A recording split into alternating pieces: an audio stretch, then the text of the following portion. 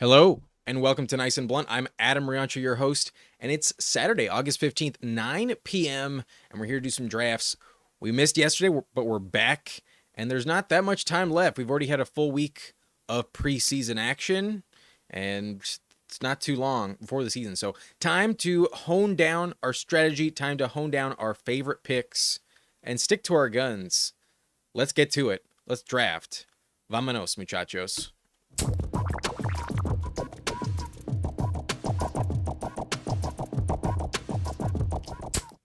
All right, we're going to hop into a pit bull tonight. I have 3 bullets left. There is still 27% of this contest yet to fill, and I think this one is, for your money, probably the best chance of actually getting a pretty big return. Obviously, BBM has a bigger prize, but 100K to first, nothing to sneeze at, and the odds of making it to the final are pretty sweet. 1 out of 6, 1 out of 5 in those playoff weeks, and then 156 people in the final. That is not that bad, not at all. So I'm going to hop in, and if you guys want to join, I recommend you hit the button by the time you see Brett Favre. Somewhere around there. Nice and blunt, torch up, nice and blunt, burn up, nice and blunt, rank up, inhale, exhale, points rail, nice and blunt, torch up, nice and blunt, burn up, nice and blunt, victor, inhale, exhale, points rail. All right, we got 10 spots left. Hopefully we can get this filled. And hopefully you were not in the pre-flow. There is that possibility as well. But we'll stick around. We'll wait. This pit bull will take some time. But in the meantime, let's bring in the chat. What's up, Jamie? How we doing? Hope you're doing nicely. Little blunt emoji. I think we will hit the pipe just a little bit later. I've been slowly getting back to my my pre-tolerance break levels. So don't want to go too crazy with it. But we will definitely smoke a bit later. But what's up, Disbanded? How we doing? Thanks for checking in. Roni Baloney, it's always 420 somewhere. Technically, that is true. But John Tara also dropping the emojis. Appreciate that. And Jamie, yeah, thank you for the music as always. And it's better than having to count it down every single time. To spare my voice has been very much appreciated. I'm glad I made that. So thank you very much for the music as always, and always appreciative for the help. But John Tara says, oh yeah, oh hell yeah, I thought I missed it. Now we're good. We still have some spots in this pit bull. Looks like we've only filled 2 of them, so this might take a minute. Let's take advantage of this waiting time. Just to remind you one quick thing where we are. We are on Underdog tonight, and if you are new to Underdog, if you would like, maybe you're catching this on the replay, I can get you $50 in bonus funds using promo code BLUNT. So enter 1 puppy, get 2 BBMs for free. $50 is pretty nice. You also get your first deposit matched by 50% up to $1,000. So if you got the deep pockets, you could drop 2K on your first deposit and you'd have 3K in your account. So do with that what you will. One of my favorite ways to do it is sign up using promo code BLUNT. Deposit $100, you get $50 instantly. And then you play your first 5, you'll get an extra 50 on top of that. So that would be like a 1-for-1 essential match. But the link is in the description. Terms apply, available for new customers. Promo code BLUNT on sign up. But we're slowly filling this. 6 spots. Definitely just going to wait it out and we'll see what happens. But I will say I wasn't really the most keen on all of the week 1 preseason action. Every time I've put a lot of stock into the preseason, I feel like I've been really, really boned. Just, it never works out the way I expect it to. It's just not information that usually becomes very valid. Sometimes the snap shares are the only thing that's relevant, and they're only relevant for like 1 or 2 drives. Like, it's rare that you can really put too much stock into a full game of preseason action. A lot of these players are just vying for their job and stuff like that. So I would like to remind everyone that first preseason with Kenny Pickett, the Steelers looked unstoppable. And then week 1, they lost like 35-10. Like, sometimes it just doesn't matter. Sometimes the preseason really doesn't mean shit. So I'll look a little further into it. I think I care more about week 3 than week 1. a lot can change over the course of a month, let alone during the season. So I don't want to put too much stock into what we saw, but there are some things that maybe remind you of stances you had previously that might might feel wise to just believe will be true. Like sometimes there's an offensive line that you just really don't trust, and when the vibes are bad, the vibes are bad. So I will say I am less inclined to be drafting Jaden Daniels over the last couple weeks.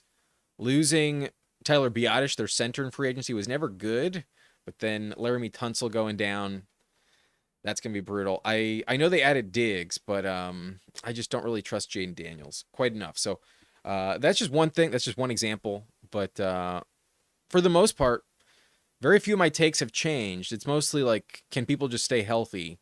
Can they survive? Like Jordan Tyson, for instance, that's a bummer. I still think he's probably a pretty good seventh round pick. I think depending on where he falls, I think I'd still probably like to take him in the seventh somewhere.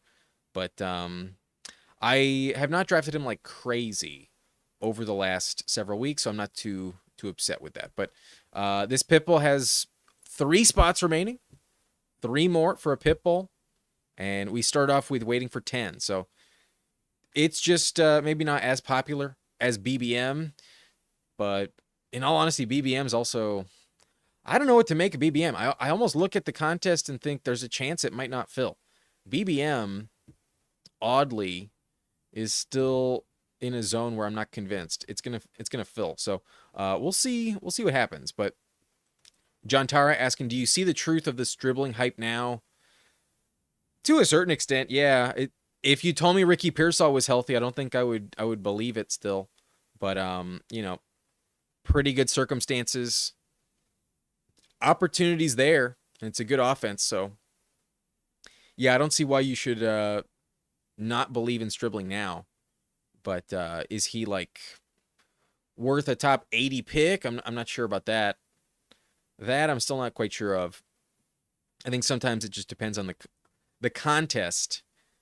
Applies some context for where you draft him. If it's BBM, I might not be dying to take him in, like, let's say like the 9th round or something. If he ever gets steamed up beyond that point, probably not gonna click it. But that's where I was taking Ricky Pearsall. It's definitely possible someone like Stribling just offers what I expected from someone like Pearsall. So one more for this pit bull. We are so close to filling it. One spot in the pit bull, and then we are off. Excited for this lobby to fill, but it's taken just a little bit longer than typical. Who knows? But claim it if you want it. If you're here for the smoke, I'll be bringing the smoke in just a bit. I think we're going to wait until like the 4th or 5th round or something. Maybe we set a light goal for smoking weed or something, but at the moment, I was already kind of high from earlier in the day, so not forcing it yet, but should be fun later on. Dan asking, do I take Bowers in the 2nd or AJ Brown, then take Kraft in the 8th? The 8th round is a very good price for Kraft. If you believe in him, it's not a bad pick at all. I typically prefer later round tight ends as opposed to like the elite option. But there it is Bowers. You do get the best of the best. So it's kind of your preference. I think Bowers over AJ Brown is an interesting conversation. I think I'd rather have Bowers than AJ Brown at the moment. AJ Brown has a weird schedule. There are some bad matchups, not going to lie, especially week 17. That's the perfect example against Pat Surtain. I do like Neighbors actually above AJ Brown at the moment. I am in on Neighbors. So Bowers versus Neighbors, I think it's kind of just risk tolerance on injury concern. We'll see what happens, but I think I would go Bowers. Odds are I think I'd go Bowers. But if you want to just wait for Kraft, that's also a very legit argument. Better value, and last season he was very effective. So to each their own. I think in my straight up ranks, though, I think I do have Bowers above those receivers. I think I'd rather take a position that's just a little bit different.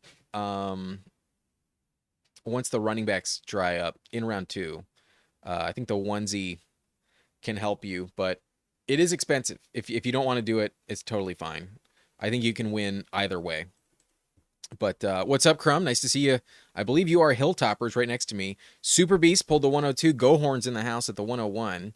Bijan has a new picture in the red jersey. Bijan looking a little different, but I know his hair not that much different, but just a tiny bit different. I think I'm still gonna stick with Puka Nakua here at pick 4.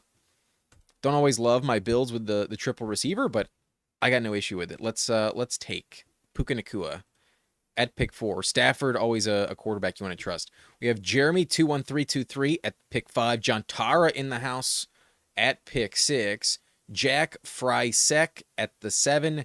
Nez is in the house. What's up, Nez? Not sure if you're watching, but hopefully I will see you in the next round or the final of Best Ball Jeopardy. My round 2 matchup in Best Ball Jeopardy is this Wednesday, and Nez just won his round 2 matchup last Wednesday. So looking forward to Best Ball Jeopardy. Shout out to one of my competitors. Hopefully in the next round. Hopefully I make it. You don't want to jinx it, but if it goes how it did against Huhames, then I feel confident. We'll see what happens. Maybe the double Jeopardy question does burn me, but shout out Nez and Best Ball Jeopardy. Ben Taylor in here. He took Lamb at pick 9. T-Fall SP Dogs took Cook at 10. DJ Spinoza just took Jefferson. And then Mai Tai 23 at on the clock right now. We'll see who he takes. But what's up, Wilson? How we doing, fellas? Welcome in. Welcome in. Keith's in the house. They will offer promos and never let the BBM not fill, in my opinion. Good to see you. Yeah, odds are they figure something out. I'd be pretty shocked if it doesn't. But there's a few more entries I expected there to be at this point in time. I thought it would be a little closer to filling. Not going to lie. But I would feel pretty safe to assume it will fill by the end of the year. But what's up, Bayou? How we doing? Shout out Bayou Bengal if y'all have not checked out Bayou Bengal. Give them a follow as well. Good friend of the channel. Awesome live streams over there. Ryan Sports says, is Romeo Dobbs a league winner? I mean, if you believe that the Pat Surtain matchup is a problem, then it is possible that Romeo Dobbs is the beneficiary in Week 17. It's totally possible that game's a shootout against the Broncos. In that respect, maybe, but over the course of the season, I'm not sure I'm sold on him being like massively outproducing his ADP. I think he's a good pick. I think he could go maybe even a full round earlier, but I'm not going to tell you and sit here he's like top 30 receiver on the season. But Kayshon Boutte was pretty effective last year. 6 touchdowns.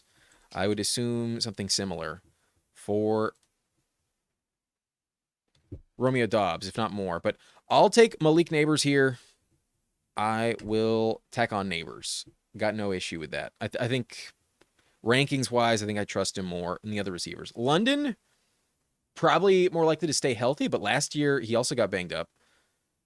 I think I trust Neighbors just a little bit more on a talent perspective. But what's up, Mai Tai? You do have pick 12. Nice to see you. New viewer, thank you for joining us. I appreciate that. Did I set the chat? 2 subscribers on. I did. So thank you very much for subscribing. I appreciate that. Welcome in and good luck. As always, whether I advance or not, the good omen I like to put on every lobby, we pray that one of those 2 teams, if not both, that exit this lobby does make the final. Good luck to everyone in this lobby. But Breaking Best Ball just hopped in. Thank you very much. Smash that like button. Appreciate it. And Mai Tai trades.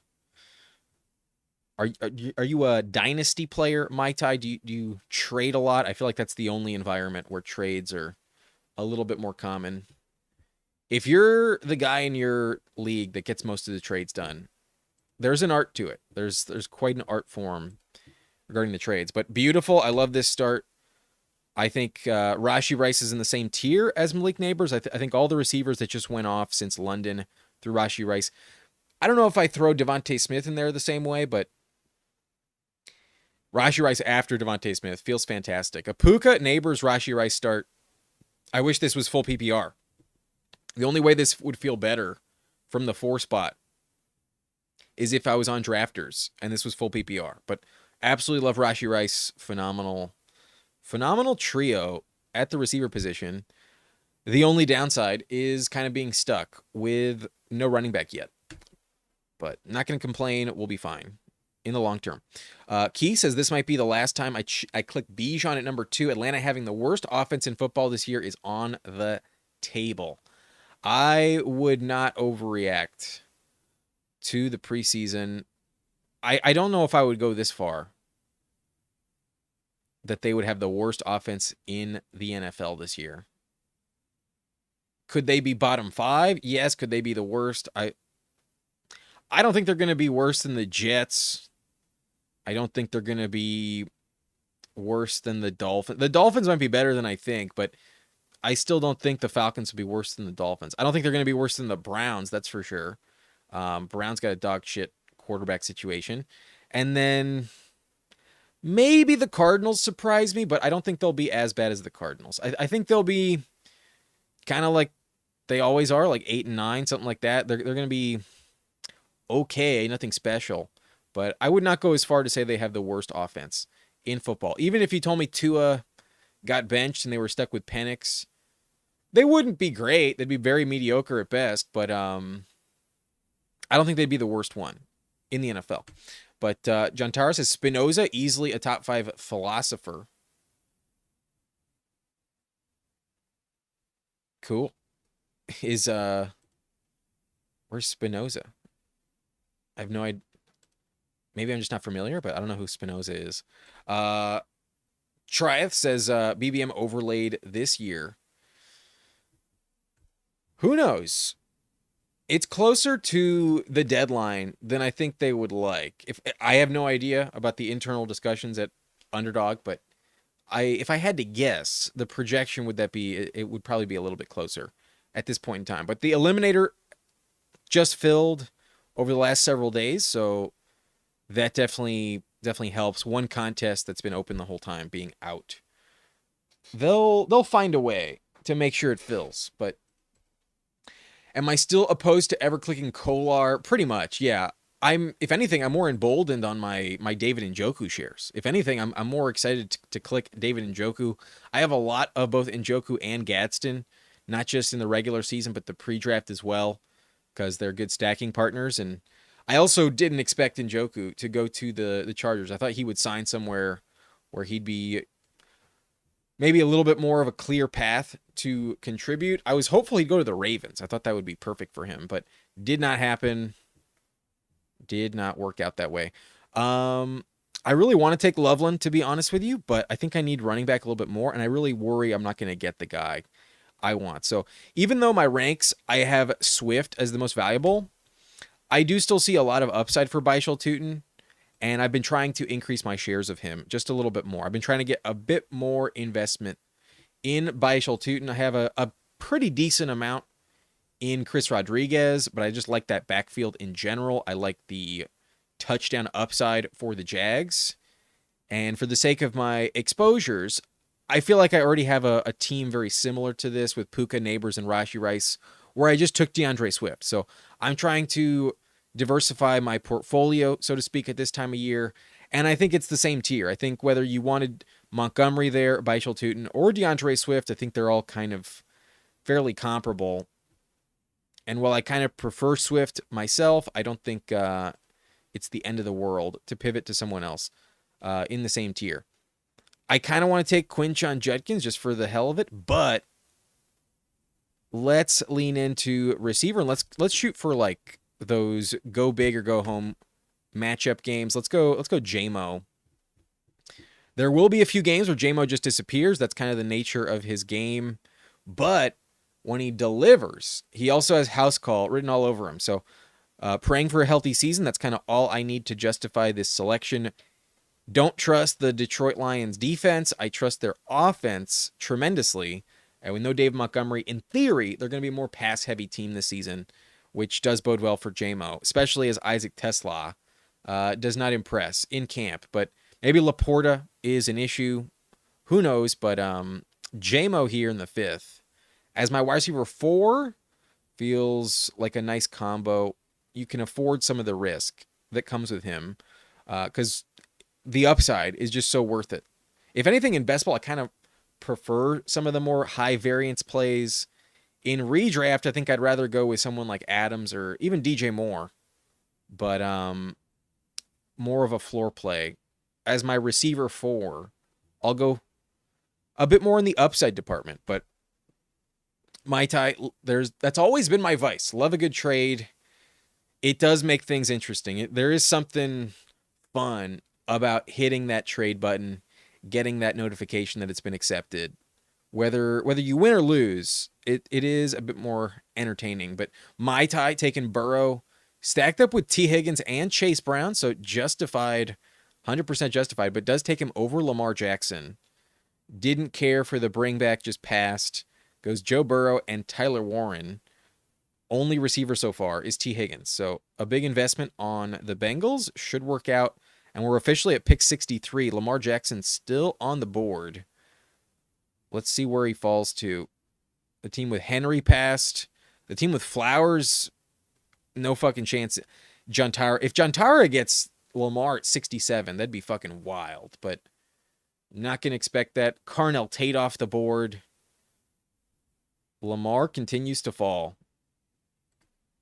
But Roni Baloney, will they be better than the Texans? Record-wise, no. The Falcons, record-wise, will definitely not be better than the Texans. Will they be a better offense than the Texans? I think so. I have low hopes in the Texans, but I don't know if I would lock that in. I think they're going to be fairly comparable. The Dave Montgomery addition makes the Texans offense look a little bit more exciting, but then the Falcons still have Bijan. So it's going to be relatively close. London versus Nico, I think, is kind of a wash, but I think I slightly favor Nico in any given week. Maybe London more likely to stay healthy on the season, but that's not like the worst comp in terms of like my lack of confidence in the offense.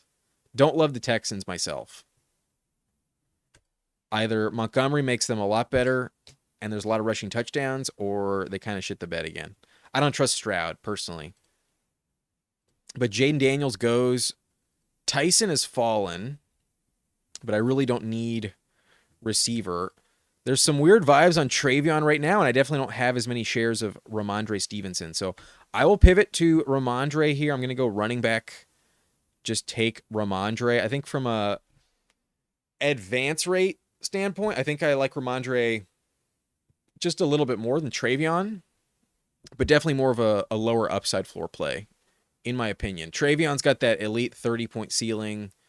It's not that Ramondre can't go over 20 points, but wouldn't trust it as much. I don't know exactly what to make of the Patriots backfield, but I am starting to trend towards just give me the cheaper option. But my bag's already packed on Travion. I'm not like overwhelmed on my shares of him, but my bags are essentially already packed.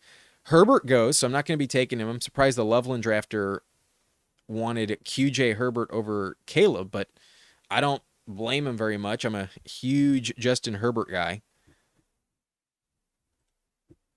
So not on this team, not today. And like I said earlier, I think I might just take the fall on Tyson. Sometimes I might just do it. But in this time box contest, I feel like I can also justify taking Brooks a little bit higher. It'd only be 4 picks above his current ADP. So in BBM, I'm not dying to do it, but I am pretty invested in Brooks already. And the Pitbull hasn't been open for too long. So I think round 7 essentially is the price I care a bit more about when I evaluate this.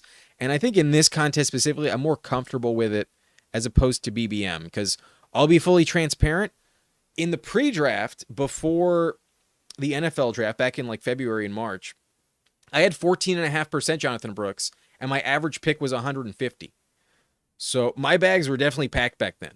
And then since the draft in the regular season, so to speak, I'm still sitting at 10% Jonathan Brooks. I'm slightly overweight, and my average pick is 112.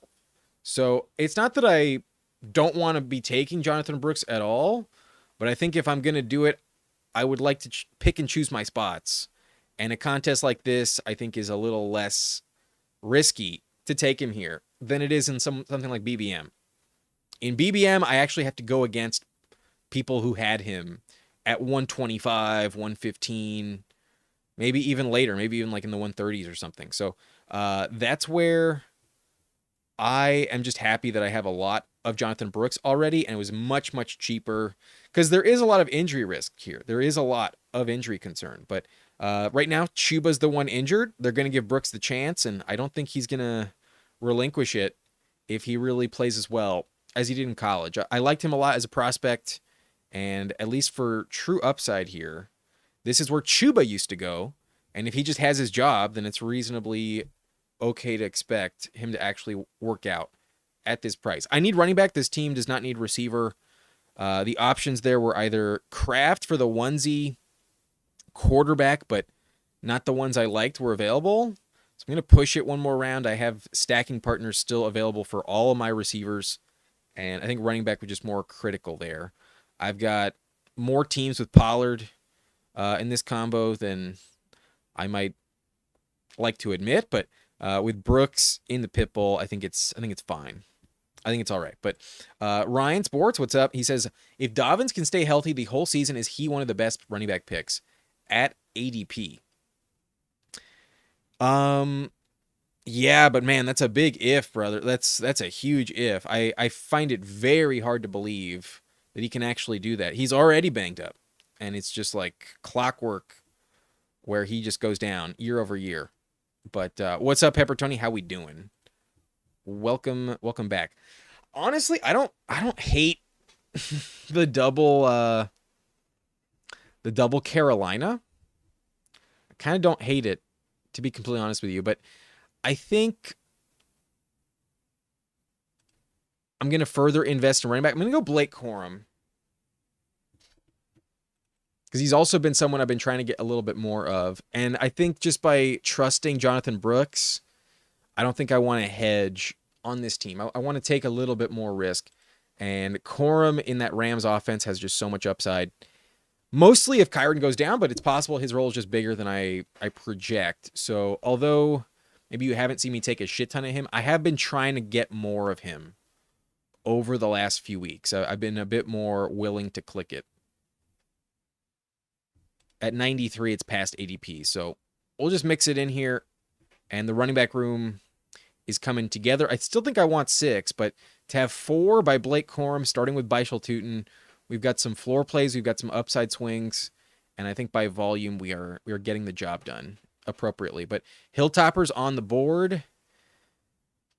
Either quarterback here would fit my roster, so I don't mind, but I do have Mahomes ranked well above Jackson Dart. So with Rashee Rice, definitely let's take Mahomes at 100. Love it. Love that.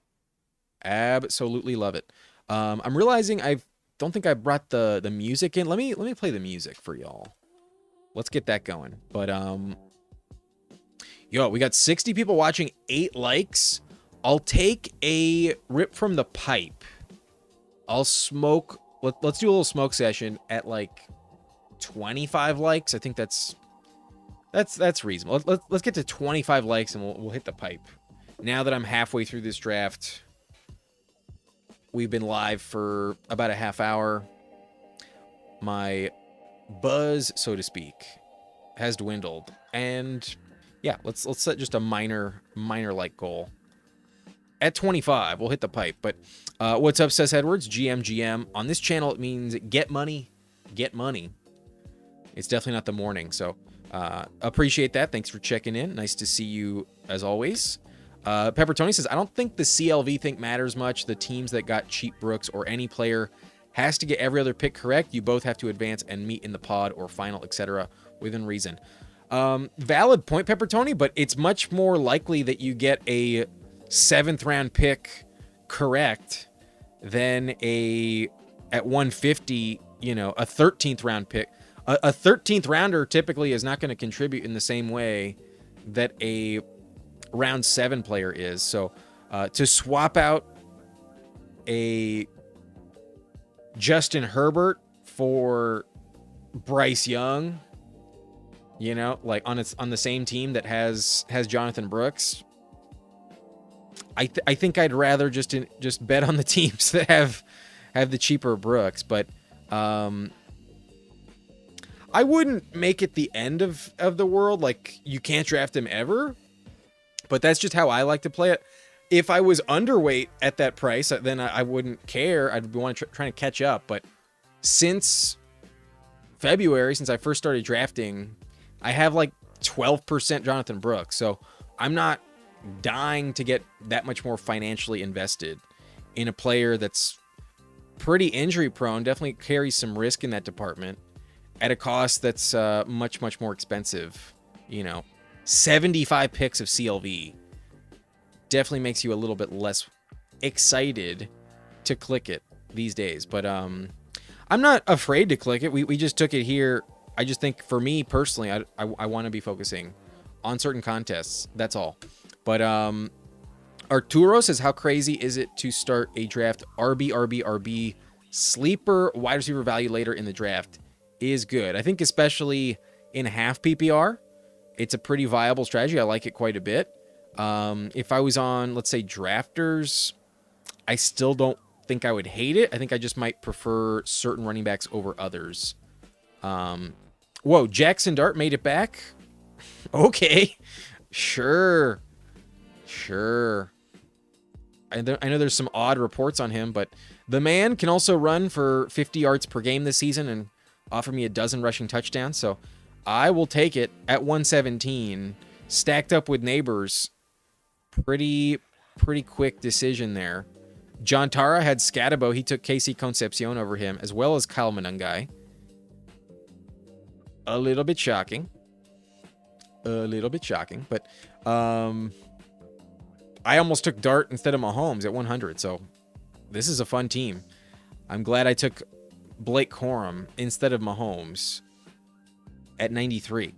But Pepper Tony says, if a dude is worth the current price, they are going out. If it doesn't really matter if he was cheaper earlier, in my opinion. If he didn't have as much injury risk, then maybe I would be fully on board with you. But agree to disagree, Pepper Tony. We can have slightly different stances. I just don't want to be someone that's like 25% Jonathan Brooks. I think having 12% on that is where I'm comfortable, just because he has such high injury risk. That's the main reason. Here, I actually rank Kincaid a little bit higher, but I think just doubling down on the Mahomes stack feels pretty wise. I'll just take Kelsey. I'll stick in Kansas City. We're very much invested in that roster, so let's take him here. Let's take Kelsey. Looks like we have 23 likes, 2 more likes, and a rip from the pipe. But yeah, we were up at 8 earlier. I appreciate y'all hitting that like button. But Go Horns, yeah, like there are going to be some pretty nice teams that got the picks correct and got the CLV. Yeah, I'd like to kind of just trust that whoever I took in round 7 on those teams is going to be way more valuable than who I'm going to be taking in round 13 right now. But you also get to mix in some players, you know, much cheaper. Like, you're probably not going to have Cyrus Allen on a team with Jonathan Brooks in the 13th round, in theory. You know, something like that might happen. And maybe Cyrus Allen is that piece. So I think valid arguments on both sides of the coin, but given Brooks has that extra injury risk, that's where I maybe care about it a little bit more. But no need to belabor the point. I think I've said that quite enough. I think we hit the like goal. I believe so.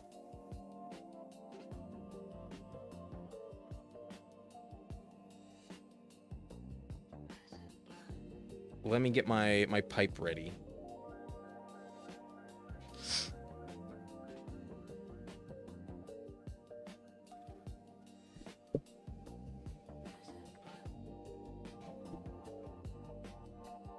let's take a rip, shall we? It's been a minute. Let's get to it.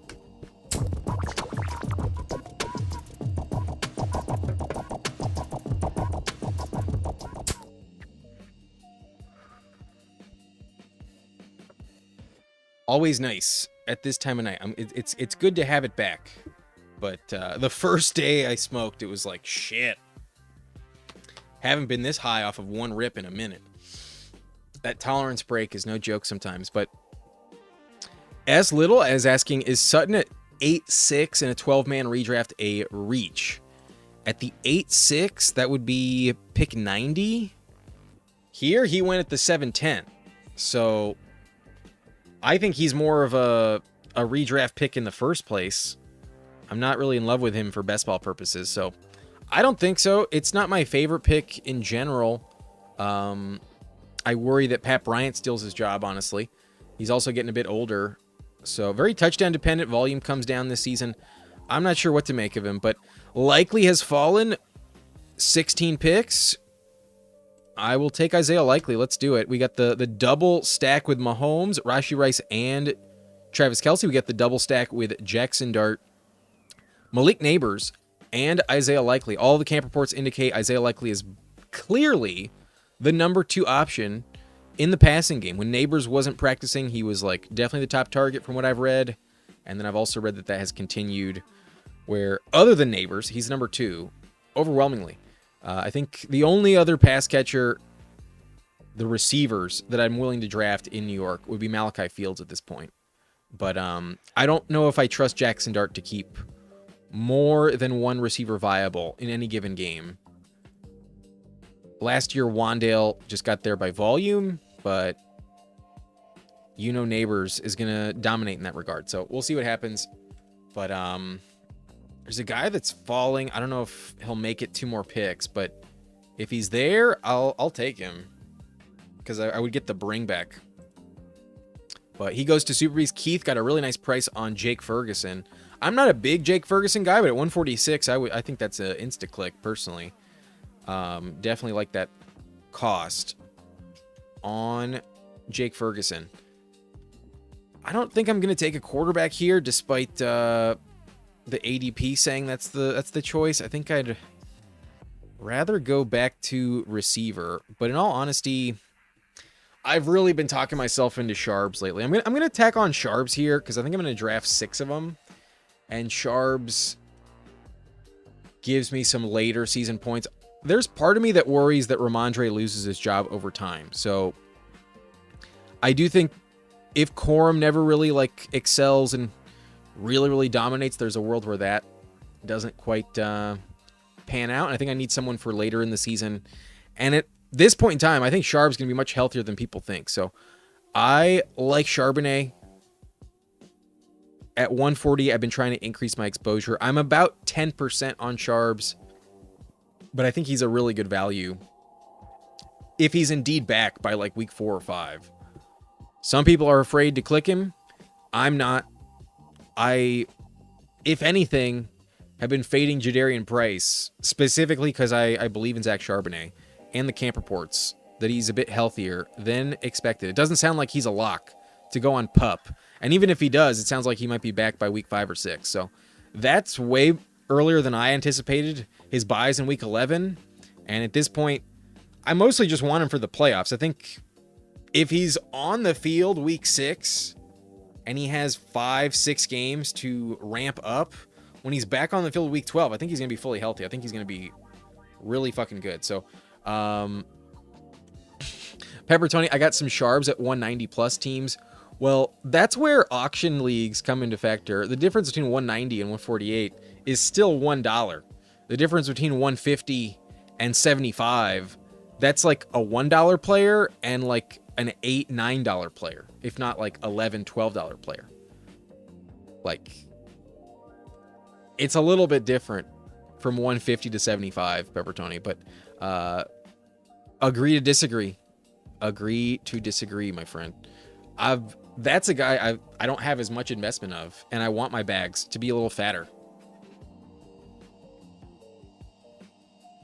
Omar Cooper has fallen. Jalen McMillan has fallen. So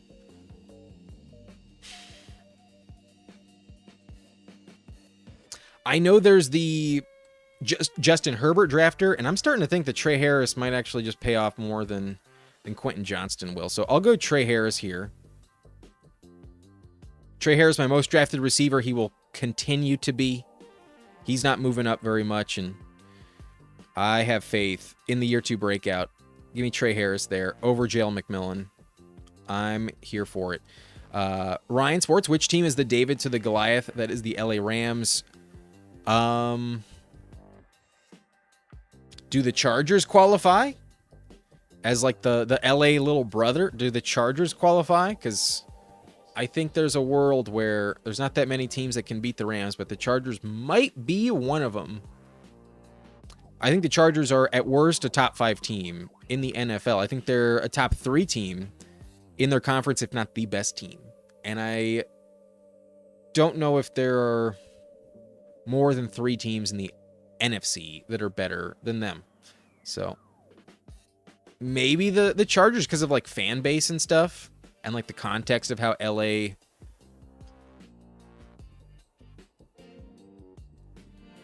roots for them. I'm back on the board here. I don't want to take Omar Cooper. I think I'm going to take Pat Bryant.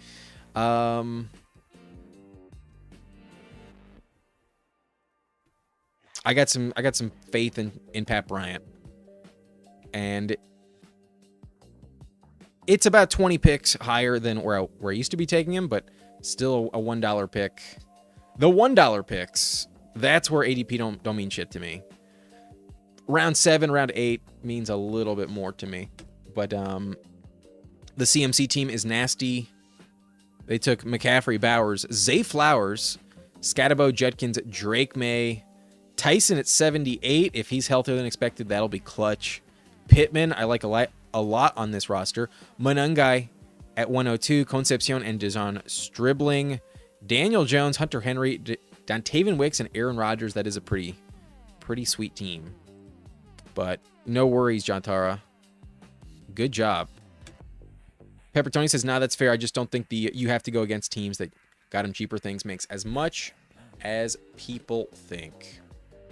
Valid, Pepper Tony. I think we've gone back on and forth on it enough, though. Probably don't need to bring it up every 5 seconds, but some players, maybe more than others. We'll move on, though. Don't like the Panthers, SOS, and O-line. Yeah, that's strength of schedule of a first-place team that only won 8 games. You can't feel good about it going into next season. They were a 4th-place team last season and only won 8 games, so you're getting 3, if not like 6 games that are much, much more difficult, and I don't trust the Panthers at all. Definitely not my pick to repeat in that division, that's for sure. But what's up, K-Space? Still a member. Now, not going to do that. Need to say something really out of pocket to get banned here. But you never know. You never know. Avi says the Panthers players all suck besides Tet. I like Jalen Coker. I think Brooks has a lot of potential. Will he realize it? We will see. But yeah, especially if you've been watching since February, I'm sure you've heard me say a lot of these takes many times over and over. It gets a bit repetitive at this time, but all good. Ryan says, my highest owned player is Gainwell. He'll smash when Bucky goes down. Great O-line and strength of schedule. I have a lot of Bucky Irving as well. Excuse me. I have a lot of Kenny Gainwell. I have way more Kenny Gainwell. I'm underweight for sure on Bucky Irving. I misspoke. But yeah, Kenny Gainwell, I don't know if he's like top 5 in my exposures, but he's 100% top 10. I believe last I checked, I had 17% of Kenny Gainwell, if not more than that. But Warren and Gainwell, they're both good picks for sure. I think Gainwell definitely the better value, of course. At this point, I guess I might as well just take Pacheco. Didn't he get banged up, though? He also did get banged up. Maybe I'll take Mendoza then. Get another quarterback option. I like having 3 quarterbacks. My receiver room feels very strong. Tight end feels like I have an elite floor play with Travis Kelce and then an elite upside swing with Isaiah Likely. So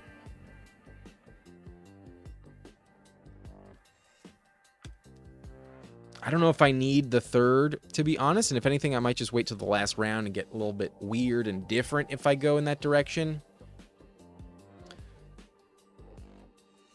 But I'm kind of thinking this could be a good 3-6-7-2. And there's a rookie I almost put on the thumbnail today. I will take him here if he doesn't get picked.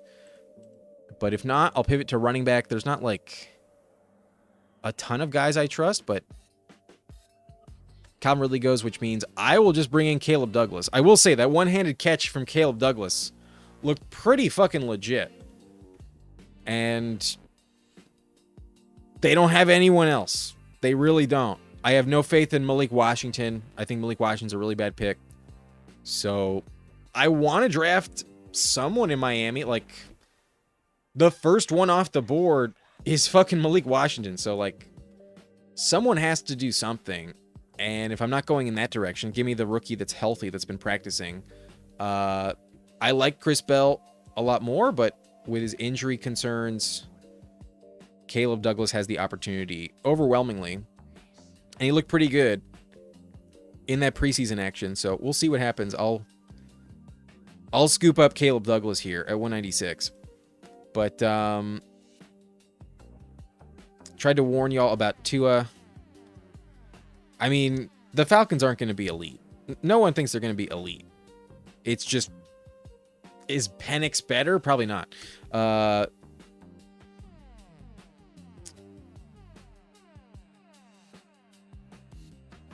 Jackson, Fart, and Likely. I can't tell if you're saying like warn us about Likely in the good or bad direction. But I've been consistently overweight on Likely, but our discussion with Huhames, when I looked into the numbers, I reminded myself of the risk factors. I think in best ball, he's a much better pick. In redraft, I don't think I'm really interested in Isaiah Likely the same way. But if he falls 15, 16 picks, I'm definitely taking him more often, especially stacked. We'll see. But definitely Jackson Dart. Definitely Jackson Dart.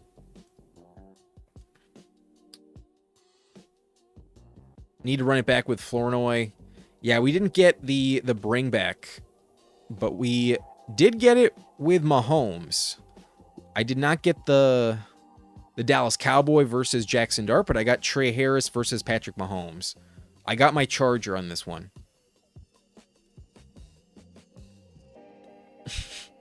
Peppertoni, I know you really hate Zach Charbonnet, but I don't. I think he will have that goal line role still. But Darren Waller goes.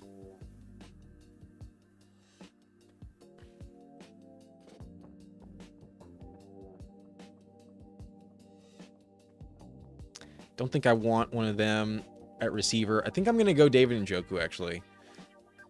The Kolar Vortex, I refuse to fall into. I'm going to go David Njoku because I really have a lack of faith in Oronde Gadsden. At this point in time, I think if I'm drafting a Chargers tight end, it's David Njoku. I think it's pretty valuable. I think it's the offense that will offer more value in round 18 at tight end as opposed to Carolina. Waller's interesting, definitely lesser owned. I might have mixed him in just to be different, just to increase my shares. But another bring back against Mahomes, and like we've seen Njoku have like 15 targets in games and look amazing. He has suffered injuries. He suffered burns to the face.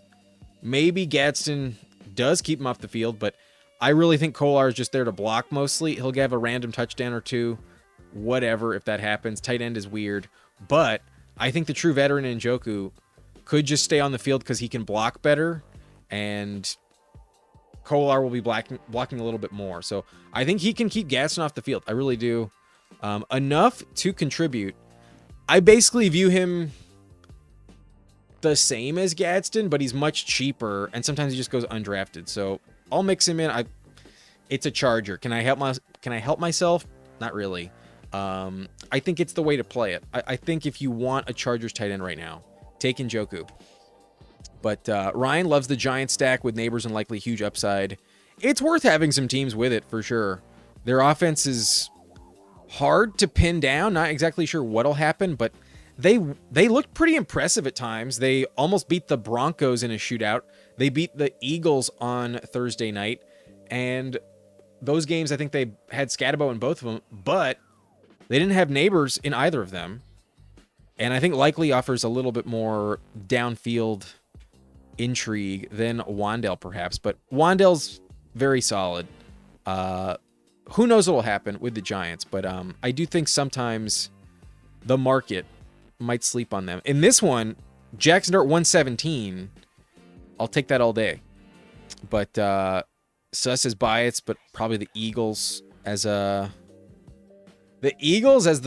David to the Rams Goliath. That I don't know if they qualify. If anything, they're more of a Goliath. But only because they've won some Super Bowls in recent history. But yes, that's definitely possible. McNicks, I could totally see that. But the little brother would definitely be the Chargers in the context of the city. But that's not happening. Not this year, bro. Not this year. But Coker's fine. Bucky does feel like more likely a bust than a good pick. But McNix says, I know how to get banned on this channel. Chargers should rehire Staley as head coach. I mean, if we want that top 5 pick, then yeah. We shall see, K-Space, but not going to put enough stock into one preseason game. I still think they're tanking. I still think they're trying to tank. As an organization, the players want to win. The players want as many contract incentives to hit and not to be a loser on Sunday when they go home to their family. But I just don't think it'll happen. I think the Dolphins max out at 4 wins this year. There's been a true bottom of the barrel in the NFL lately.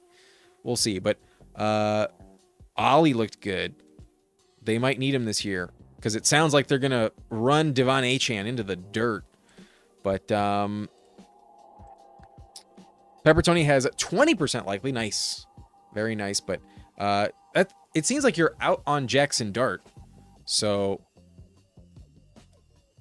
kind of interesting. But I do not trust this. I think he's a good blocker. He deserved his contract because he's a good blocker. But I do not agree with this, Pepper Tony. I don't think he's catching 50 receptions. I'd be flabbergasted if Kolar caught more than like 12. Maybe that's underselling it. More than 20, I think, is asking a lot for Kolar. But Kelsey has more name value. Last year, likely, was pretty dog shit. But he also was hurt. Xavier Worthy, I think, yeah, not dying to take a ton of Xavier Worthy. Weird vibes. I think Cyrus Allen for the discount might be more effective, just straight up, possibly. But definitely a better value right now. Avi Hoppin, low-key nervous for London and Pitts, but Bijan's going to get 8 to 10 catches a game, dump-offs. If he doesn't have 95 catches, I'd be pretty shocked. But he probably goes over 100 when you really think about it. Who feels like a bust? There's not that many of them, but historically, Marvin Harrison's been kind of a bust.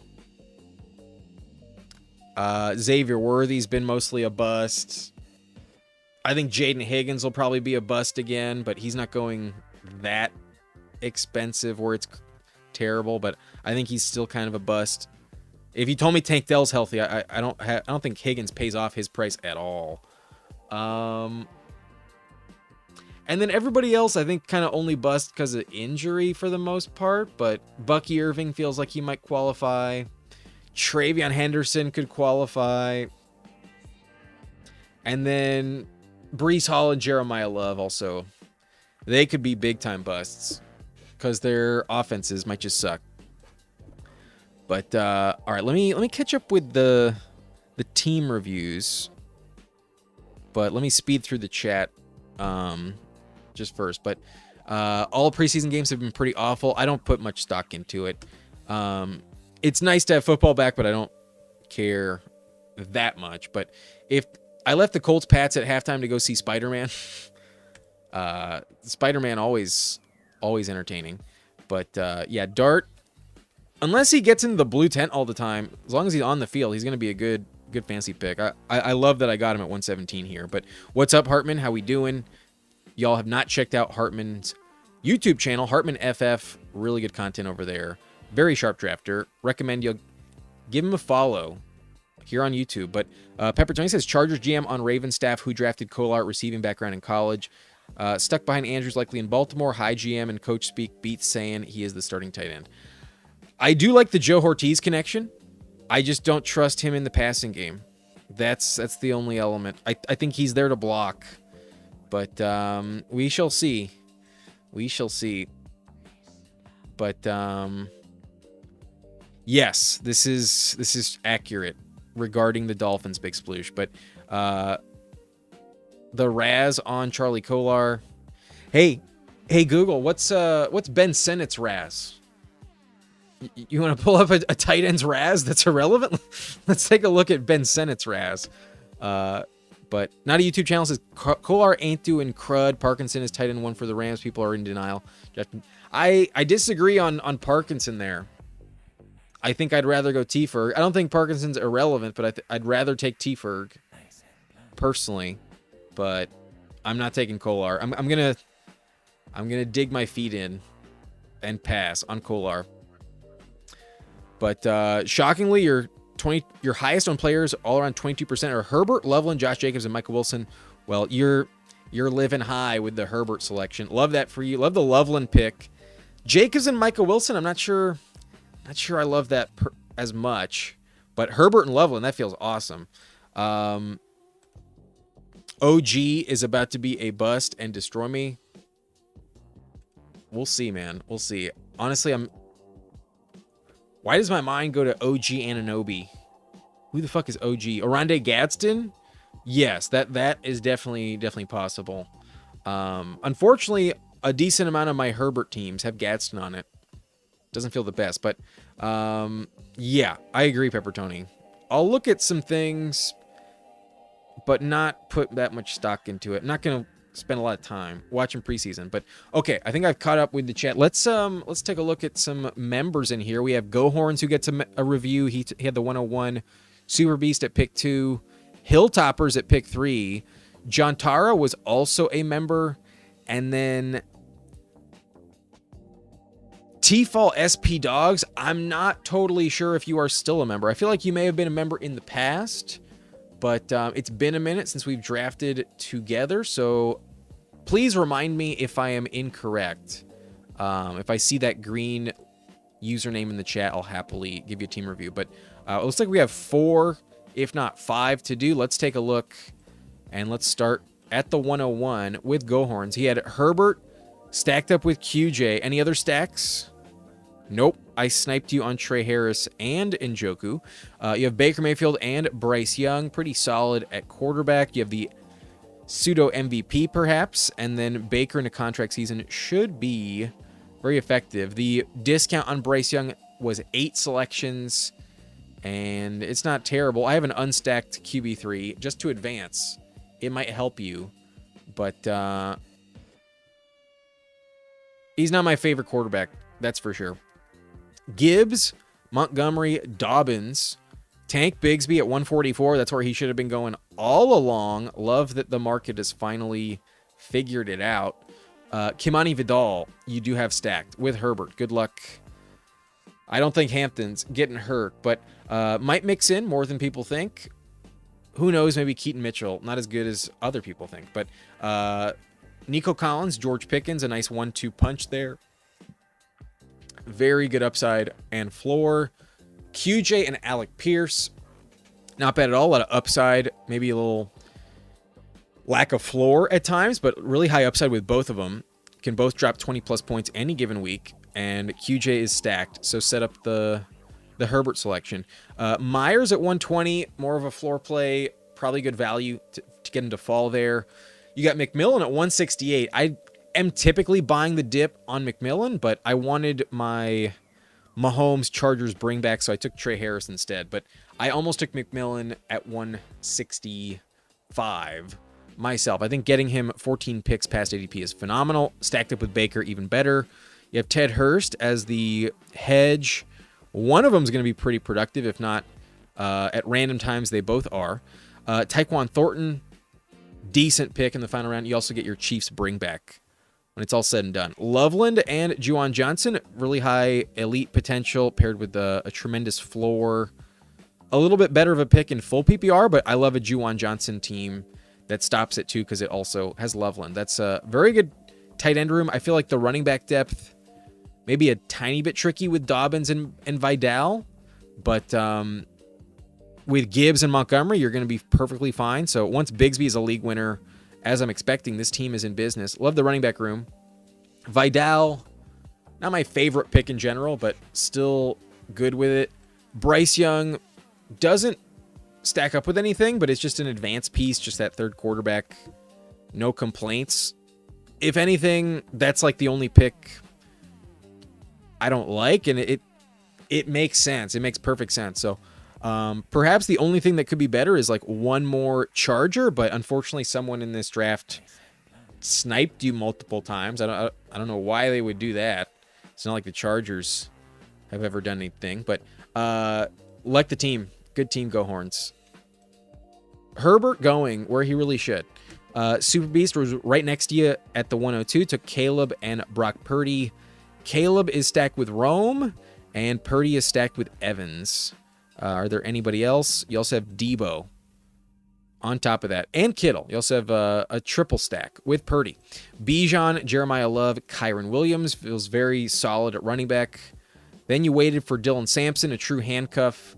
If Quinchon goes down, he's interesting, but a bit of a reach there at 167. I'm not in love with Sampson at cost, so feels very injury dependent, and then you're still just stuck on the Browns. So I don't love the Sampson pick at 167. That's my take. Mike Washington looked very good in preseason, but at 170, you just wanted to get him. So hopefully it works out, but running back there, you could have had the fall on Pacheco. You said, no, fuck that. I just want my guys. And that's fine. If those are your guys, go and get them. I have no issue with the running back room. Even though some picks, I don't know if I'd be reaching on myself. I'm okay with it. I think it's fine. They're all $1 picks at the end of the day. Mike Evans, Roma Dunze, DK Metcalf, Diggs, Debo Samuel, Rashid Shaheed, Kayshon Boutte, Chris Bell. Pretty solid. The veterans need to deliver. I could see a world where you get to like week 9 and like Evans has missed a lot of time and is not quite sure when he's coming back. Diggs could just go down randomly with another injury at his age, and then Debo probably gets run into the ground as well. So I think you actually might need Chris Bell a little bit down the stretch, but it sounds like he's a little healthier than some people worried about. Good luck with Booty, Shaheed being consistent, but very high upside. And then Metcalf is all right. Not like in love with Metcalf, not upset with Metcalf. He's just all right. Rome feels a little bit better right now with the Luther Burden injury. Just a little bit. But Kittle, Ferguson, and Dulcich, that Ferguson fall is really, really valuable there. So that's pretty sweet. Kittle, high upside and is stacked, and then Dulcich at 194. Decent value, more of a floor play, but it's really just the Dolphins fade.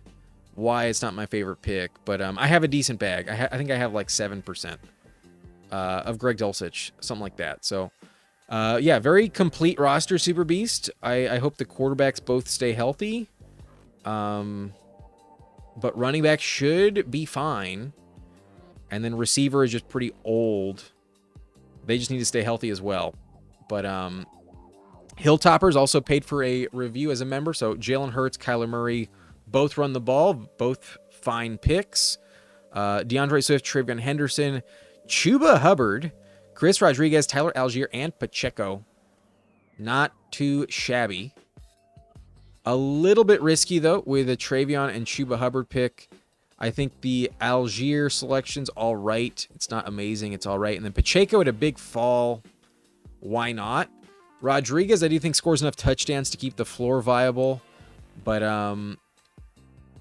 Travion and Chuba hopefully just have like a few spike weeks where they do keep you in business. The team's solid. Running back is okay. I don't know if I'm in love with it, but it's okay. And I do see a path for it to work out. Let's hope Travion doesn't shit the bed. But Jamar Chase, A.J. Brown, Devontae Smith, fun way to start it. Mekhi Lemon, so the double stack in Philadelphia. Not bad at all. You have Xavier Worthy, Juwan Jennings, and Calvin Ridley. You got Goddard at 142. Nice fall, especially with Hurts. Hawkinson with Kyler, the only stack, I guess, available. Oh, you also got Juwan. There is that. So the double back stack feels pretty gross, but it does correlate. And then Colby Parkinson, possibly a really sneaky value. Last year had 8 touchdowns. We'll see what happens this season. So running back, a bit tricky, a bit risky, but I see the vision. I don't know if Ridley helps you that much. Ridley and Worthy, though, they both feel kind of tricky. And then you did not give a fuck about Mekhi Lemon's injury or whatever's going on. I've seen Mekhi fall. You took him at 75 for that stack. So a major commitment to Hurts. Worth having a team like that. And with Jamar Chase, A.J. Brown, you just need them to hit at the right times. They'll be okay. So good luck at running back, my friend. I think that's the only tricky spot. Travion Chuba. You're trusting them quite a bit, and they could just burn you. But it is what it is. Jantara in here. I believe that's the last review to take a look at. I don't think any other member has spoken up. Like I mentioned, T-Fall, SP Dogs, I'm not sure. So at the moment, I'm going to operate like I don't owe you a team review. I think it's been a minute. So we'll see.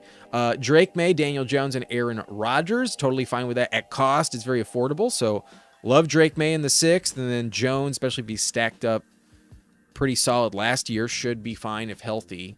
And same with Rodgers. Should be a fine value at 174 if healthy. CMC needs to stay healthy, of course, but should be prolific again. Scatabo, love the pick. I'm not afraid of his injury risk, but we all know it's relevant.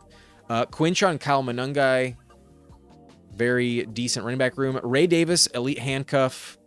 Honestly, I don't know if you even need Nick Singleton, but just as a cherry on top, why not, I suppose. But I don't know if this team needs the 6th running back. Not sure. Not sure about that. Flowers, Tyson, Michael Pittman, Casey Concepcion, DeJon Stribling, Dontavian Wicks, and Malachi Fields. The receiver room's okay. I could still see an 8th have more contributions than Singleton. But at 211, who the fuck knows what you're getting in the first place with some of those picks. So, yeah, the Singleton pick is the luxury selection. You have Bowers and Hunter Henry. Henry's stacked up, so good stopping there. Wide receiver 8 versus Nick Singleton might be very negligible. So yeah, I'm not gonna complain. I just think the running back room is good enough to stop with these 5. So structurally, I may have gone receiver instead of Nick Singleton. But yeah, very, very solid team. Buying the dip on Tyson at 78, totally worth it, especially with this build. Might be the clutch pick that saves you. Pretty solid team. I think you piece it out with good names. Like this receiver depth feels good enough, but it's just a little bit tricky. I think I would have taken that 8th receiver myself, but it's very close. I wouldn't complain about it much. It's the last round after all. But one final reminder, on my roster, we took Mahomes, Jackson Dart, and Mendoza. I don't know if I needed Mendoza, honestly. That's the one pick I'm not sure I really needed on this one. But running back, Baishal Tootin, Ramondre Stevenson, Jonathan Brooks, Blake Corum, and Zach Charbonnet. So we're just trusting that these guys do deliver. And it's not delivery, it's DiGiorno. But I I think having a team with a little bit more risk is worth a gamble on. I could see it just not work out if like Ramondre just doesn't pan out. If Tootin just gets continuously vultured on the goal line. I don't know. I don't think that's going to happen, though. Last year, if anything, he was the vulture on the goal line a lot. So I think they trust him enough there. Brooks, I think, needs to hit. And then one of these guys needs to be more involved than the market expects. But I think they will. I think if it's not Corum, I think Charbonnet will. So I may have needed RB6, but let's look at the full roster. I think odds are if I took one, it would have been instead of Mendoza rather than another position. But receiver, we took 3 in a row with Puka, Neighbors, and Rashi Rice. That's really fun. Jamison Williams, Trey Harris, Pat Bryant, and the rookie Caleb Douglas. Nice to have a rookie receiver on the team. And we can also hit the flex with a double tight end randomly if we need to. We have Kelsey, Isaiah Likely, both of them stacked. And then for the bring back, I have David Njoku, but some people do believe in the Kohler Bear. I believe in Freddy Krueger, David Njoku, the Nightmare on Elm Street. I think we'll get more targets and more catches. I view him as like a Gerald Everett, basically. Not elite, but involved enough to have some touchdowns. I think he'll have more receiving touchdowns than the other 2 tight ends. That's my stance at this point in time. He might not catch more than 40 receptions. Who knows?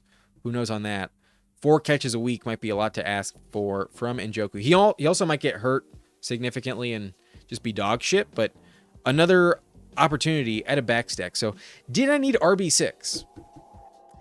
You guys let me know in the comments. I think I'm fine with what I chose. I think having these 5 running backs, as long as I'm right on Charbonnet, I think I'll be okay. And then if I'm lucky on Corum, that'd just be awesome. But I think I'm just going to be right on Jonathan Brooks as well. So at least on this team, we're risking it. It's fun. It's worth it. Good team. I think I have a nice team thanks to some values. Had I not gotten Dart and Likely at such a big value, I'm not sure I would like this team as much. But well correlated. Could maybe use a Dallas Cowboy, but I like the team. All right. Let's draft another one. I think we're going to hop into something less expensive. We're going to stay on Underdog tonight. We've drafted on Drafters a couple times. We'll do one on Drafters tomorrow, give you a free ticket giveaway. But just for the sake of getting back to our roots, let's stick around on Underdog. We're going to enter a puppy. The Puppy 3. If you want to join, I hope you're ready because we are drafting in about 15 seconds. I'm going to hit the countdown. Make sure you enter somewhere between Baker and Brett Favre. Let's go. Nice and blunt, torch up, nice and blunt, burn up, nice and blunt, rank up, inhale, exhale, points rail, nice and blunt, torch up, nice and blunt, burn up, nice and blunt, victor, inhale, exhale, points rail. Okay, 1 spot left. Come and get it if you want it. What's up, Anthony? Good to see you. I get the 101. Fuck yeah. Let's go, baby. Influencer 101. It's about fucking time. It's been a minute since I've had a Gibbs team, but Distacks at the 2, Kroos 333 at pick 3, Lone Wolf at pick 4. Good to see you, Lone Wolf. He gets a team review. Beck at pick 5. What's up? Nice to see you as well. Niners fan, how we doing, Chad? Juntara's in here again. J-Rock the Party got pick 8. Go Horns at 9. Pack Love at 10. McNix at the 11. And then P.G at the 12. Good luck, gentlemen. May at least one of this teams hit the final. Drafting in 15 seconds. Let's see how quickly we can catch up. But who the fuck is OG? I believe it's Oronde Gadsden. I think it has to be Oronde Gadsden. But not a YouTube channel has about 0.5% of Charlie Kolar. Maybe just for the memes, I'll take him once on like the last day of the contest. Maybe just for the memes. But I'm fine fading him. Yes, Gadsden Jr., his dad was in the NFL. John Tara says my team's already dust. I don't know. I thought it was okay. That running back room perhaps didn't feel amazing, but Hartman says with McMillian's rise, if Igboka misses some practice with the toe injury, probably if people are gonna panic on that, then 100% for sure he would move up. So he fell a lot in that one. He did fall a lot. I have a lot of Trey Harris, a lot of Jalen McMillan, but at the moment, I've been doubling down on Trey Harris's value to the Chargers. The clips at camp where Trey Harris is making like one-handed catches behind his back over his shoulder, and then Quentin Johnston does the same thing and just drops it. I think Trey Harris actually could just overtake QJ at the moment. Right now, I think Trey Harris might be one of the best picks on the board, at least one of the best Chargers in terms of values. But any player you have nearly zero of, I have nearly zero Bryce Young and Xavier Worthy through 150 drafts. I have very close to zero Woody Marks. I don't see it on Woody Marks. I'm not in on skid marks. That's just one example. I think I'm at like 0.5% Woody Marks. That's like the first name that comes to mind. Quarterbacks don't apply. If they do, it's like Deshaun Watson. You know, that doesn't count. For a while, I never took Jonah Coleman, but I've started to take him a little bit more lately. I'm not totally sure. I don't think there's anyone at running back that's like a clear zero. Woody Marks might fit the bill, though. For me, I definitely don't take much of him. But Go Horns, I know the risks of taking Herbert in your lobbies. Yeah, especially with a Mahomes on my roster, I'm still taking Chargers. 100%, I'm getting the bring back when I have Mahomes. But we did it, Hoffman. We did. Did you get in? I'm not convinced you made it. But do I know who Shohei Ohtani is? I am aware. I am very aware. But yes, I did see this earlier. Thanks for the clarification. But London made it. Yeah, I'll take a London team. And then I think because it's just a little bit unique, I might just want to stick with ADP, but not sure that's... My ranks do have Rashi 3 picks over George Pickens. My ranks do have that, but I have a lot more Rashi Rice than George Pickens, so I will mix in Pickens here. I will just stick with ADP, get it a little bit more unique possibly. I'm sure there's teams that also have this. I'm not the only one, but typically I'm taking Rashi Rice more in general than Pickens, so I'll go Pickens today. I do think for Pickens to be just as good as last year, it might also require Lamb to get hurt again. There's a world where Pickens is closer to like a late third pick as opposed to the end of the second when it's all said and done. But an offense I want to bet on in some way. We did not have our Cowboys bring back, but on this team I'm not probably as committed to the Giants. But a random share of Pickens every now and then does feel like you don't want to full fade him. That's for sure. I'm not trying to full fade him. Pickens on this one makes some sense. But John Taras was considering Roman Wilson, but got sniped on Jeremy. I don't know what to make of the receiver 3 in Pittsburgh. I'm not really sure who it's going to be. I think I like the talent of Jeremy more than Roman Wilson, but the weird vibes with Rodgers and rookies, always a bit strange. But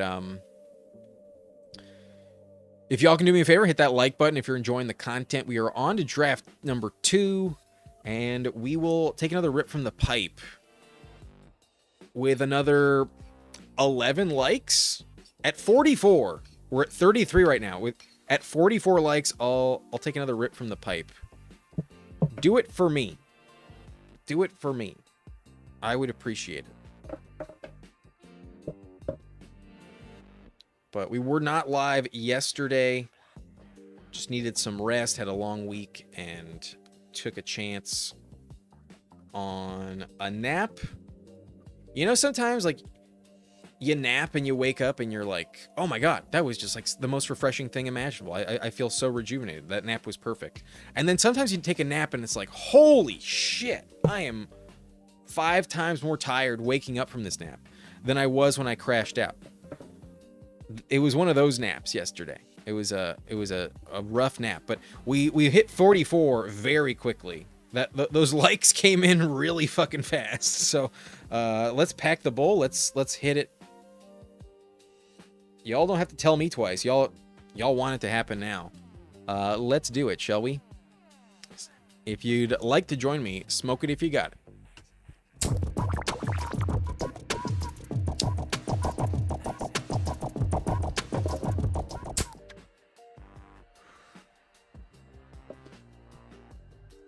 Good to be back.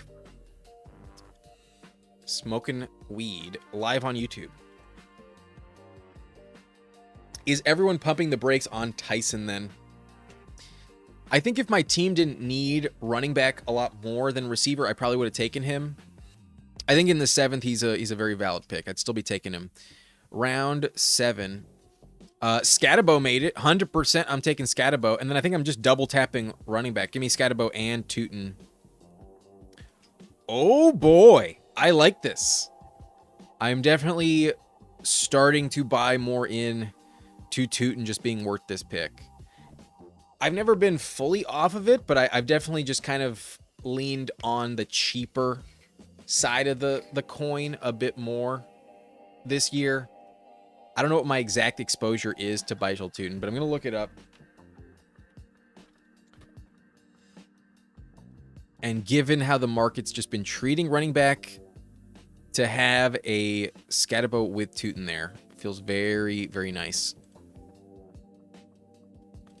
But in the 2026 regular season, none of the gimmicky drafts, like just the regular half PPR, non-Superflex season. I've drafted 276 teams. How many times have I taken Tootin?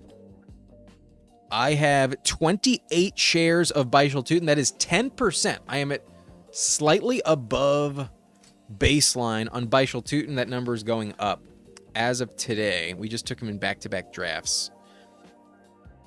Let's go. A Gibbs, Scatabo, Bijal Tootin team feels very high upside. Those Week 17 matchups against the Bears should be great for Gibbs. Scatabo against the Cowboys should be awesome. We also get the bring back versus Pickens. Even better. Hell yeah, we got the Giants-Cowboys game if this team makes it to the final. And then Bijal Tootin versus the fucking Commanders. Woo! That's nothing to worry about. The only thing to worry about is maybe Chris Rodriguez in a revenge game, vulturing a touchdown. That's one reason why I like Chris Rodriguez a lot. He gets a revenge game against a dog shit defense. Week 17. Probably a high scoring game. Probably going to be a touchdown available for Chris Rodriguez against the former Jersey. But Tootin probably plays very well on top of that in the same game.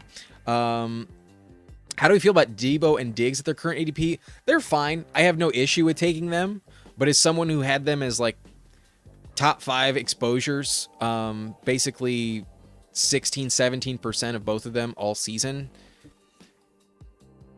it hasn't moved up the same way Jonathan Brooks has, so I'm still more open to it, but I'm fine taking other guys that I like in that range a little bit more too. Like if you had bags of them in the 140s, especially 150s, and then Debo super late, like I don't think it's the end of the world not to take very much of him, but I think they're fine picks where they go. I think they're going at an appropriate range, if not, maybe even still a value, especially if their quarterback stayed healthy. Definitely, they might just still be a value.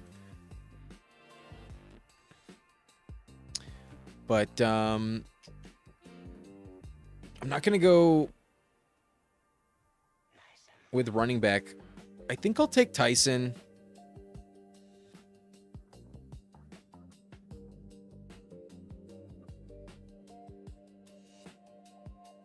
And then this pick might shock some of y'all, but I'm going to scroll down.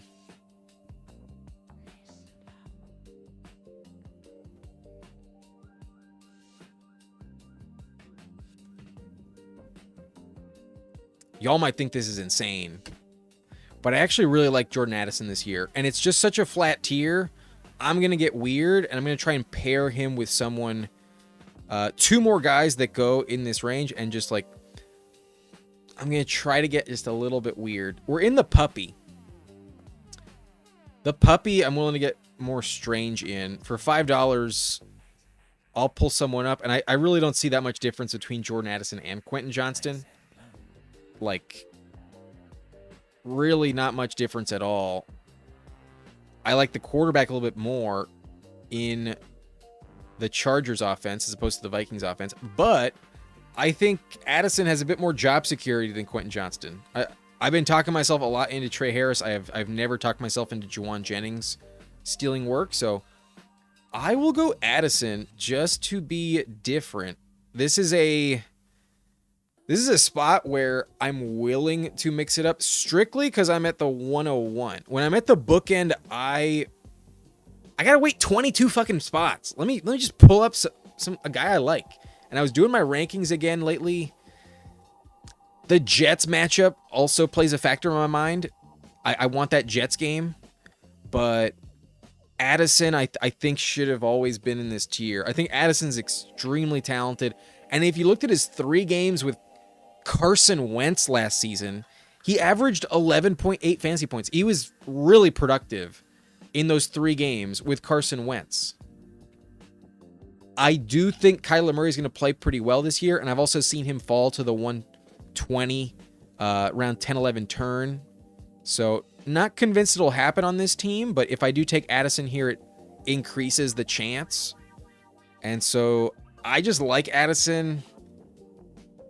He's not getting suspended. I think some people just don't really believe in the Vikings offense very much, but I see just as much fluke upside as Quentin Johnston, and he's usually a pretty safe touchdown guy. So I like him a lot for the sake of best ball. If you think I'm crazy for it, though, that's fair. Perhaps I should have just taken Dak Prescott. Perhaps, but that's just not my preferred course of action. If I'm gonna take a quarterback there, it's Justin Herbert. So to not have any justification for quarterback, I'll go receiver and I'll just get weird. Looks like Hartman thought 5 running backs was fine there. Sharps being a hammer. Yeah, definitely why I stopped at 5. If we're going to take Brooks that high, we have to have some conviction that he is actually just paying off. So we're risking it, but I'm falling way behind in the chat. Technically, his like I said, technically you can't see the 5 in the countdown. You actually don't notice him. If I didn't tell you, you might not notice him. But Jaden Daniels feels like kind of an anti-brand guy right now. I've been taking Herbert over Daniels for like weeks. I took him on BBG's channel. We get T-Law to circle back. So it's basically like I took Trevor Lawrence and then Addison made it back. But I have Bishal Tootin on this one, and I've told myself whenever I have the chance to take Trevor Lawrence around the 8-9 turn in the 9th round, essentially, I do it. I have Bishal Tootin, so that could be a valuable stack. And then Alec Pierce is still here, so it's just a little bit weird to have all 3 of these guys. There's going to be less folks that have the 3-click combo that I just made, just because like they usually all go in the same round, and either you can only get 1 of them or you can only get 2 of them. Because none of them are going to make it to, let's say, like 106, 107. So is there going to be some teams with like T-Law and Addison? A bunch. Some teams with T-Law and Alec Pierce? A bunch. Teams with Addison and Alec Pierce? A bunch. But maybe there's not as many teams with all 3. And Addison is just one of those talents I do think is going too cheap. The FF Enjoyer is with you on Addison, straight up dog. I mean, we have seen he can take a jet sweep 70 yards. He also won the Bolitnikoff with Kenny Pickett as his quarterback. Like, that's pretty impressive. He's also a USC product after he transferred. He's looked amazing in that offense whenever healthy, and last year he had JJ McCarthy. But with Carson Wentz, he put up 12 points per game, basically. So I'm in on Addison, and I'm just feeling a bit weird. So it is what it is. But McNix, I guess I'm here with you, just here to embarrass myself. Let's get different. But Anthony did not get in this one. I imagine he's in the overflow. We were very close to filling it as soon as we hopped in today. So on this one, it was very close.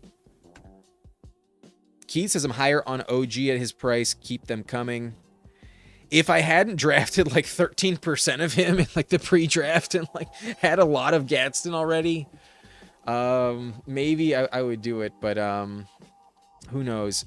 At least nepotism in LA for OG is bullish.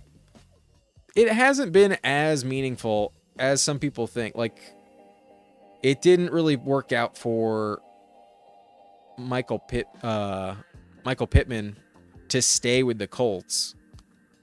But Marvin Harrison still appears to be holding on to his job. I know who Shohei Ohtani is. I believe he's that famous sports bettor. Yes, he does not speak English, but he's made quite a life for himself here in the States. Mr. C Kid, what do you think about Genty and Hampton to lead a team in Higgins and Waddle? Love it. Mr. C Kid, I love that. I definitely have a bunch of teams like that myself. John Savages says, I think Brandon Thompson for the Chargers could be a sleeper. I think in best ball, he's an interesting round 18 pick if you have that stack set up. There's definitely fewer teams with it, and he has the skill set where he's taken a house call like 90 yards, at least once probably. Like, his go routes are going to be really fun to watch. His releases off the line of scrimmage are just fucking like shot out of a cannon. He is really fun.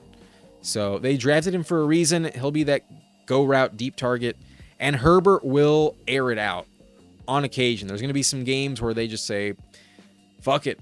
Let's throw it 80 yards to Brandon Thompson. I think he has like 4 touchdowns this year. I think 4 deep shots on Brandon Thompson might be really valuable, especially in best ball. No one's going to know when they're happening. So that's the only spot to take him. The Curb Layer says Kyler and the Cardinals created so many opportunities for Connor to be fancy great. Can Kyler and KOC have Jordan Mason exceed expectations? I'm on the board, so let me take my pick first. I have Tyson, so I'm going to go Tyler Shuck. I also have Trevor Lawrence. I think I'm going to go Jacoby Myers. But first, I'm going to take Shuck, and then I'm going to think it through. Do I need a tight end here, or should I just take Myers for the stack?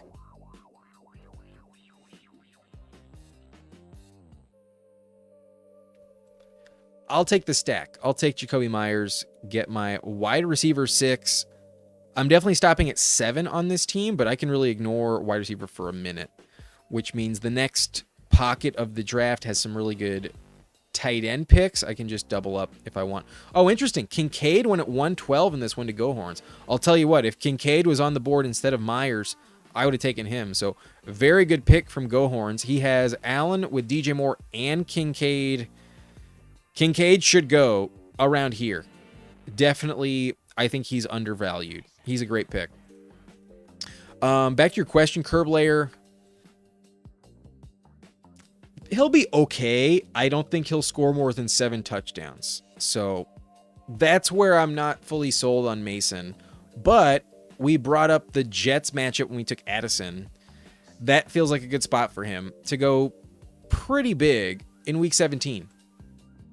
But Trioth says my 3 biggest 0%ers are Kenny Gainwell, Jaden Higgins, and Woody Marks.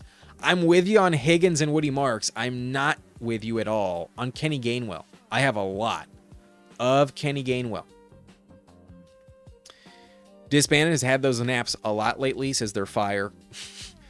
It feels like your body just reminding you, like, Yeah, you needed this, brother. You needed this. So get it when you can. Always valuable. Take some rest. But loading the vaporizer now, says Bo. Avi says Pickens is him, top 8 receiver.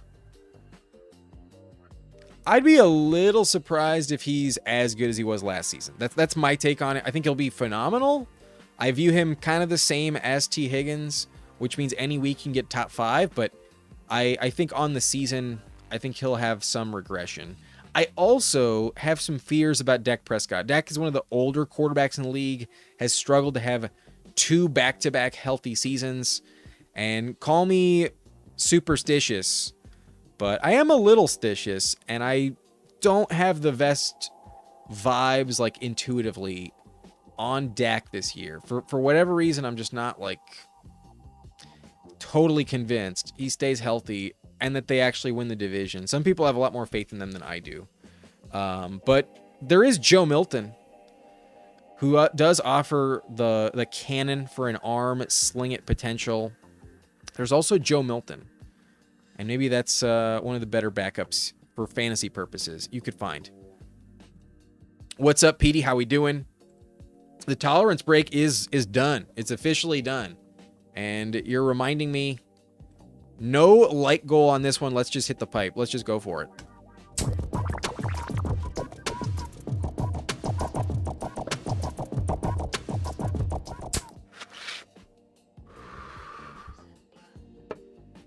One more rip to clear that pipe. But Bigsby goes, my boy. I'm not taking Woody Marks, I'll tell you that. I'm taking Brenton Strange for sure, and then I think I'm just double tapping the tight end position. I feel really good about my running back room, so I'm going to wait.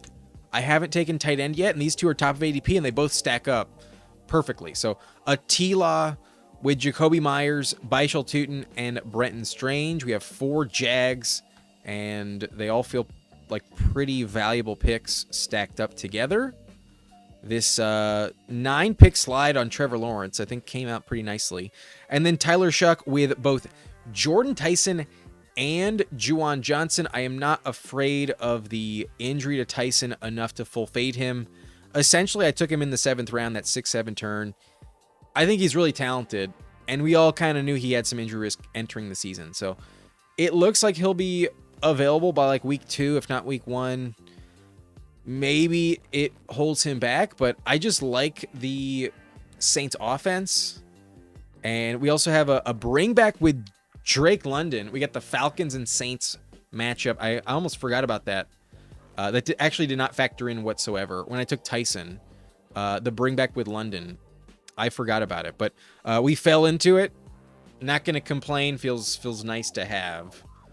So this team is looking pretty well correlated. Do we have any Commanders? No. So it's just the Jags, but they should really dominate that game. We have a Viking against the Jets. That's pretty solid. We got a Cowboy against the Giants. A Lion not against a Bear, but that game should be fun. And then the weather might lead to extra running touches for Gibbs. So Gibbs, one of my preferred ways to play. That Ben Johnson game at the Bears. Goff sometimes has struggled in windy conditions outdoors in January in Chicago. Might be a few more rush attempts out of the Lions than pass attempts. It might favor that just a little bit more. Goff has not been as effective historically, but the FF endorsed. Hello, Professor of Blunts. No one's ever called me this before. A professor, you say? Class is in session. Let's clear the pipe. I've never officially smoked a blunt on the channel. I don't drink. I don't smoke tobacco, so I've never actually rolled a blunt. But will I finish the pipe here for that? Definitely. Let's hit it.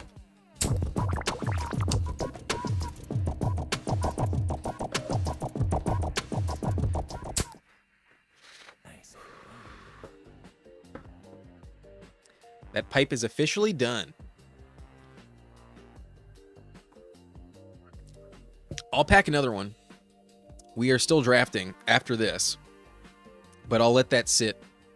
I'll let that marinate for these last 5 picks. I'll finish the draft on that pipe. But Go Horns knew he had to take Kincaid there. Smart man.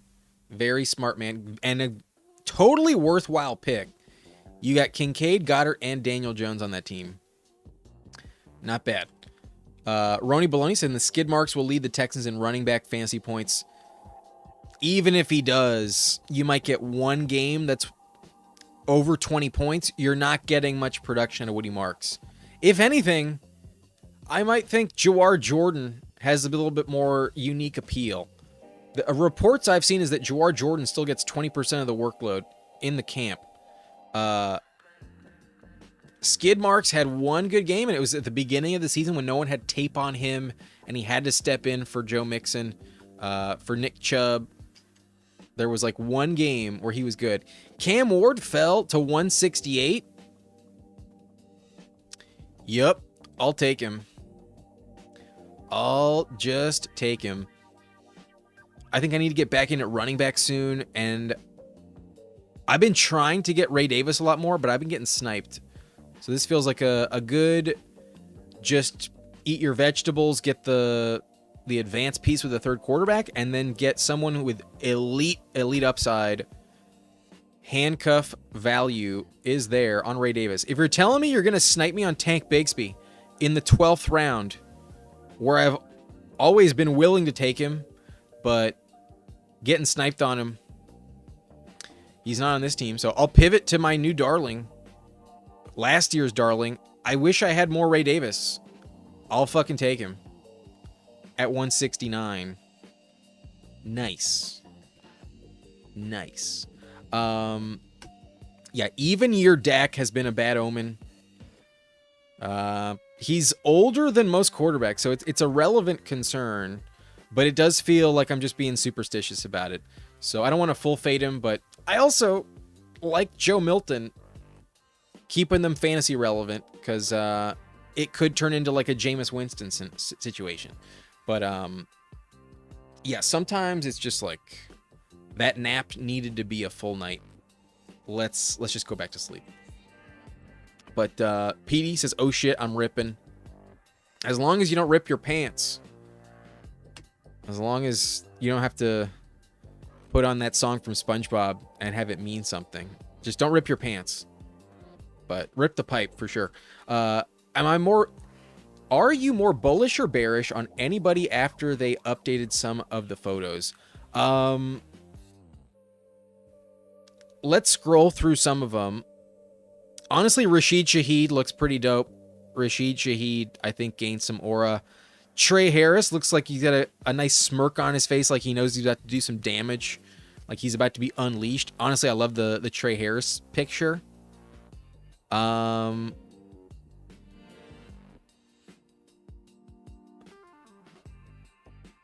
Herbert picture is fine. I wouldn't say it's the best haircut, but he looks like he's genuinely like stoked and happy. There have been some pictures of Herbert where he's like very like cold and like subdued, and like the fact that Herbert has like such a diabolical smirk on his face, I think that's a good sign. The more I think about that one, but might just be trying to confirm my own bias. DJ Moore looks pretty fucking happy. DJ Moore's got a good fucking smile. I think DJ Moore is excited to play for Josh Allen with his former offensive play caller back in Carolina. I think DJ Moore has some good aura in his picture. Hampton, honestly, I think the hair suits him. I think Hampton's gonna crush. So I feel like it's mostly confirming. One person I think loses a shit ton of aura is Jeremiah Love. Jeremiah Love has a weird fucking picture. He looks like rookie Anthony Davis. He looks like he's got a unibrow, and he's like fucking like almost like Jim Carrey in The Grinch or something. Jeremiah Love has an interesting unibrow, but literally every take I've given you on the pictures are just confirming all of my exposure bias. That's basically like what I thought originally has just been confirmed. Yeah. Surprise, surprise. Guys I don't like lose some aura points. I'll tack on a Ted Hurst. I'll get my rookie receiver. And then I think we could use a tight end. I was hopeful that we would get Gunnar Helm. But you know what? Shout out Rob from Pro Fanatics. We'll get another crack at that Jets game. I'll go TJ Hawkinson. I don't ever take TJ Hawkinson unless it's unstacked, but why not just mix it in randomly? It's been a while. And last I checked, I had like 4.5% TJ Hawkinson, so I know for a fact I'm underweight. If anything, it's more like 3.5%. It's mostly just to try to get someone that's going to have a lot of production. Freiermuth is off the board. I don't love Otten and Ted Hurst on the same team there, so I'll go Hawkinson, and he does get the Jets, so there is a chance there. But Jiri, did someone say skid marks a while ago? Skid marks, one of my near full fades, but there was a time when Jiri, if not for the Lions connection and David Montgomery, I don't know if Jiri would still hate Woody Marks. I don't know if he hates him. He just doesn't click him as much. He had a shit ton in the pre-draft, but of all the names to go there, I think his Lions bias, I think, is the only reason Jiri pumped the brakes and dropped some skid marks. But welcome in, Jiri. Good to see you. If y'all have not checked out our boy Jiri Football, just surpassed 500 subscribers earlier this week, and we will be joining him tomorrow on his 10-hour marathon live stream. Congrats on all the success, Jiri. Excited to be a part of that. I believe we will be live at it's the second to last hour. He posted it on Twitter/X, but he posted it with like Eastern Standard Time. So I'm in the 9th hour. I forget exactly when Jiri's going to be live and starting, but I believe it's going to be like 7 or 6 p.m. Pacific. I think it's 6 p.m. Pacific. I think that is it. I could be wrong, but the second to last hour. Either way, check out and support Jiri Football, and he'll be live all day tomorrow, basically. Going to be a dope as fuck 10-hour live stream. The slate is pretty loaded, and really looking forward to joining him in the 9th hour. But the curb layer, you ever have one of those palm-based blunts, no tobacco? I don't try to give myself the excuse to buy tobacco, because then I feel like I'm going to wind up smoking it. So I've just kind of avoided all of the like instances where I would get the tobacco leaf wrapper. Like, I'm not going to buy a cigar. I'm not going to buy a Black and Mild or something. I've just kind of been on repeat a bit more with either the bong or the pipe. I could maybe opt for the bring back on Antonio Williams, but we don't really need a big expectation out of this player. Do I mix in a LaQuint Allen just for the hell of it? Just because I have that Tyler Shuck, the T-Law investment? Nah, I'm going to go Kalen Black. I don't know who the fuck is going to be the Niners backup running back, but he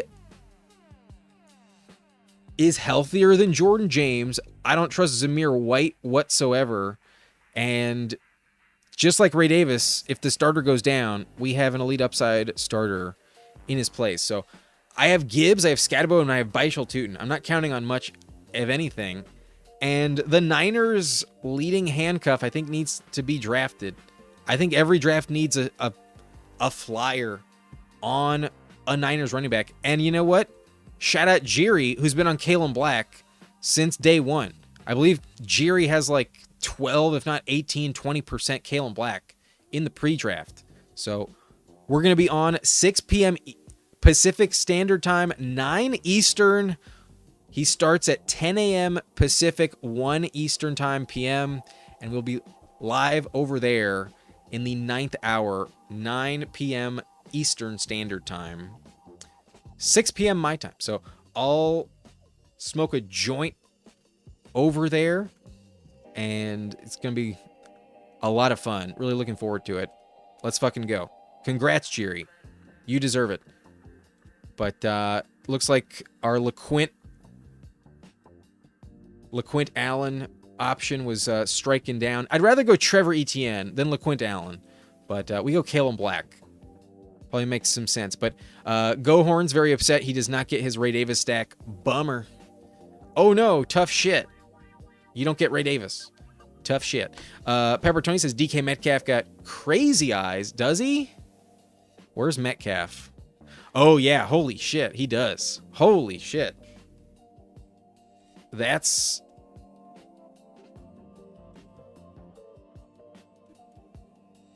right here. DK Metcalf, for sure. He does not look like he was ready, or he's like way too ready for this picture. Like, you know, like it's either one or the other. Like he just opened his eyes and like right after he blinked, that's when the flash went off and it's just like a bad shadow or something. Or like he was like really trying to send that one.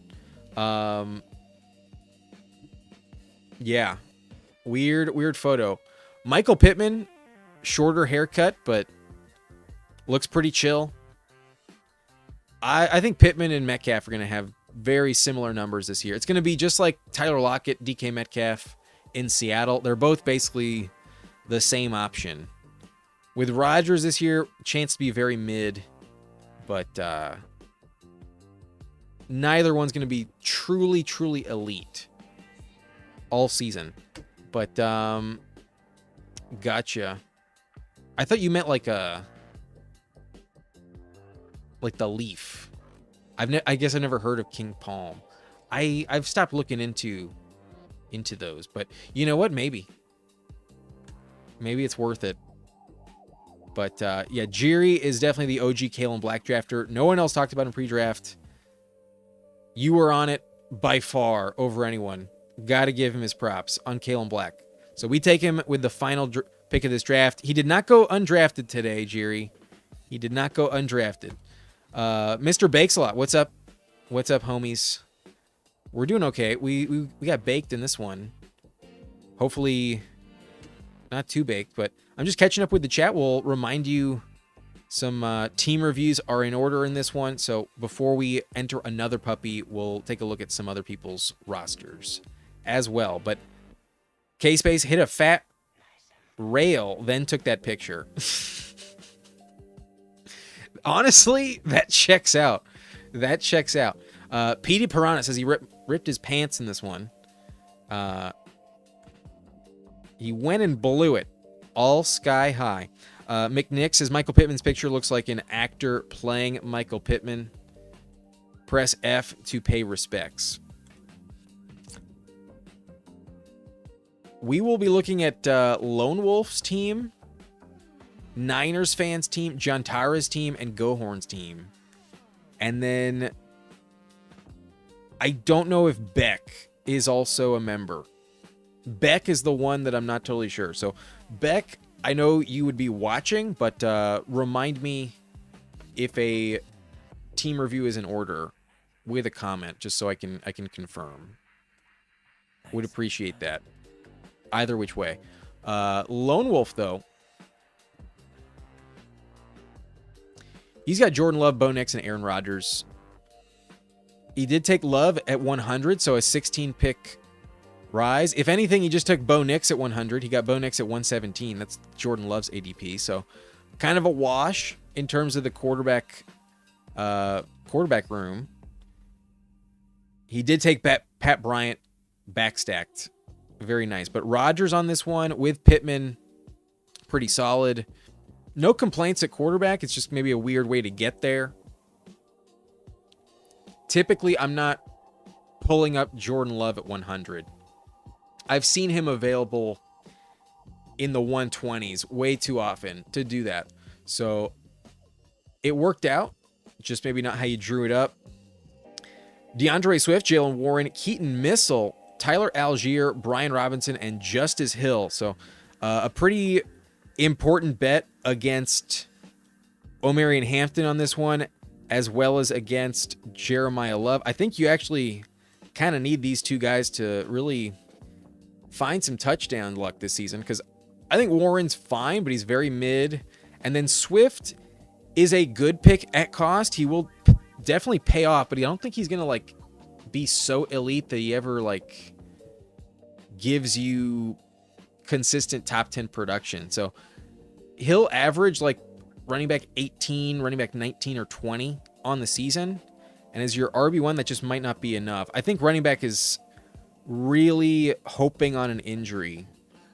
So good luck. I think you might need it at running back. It's not the most impressive running back room I've ever seen, but at least there was a 10 pick slide on Mitchell. I just think as RB3, you're already behind the 8 ball there. Jamar Chase, Neighbors, Terry, Pittman, Jaden Higgins. That's a pick I do not like at all.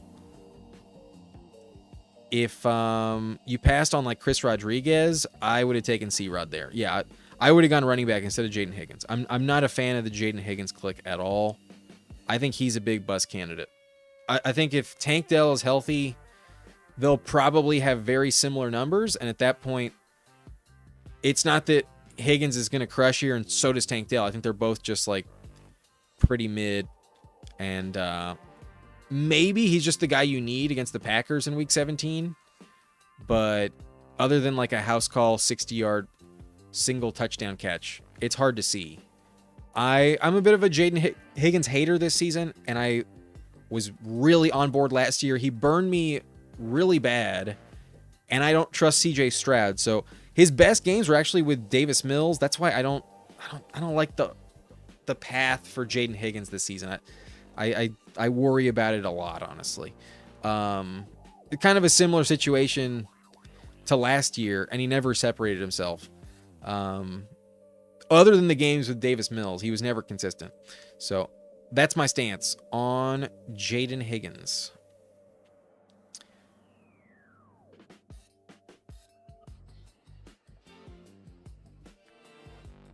Pat Bryant, though, stacked up a very good pick, and then Fields looks like an interesting shot late. He's a fine pick. No issue with that. You also had Neighbors. No Jackson Dart, though.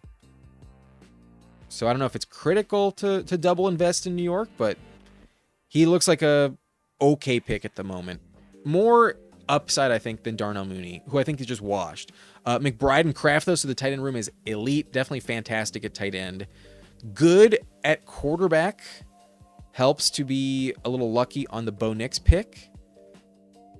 And then running back is just like a major gamble. Receiver, top heavy enough where even the Higgins pick not being something I like, I think is fine. But if you told me you stopped at 6 and you just swapped out Jaden Higgins for Chris Rodriguez, I would like this team a lot more than how it currently stands. Because especially with the Kraft and McBride selection, you have that flex option. You have weeks where you might only need 3 receivers. So I think it's good enough to maybe just stop at 6.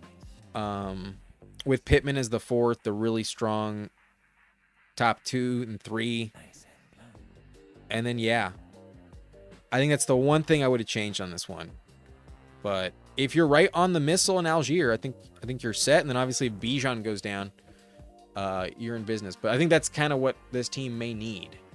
This team may need Bijan to go down. I would like one more running back that I think scores touchdowns.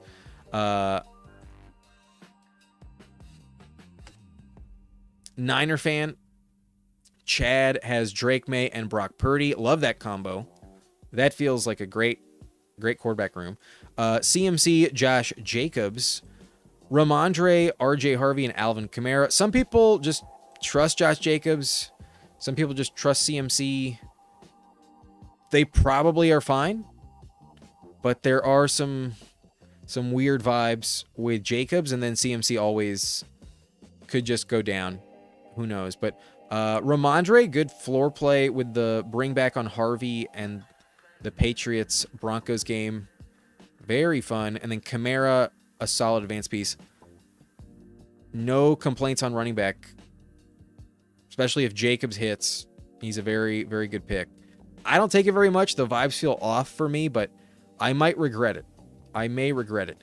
A.J. Brown, T. Higgins, Devontae Adams, Dijon, Stribling, Khalil Shakir, Trey Harris, Ryan Flournoy, and Jack Betch. You betcha. This receiver room is really loaded. If anything, there's no holes whatsoever. This receiver room is very good. A stacked up A.J. Brown, a stacked up Stribling, a stacked up Kittle, a stacked up CMC. You did take Gunnar Helm and Kate Otten, so don't love that. That feels kind of mid, to be honest. I would like a little bit more higher upside to pair with Kittle. Honestly, if you told me you had Tonjes, I might like it better than Kate Otten.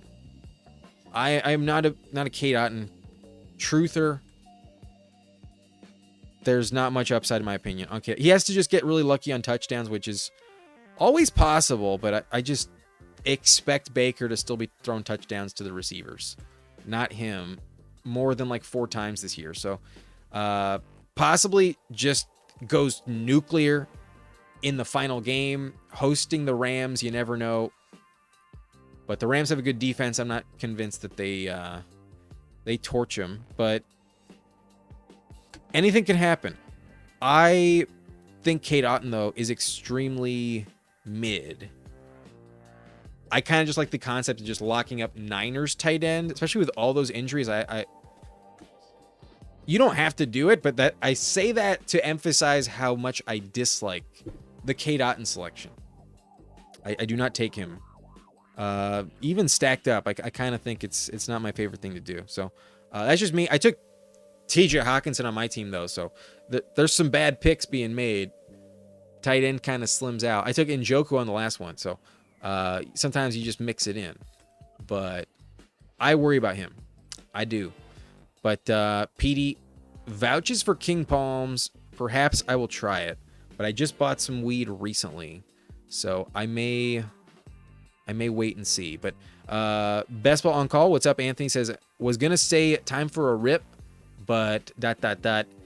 I will pack a bowl and we'll smoke once we get to draft 3.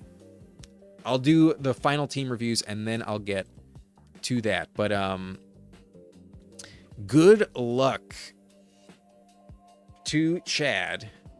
There's really, if the tight end room with one mid pick is the only complaint, this team's pretty good. This team's pretty good. As long as CMC stays healthy, this team is actually elite. Love this team. We got Juntara in here again. Took Lamar and Baker, Derrick Henry, Travis Etienne, J.K. Dobbins, Kenny Gainwell, Tyjae Spears, and Jaden Blue. Not sure you need 6 running backs on this team, but with only two quarterbacks, always viable to just fit it in. And I think with Lamar and Baker, you can get away with that. I think that's totally fine. Different buys, so yeah, there's nothing to be afraid of. You have Kenny Gainwell stacked. You have Chris Godwin stacked. You also have Zay Flowers stacked and Jacoby Lane. Receiver in total has Amon-Ra, Zay Flowers, Carnell Tate, QJ at 79, Chris Godwin, Jacoby Lane, Jeremy Bernard, and Chris Bell. Pretty complete receiver room. No holes to speak of. It's very balanced and some good correlation. Chigo Conco and Pat Fryermuth, rather mid perhaps at tight end. I don't expect many top 10 weeks out of them, but similar to the last team we looked at, tight end being just a little bit mid with no other complaints is a very good team. So I am okay with it. I think there's a world where these two guys do also offer like 90 targets and like 6 touchdowns apiece. So the production should be there from a weekly floor. I think you lock up 6 points every week There will be some weeks with like 12 or 13 points, but I'm not sold you have many games over like 15 for either of them. So good luck at tight end, but everything else is really, really good. This 2682 may have benefit from like one earlier tight end pick. Like Tyjae Spears, you took at 151. I think this is the one pick that if you told me was different, I wouldn't mind. Or Dobbins at 103, but I think Dobbins really helps a lot more than Tyjae. So let's say we swapped out Tyjae. You could have gotten Dalton Schultz, Terrence Ferguson. Might have felt odd to pull them up the board, but I will say I think that would have maybe helped you. This lobby favored tight end a lot.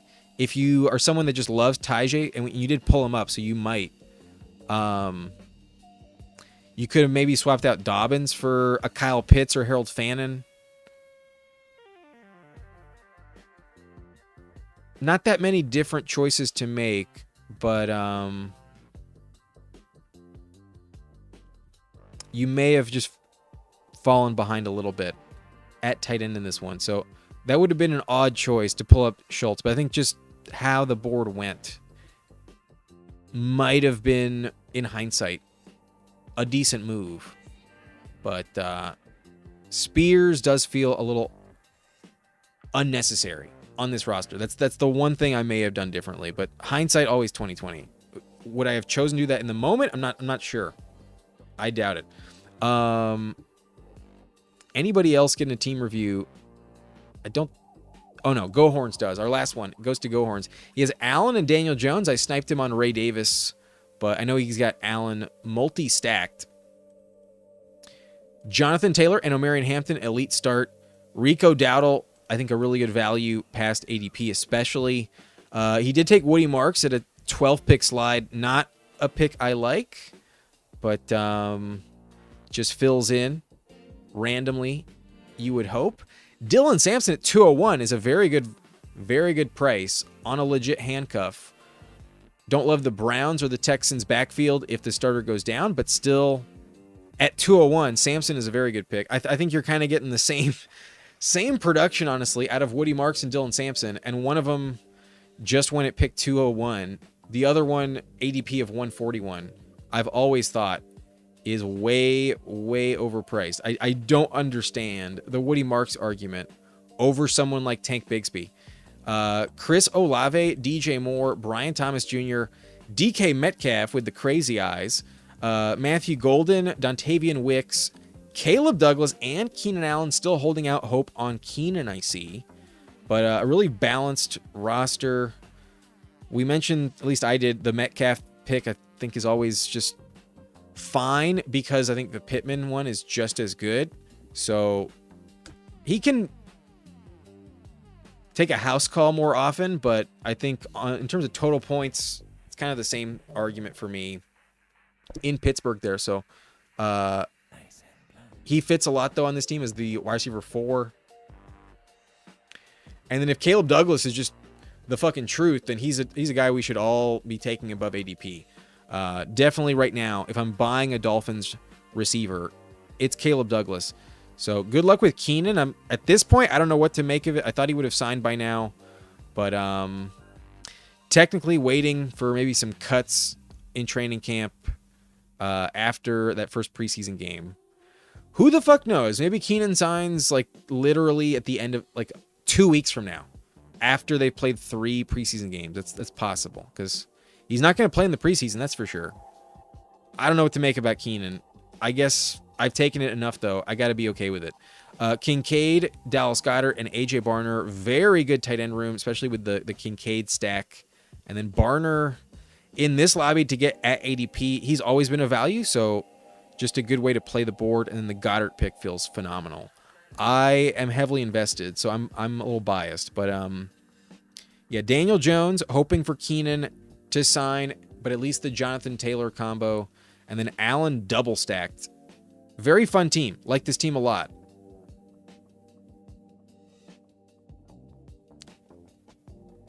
Other than the Woody Marks pick, I think I like this team a lot. Anyways, let's get into one more puppy. Appreciate y'all for joining me tonight. We've been live for just over 2 hours. We're about to hit 2 hours and 11 minutes. So if you've enjoyed the content, do me a favor, subscribe if you're new. That way you don't miss out. If you've already subscribed and you come in late sometimes, you can ring the notification bell if you want to catch when we go live instantly. The notification gang does get access to that first draft where maybe if you're competing against others to get into the lobby, it's maybe not as crowded. But hit that like button if you've already done all those, and let's hop into the puppy. We're going to hit the countdown. I recommend joining sometime between Baker Mayfield and Brett Favre. Let's go. Nice and blunt, torch up, nice and blunt, burn up, nice and blunt, rank up, inhale, exhale, points rail, nice and blunt, torch up, nice and blunt, burn up, nice and blunt, victor, inhale, exhale, points rail. 6 spots available. You got a chance. If you want it, you got a chance.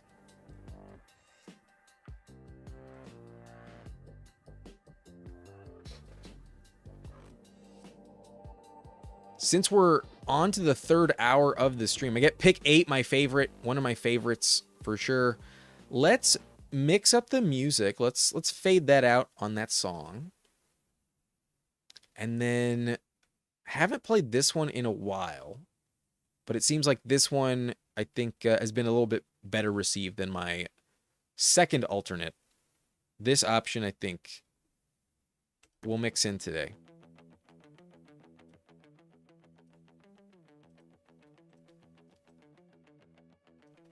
Let's shout out this lobby. We got Space Cowboy, K-Space pulled the 101. Good luck. Chico Shake at the 102. Beagle Ears at the 3. Go Horns at 4. Hilltoppers at 5. Destax at the 6. I imagine Destax got to be watching to be in back-to-back drafts, most likely. Super Beast, Keith is right next to me at pick 7. Fazy Dillon's at 9. Spurs, what's up, Anthony? You pulled the 10. Lone Wolf at the 11. Then Game Tight at the 12. Good luck, gentlemen. I have pick 8. And that means I'm back on the board at pick 80. You know what that means. That's the French 420. That's how you say 80 in French. 420s. 80. We're definitely smoking the pipe at pick 80. That's a good omen. Mike Lone Wolf says, only my second Rodgers in 200 drafts. That's wild. He's been so inexpensive. That's hard to believe. I have a lot of Rodgers when he was dirt fucking cheap. But Amon-Ra goes at pick 5. I like it. I like to see it. Super Beast could go CMC here if he wants him. Could just do that. He does. I will play it safe today. My ranks are... I don't think they're updated, actually, in the first round. I think I've accepted the fact that Jonathan Taylor is probably just the safest pick there, especially in half PPR. Once CMC's off the board, even ahead of CMC, I think you can justify it. Less risk, for sure. But a lot of drafters in the overflow took 4 QBs and 5 tight ends, says Anthony. Good luck with that. That's not a strategy I endorse whatsoever. Whoa. 4 QBs, 5 tight ends. Holy shit. That is weird. Best Ball on Cabal says, will also vouch for King Palms. Okay. We got multiple people bringing it up. Maybe I'll have to find out for myself. Chris Bell should have been Waller, says John Tara. Waller, especially for being unique, feels like a pretty good pick at the moment. But could just only play like 4 games again.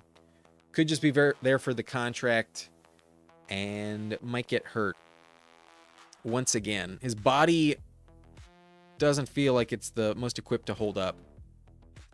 But Fazy Dillons, is he going to let me have my guy? Am I getting my boy at 17? Please tell me I do. Holy shit.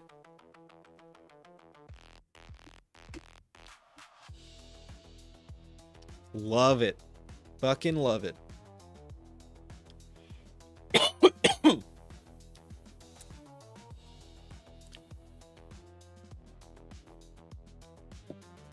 I'm here all day to buy the Hampton Fall. This is the price I fell in love with him.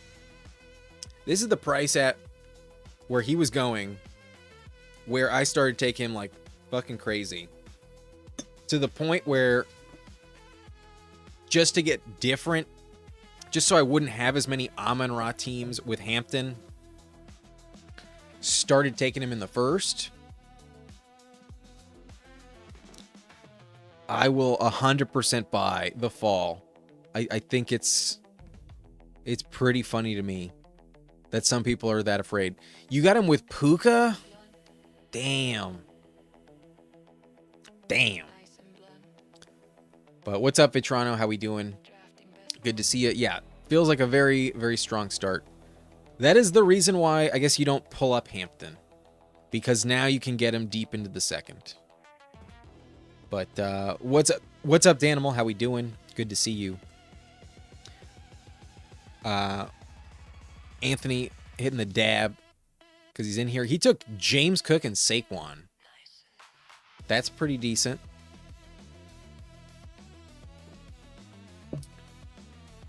That's pretty sweet. But K-Space going with the running back wideout strategy. I think that is the best way to play the 101 or 102. Interesting. Chico Shake got the bring back with Chris Olave versus Bijan, and then took Kyron. So 2 guys in the 3rd round ahead of Neighbors with Chris Olave there. I mean, I guess it's safer, but I still think you might get more volume going to Neighbors. I personally would take Neighbors first, but it's a more unique build. Fewer people are going to have that. Bijan, Kyron, and Chris Olave.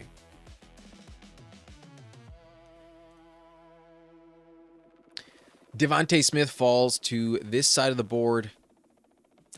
I do rank Flowers above him, though. I could go Brees Hall, but I'm going to trust the ranks. I'm going to go Zay Flowers over Devontae Smith.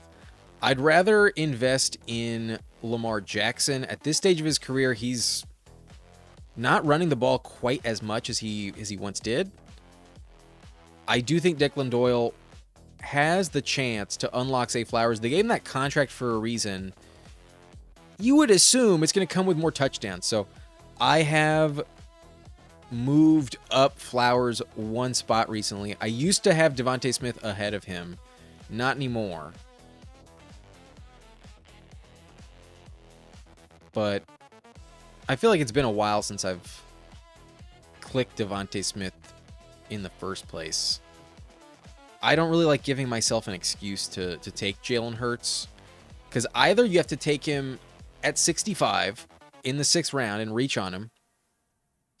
That's not fun.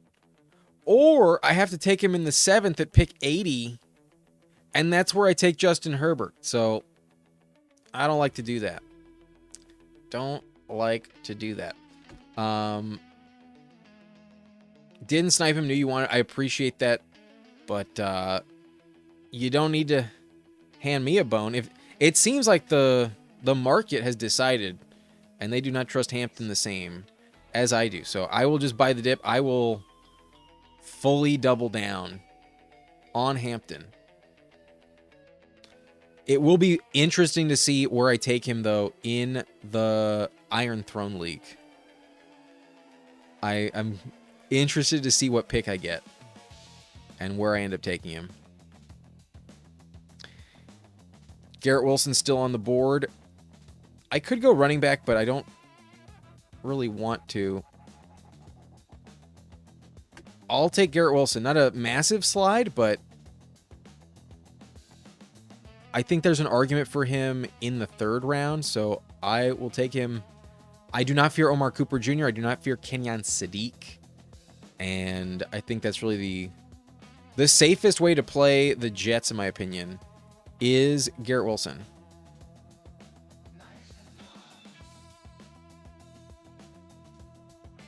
I'm not overweight Garrett Wilson last I checked.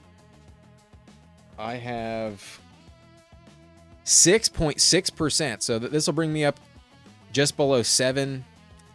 Yeah, I'm not dying to take Garrett Wilson all the time, but there is a world where he just plays just as good as last season and proves all the doubters wrong, and it's just like, because we hate the Jets, that's why he goes this late. But maybe Geno Smith actually gets him the ball at like a 12 target per game type of rate. That might only turn into like 8 catches for like 81 yards. And then maybe only like 3 touchdowns on the season. But Garrett Wilson is a walking 1,100 yards every year of his career. Garrett Wilson has like a very consistent 1,100 yard threshold. Last season, he was on pace to crush it, but he got hurt. So last year, I kind of throw out the window. The 4 touchdowns, though, in 5 weeks is all I really care about. He was phenomenal last season when healthy. But that was with Justin Fields. We'll see about Geno. But 1,100 yards and 7 touchdowns with Rodgers. 1,042 and 3 with Zach Wilson and what's his face? Tim Boyle. 1,100 yards and 4 touchdowns. That was with the Mike White, Zach Wilson combo.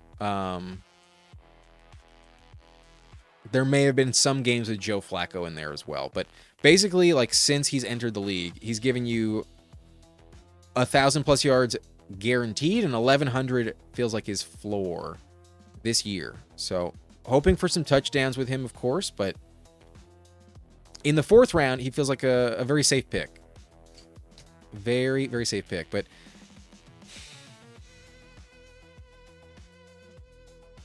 this is an interesting choice here. Take Terry at a big discount. Take Adams at a big discount. Or just stack up Lamar. I'm going to take Lamar Jackson. I'm going to take Lamar Jackson.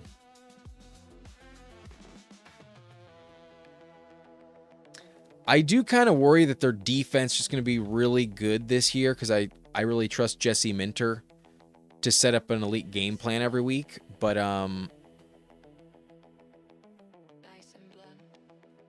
even if he does run less, I still think he can throw for 4,040 touchdowns like he did 2 years ago. So it's still Lamar Jackson. Not going to pass on it. On his Zay Flowers team. Let's keep it going. I will say 4 of my first 5 picks have a week 13 bye. So if this team falls off in week 13, that's the reason. But we're either really in contention at that point, or we've already basically been eliminated. So week 13 will possibly be the nail in the coffin. But in theory, my team is crushing so hard, I have a really big lead in first place. And even without 4 of these first 5 picks, in week 13, I'm still going to be pretty good. But there is a world where that does pose an issue. I'm not going to be panicked about it, though.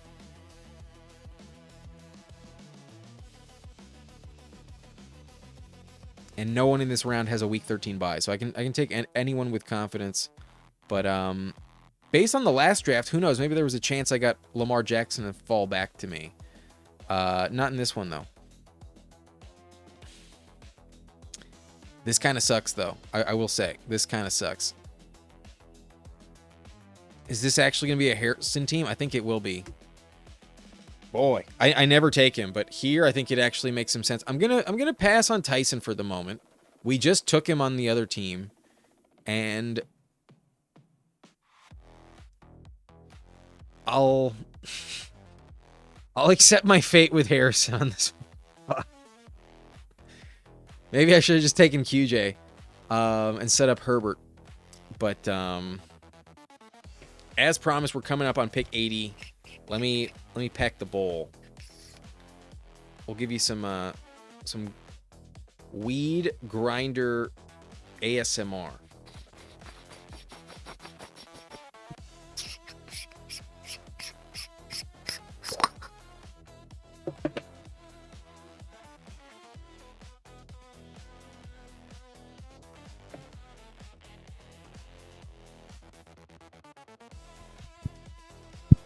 All right.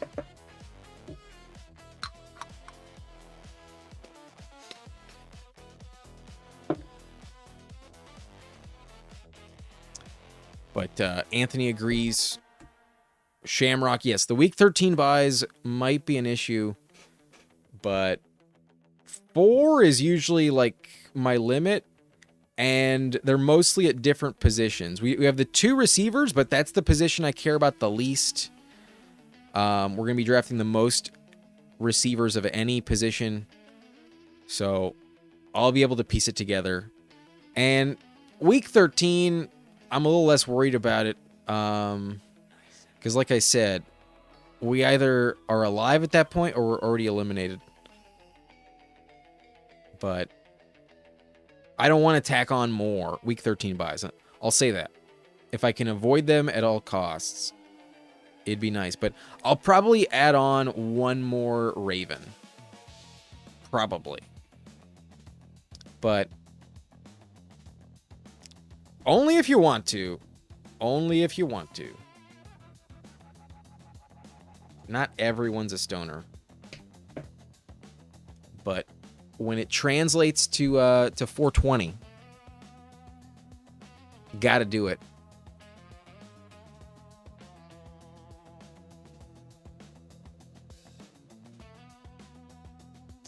Here, I will bring in Tucker Kraft. We'll go with the onesie. We took Addison in the 7th on the last one. We'll go Kraft here instead.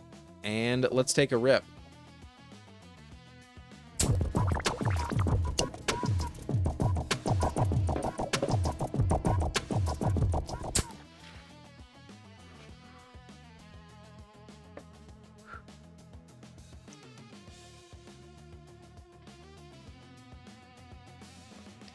If there's an NFL team that the French can probably get behind, it's got to be the team associated with cheese. So we'll go with the cheesehead Tucker Kraft at pick 80. In the 7th, it feels really strong to have the elite onesie still available, whether it's Herbert or a quarterback that falls. Maybe you like Dak Prescott more than I do, but I'd rather have Patrick Mahomes than Dak Prescott myself. If I don't get Herbert, and he went at 73 in this one to the team with QJ and the Raji Rice bring back, Space Cowboy did take him. Kraft at 80, I think offers a good value here. I think it's a good pick. Laporta goes 87. So getting your tight ends seems to be a mantra in this one. The cat is here to say hello. But I think I'll bring in Chris Godwin. Egbuka got a little banged up. Seems to be not that big of a deal, but Godwin has gotten pretty good camp reports, and I do trust him when healthy. When he's on the field, he's a good volume guy. Not the highest touchdown production throughout his career, I will say that, but I think from a floor standpoint, it's mostly injury risk why this pick is not working out. That's really the main argument, because he had a big leg injury 2 seasons ago, and then last year he was on and off the field trying to recover from it. Came back too soon, but another year removed. He's kind of old, but he's always been very productive, and with Evans gone, how much do you really trust everybody else? Godwin will still get his, so as long as he stays healthy, he is a very good pick here. The injury risk is fully baked in, if you ask me. If anything, I almost pulled up Godwin to 73 on the team we drafted just before, but The cat is scratching her chin like perfectly in the camera. Say hello.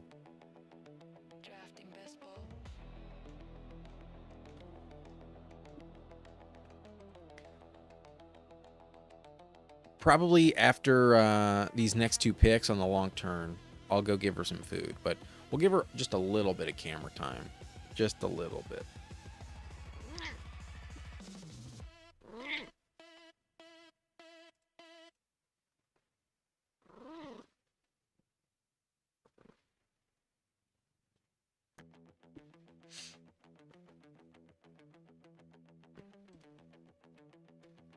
K-Space takes Herbert, Mahomes, and Jackson Dart. Goes triple quarterback at 73, 96, and 97. I still only have 2 running backs. I have 4 receivers, though. Diggs is here, but I view him very similarly to Matthew Golden, honestly. And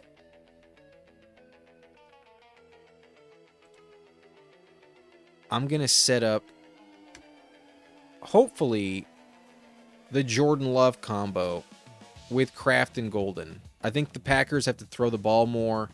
It's not that Love can't be a really good fantasy quarterback. It's that he's not always asked to. And as much as I trust Lamar, I want a good backup as well.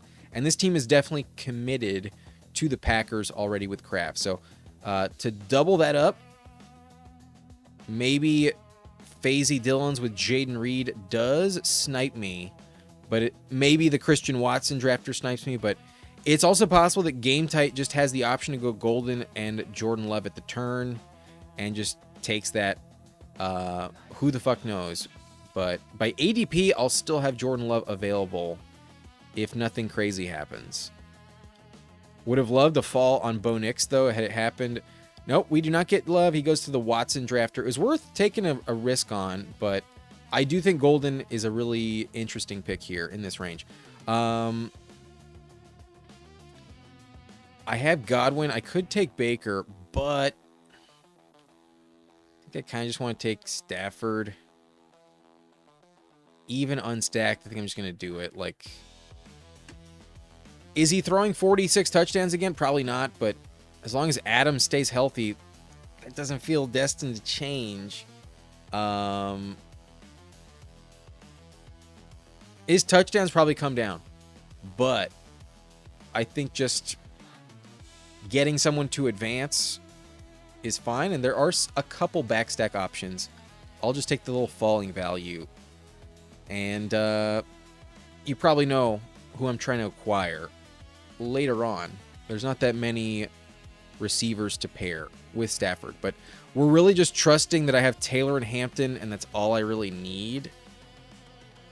I may have needed a running back there, but I didn't feel like the board fell to me in a way where it was worth taking running back. Like, Bucky Irving went at 51. Like, unless I took Scatabo at 41 in the 4th round, I feel like there was just a huge run on the running back position. There was really no good picks. I was not taking Travion over Lamar when Terry and Adams were still there, so that was never really the play. I perhaps should have just taken Adams. I don't know if I always intended to go Stafford, but with that option available, that could have always been the move.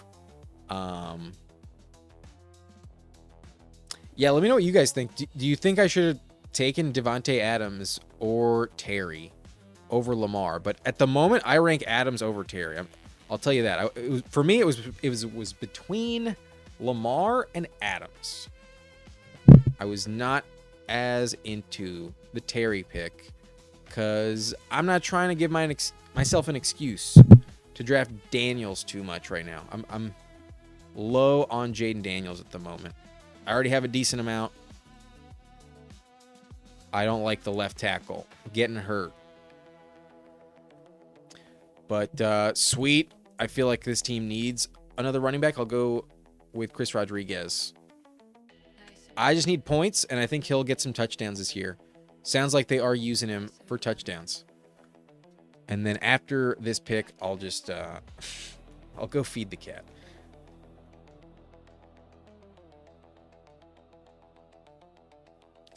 Do I bring in Keaton Mitchell on this team? I don't think so. I have Hampton. I don't think I really want to bring in Keaton Mitchell other than just like give me all the Chargers running back points, but I have 2 week 7 buys already, Hampton and Chris Rodriguez. I don't think that's the best play.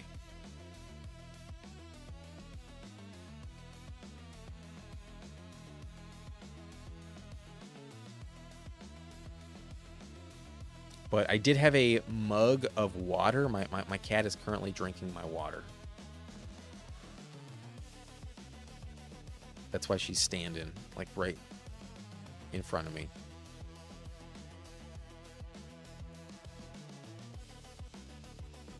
I wouldn't be that upset if I took Dejon Stribling here. I could maybe use a tight end that doesn't have a week 11 bye, because I'll probably only draft 2 quarterbacks.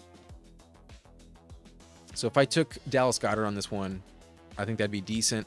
Could also add in Ferguson, but I really don't need it at the moment. It's not the end of the world if I don't get it. But the running back room, for the values, I'm just like, I'd be reaching on Tank Bigsby, but I think he's worth this pick. So I have enough of him. I'm not trying to do that. I don't have much Dejon Stribling, and this team doesn't feel like it desperately needs tight end. So I will mix in a Dejon Stribling. I still think at 137, especially based on his current ADP, he's be a really good value in that respect, but probably at the moment, a very good value in the first place. Let me feed this cat. Come on.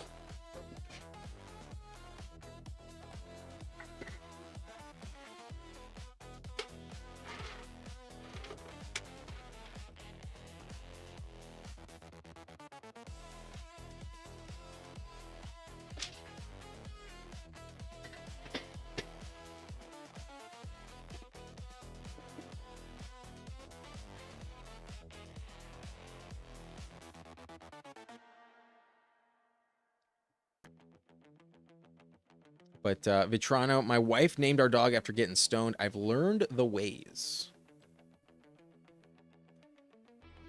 But yes, always feels good when it's a fresh hit. That first one off the pipe is just way better than anything else. Maybe the clean bong with a freshly packed hit is the only thing better. But Go Horn says, I'm going to bed immediately after this, so don't worry about a team review. Don't want you to waste your time. No worries, Go Horns. Appreciate that. Thank you for being a member, though.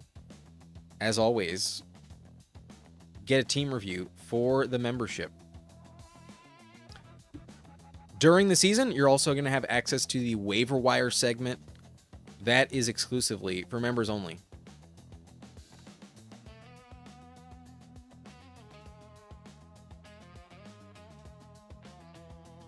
Charbonnet goes. Y'all are leaving me Woody Marks, but I'm going to pass. I think I'm just going to take Terrence Ferguson because I don't think this other pick matters that much. I think whoever I get at running back is kind of all the same. So I think I'm actually going to let the board decide. But I know there's some teams around the corner that don't have a tight end. Like, Game Tight does not have a tight end yet. And I don't know what to make of that. So I'm going to take Terrence Ferguson. But she says hello. But she's very satisfied now. She's checked out now that she got her treats. But Young Moolah, what's up? Don't see how Mahomes and the Chiefs keep up with Dak and the Cowboys in scoring, NFL, and fantasy. I think Mahomes stays healthier, and I think they're more desperate down the stretch. I do think he runs a bit more than you'd expect. I think he's healthier than we'd probably have assumed, back in March. He's Patrick Mahomes, and now they have a run game, and Kenneth Walker is going to catch a lot of passes.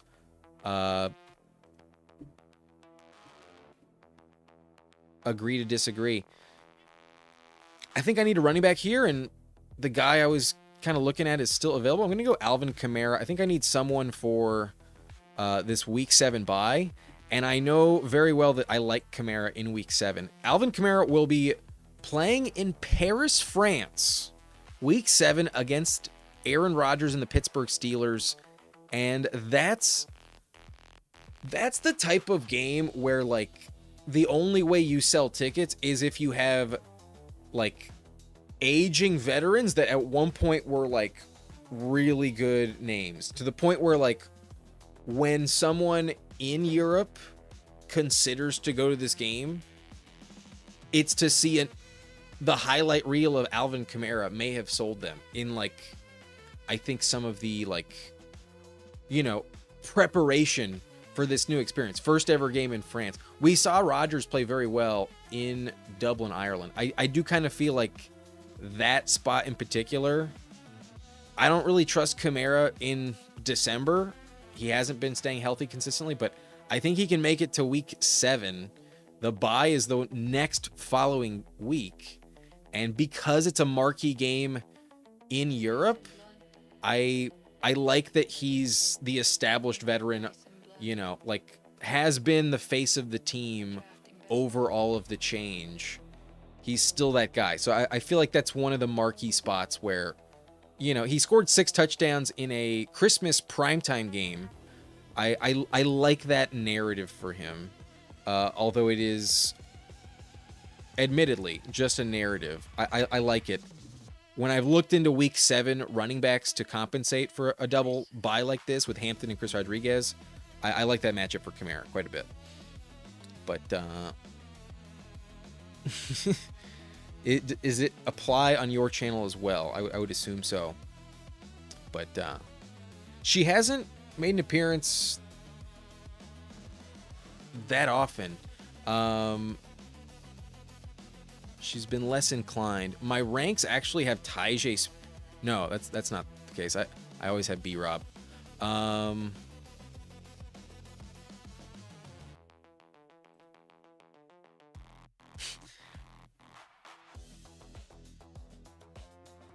It's probably a good thing I didn't tack it on, but almost did it. Going back to the well on B-Rob, he's one of those very legit handcuffs, Maybe he's actually more involved than we think, just because the Falcons don't have a ton of weapons. So they might just run the ball out of necessity with B-Rob. And just like Algier, he might fall into the end zone a few more times and have, like, some 12 carries for 70-yard games randomly. There were a lot of weeks where Algier gave you, like, 10 rushing attempts for, like, 55 yards and a touchdown. And, like, for round 15 to get maybe 5 of those would be kind of nice. And then there's always the chance that Bijan just does miss a game or two. But Meow, back at you.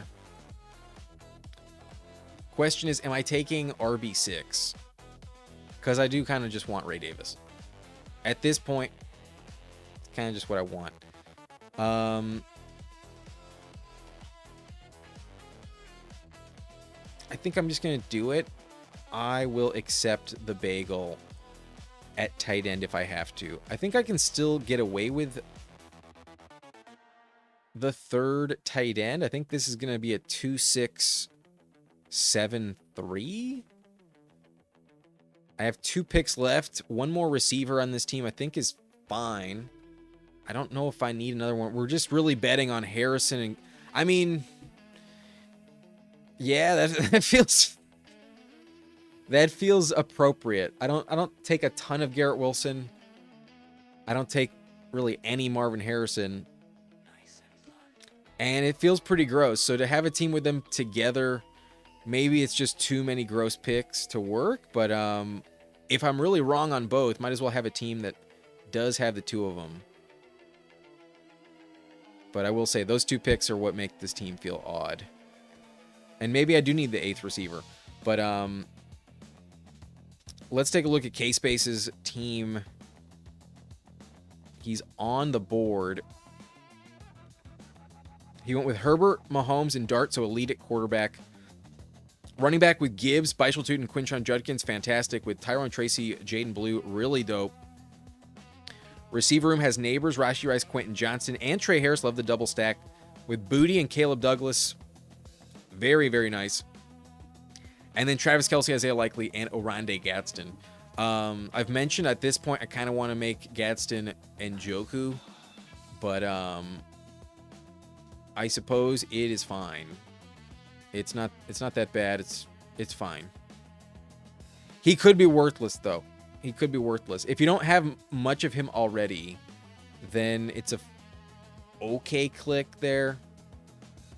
But there's just really, really weird vibes. Let's not pretend. It doesn't feel kind of gross, but to still click it, yeah, fucking send it. The cat's name is Leia. But no, we would never name a female cat after a dude. That'd be weird.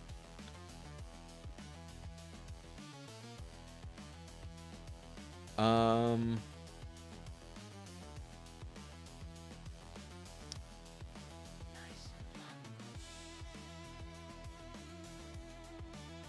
think I'm just going to add on Torrey Horton. Not many names left on the board that offer much production. Long gone are the days where Jacoby Lane was here. There's still reports that are decent with Rashad Bateman, but I don't really want 7 receivers and then add on one more 13 bye. So if anything, it may be helpful that I don't have another receiver with a week 13 bye.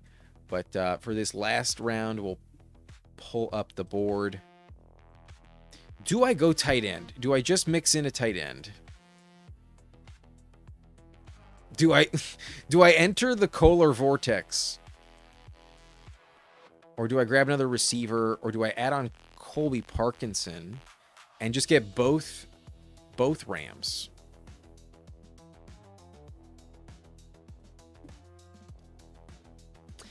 You know what? Yeah, maybe Max Clare is a problem, but I assume he's there for next year, kind of like Ty Simpson. Let's go Colby Parkinson. Let's get a triple week 11 bye. Who's to say any guy I would have drafted at tight end there would have given me anything in week 7? And I was not going to go Kolar. I could have just gone someone with a different bye week, but let's further justify the Stafford stack. And yeah, the week 11 bye at tight end, I will eat the bagel. I don't give a shit. The 2-6-7-3 with Lamar Jackson at Matthew Stafford. Lamar stacked up with Flowers. Stafford double stacked with T-Ferg and Colby Parkinson. Running back room has Jonathan Taylor and Hampton. We're trusting those two with our life, but we also have some touchdown hopes with Chris Rodriguez. Alvin Kamara hopefully stays healthy enough to really deliver in Paris week 7. That's the main reason I wanted him over some other guys in that range. But B-Rob, the elite handcuff potential, and same goes for Ray Davis. Given who my third is, I think having 6 feels kind of much safer than just having 5. But receiver with Flowers, Garrett Wilson, Marvin Harrison, Chris Godwin, Matthew Golden, Stribling, and Torrey Horton. We have our rookie receiver and a lot of floor with Flowers and Wilson. If Harrison just turns out to be a good pick, I'm going to be glad I have him on a team like this, because Godwin just needs to stay healthy. Golden is truly upside, but might be brutal. And then Stribling, I think, is just a great pick. Horton, if he does what he did last year, even if just 4 touchdowns, I'd be ecstatic. So perhaps this week 11 bagel at tight end is going to be the difference, but I think given how we approach week 13, I'm either really in first or I'm gonna miss by just a little bit. If I lose by 4 points, it's because I didn't draft David Njoku or just a tight end without a week 11 bye. Perhaps the kiss of death, but don't have a problem with it.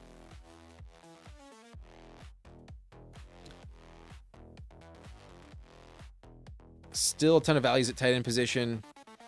I didn't like Mason. Did I pass on Mason? Yeah, I took Golden instead. Mason's all right. I don't need Mason on every team. I was fine setting up the Jordan Love double combo, but the definitely possible Vitron. As long as Adams is healthy, I don't feel like I would fade much. I mean, he'll probably have 30 plus touchdowns as long as Adams is healthy. That feels like a lock. But do you think because I took Zay, it had to be Lamar? Alternatively, you grab Adams, go for Devontae, and grab Stafford as QB1 with like a Baker, Mayfield two later. Yeah, the Lamar on this team, I think feels pretty sweet. But them fresh greens, always the best. But a clean percolation for sure hits different. His dad's on the radio in South Florida. He was wide receiver with Marino, and we got faith in him, but you're right, they didn't sign Njoku for nothing. I think Njoku is a bigger part of their plans than people think. I respect Albert Breer's reporting, and when he went to Chargers camp, he mentioned Njoku being like just what they needed. So I think he is a really good value. Maybe I should have taken him over Parkinson, the more I think about it. But yeah, we did get the stack. Best Ball Guy wants to run a BBM. I wasn't live yesterday, and we haven't hit the 3-hour mark yet. So you know what? Let's do it. We're going to have Best Ball Guy. Eric will be a guest on Tuesday's draft. And you know what? It's the weekend.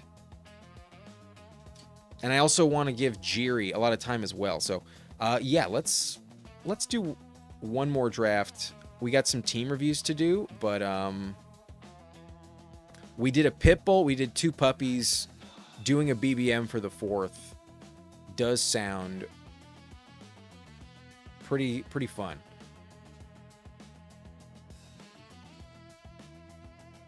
Go Horns mentioned he's going to bed, so don't need to review that one.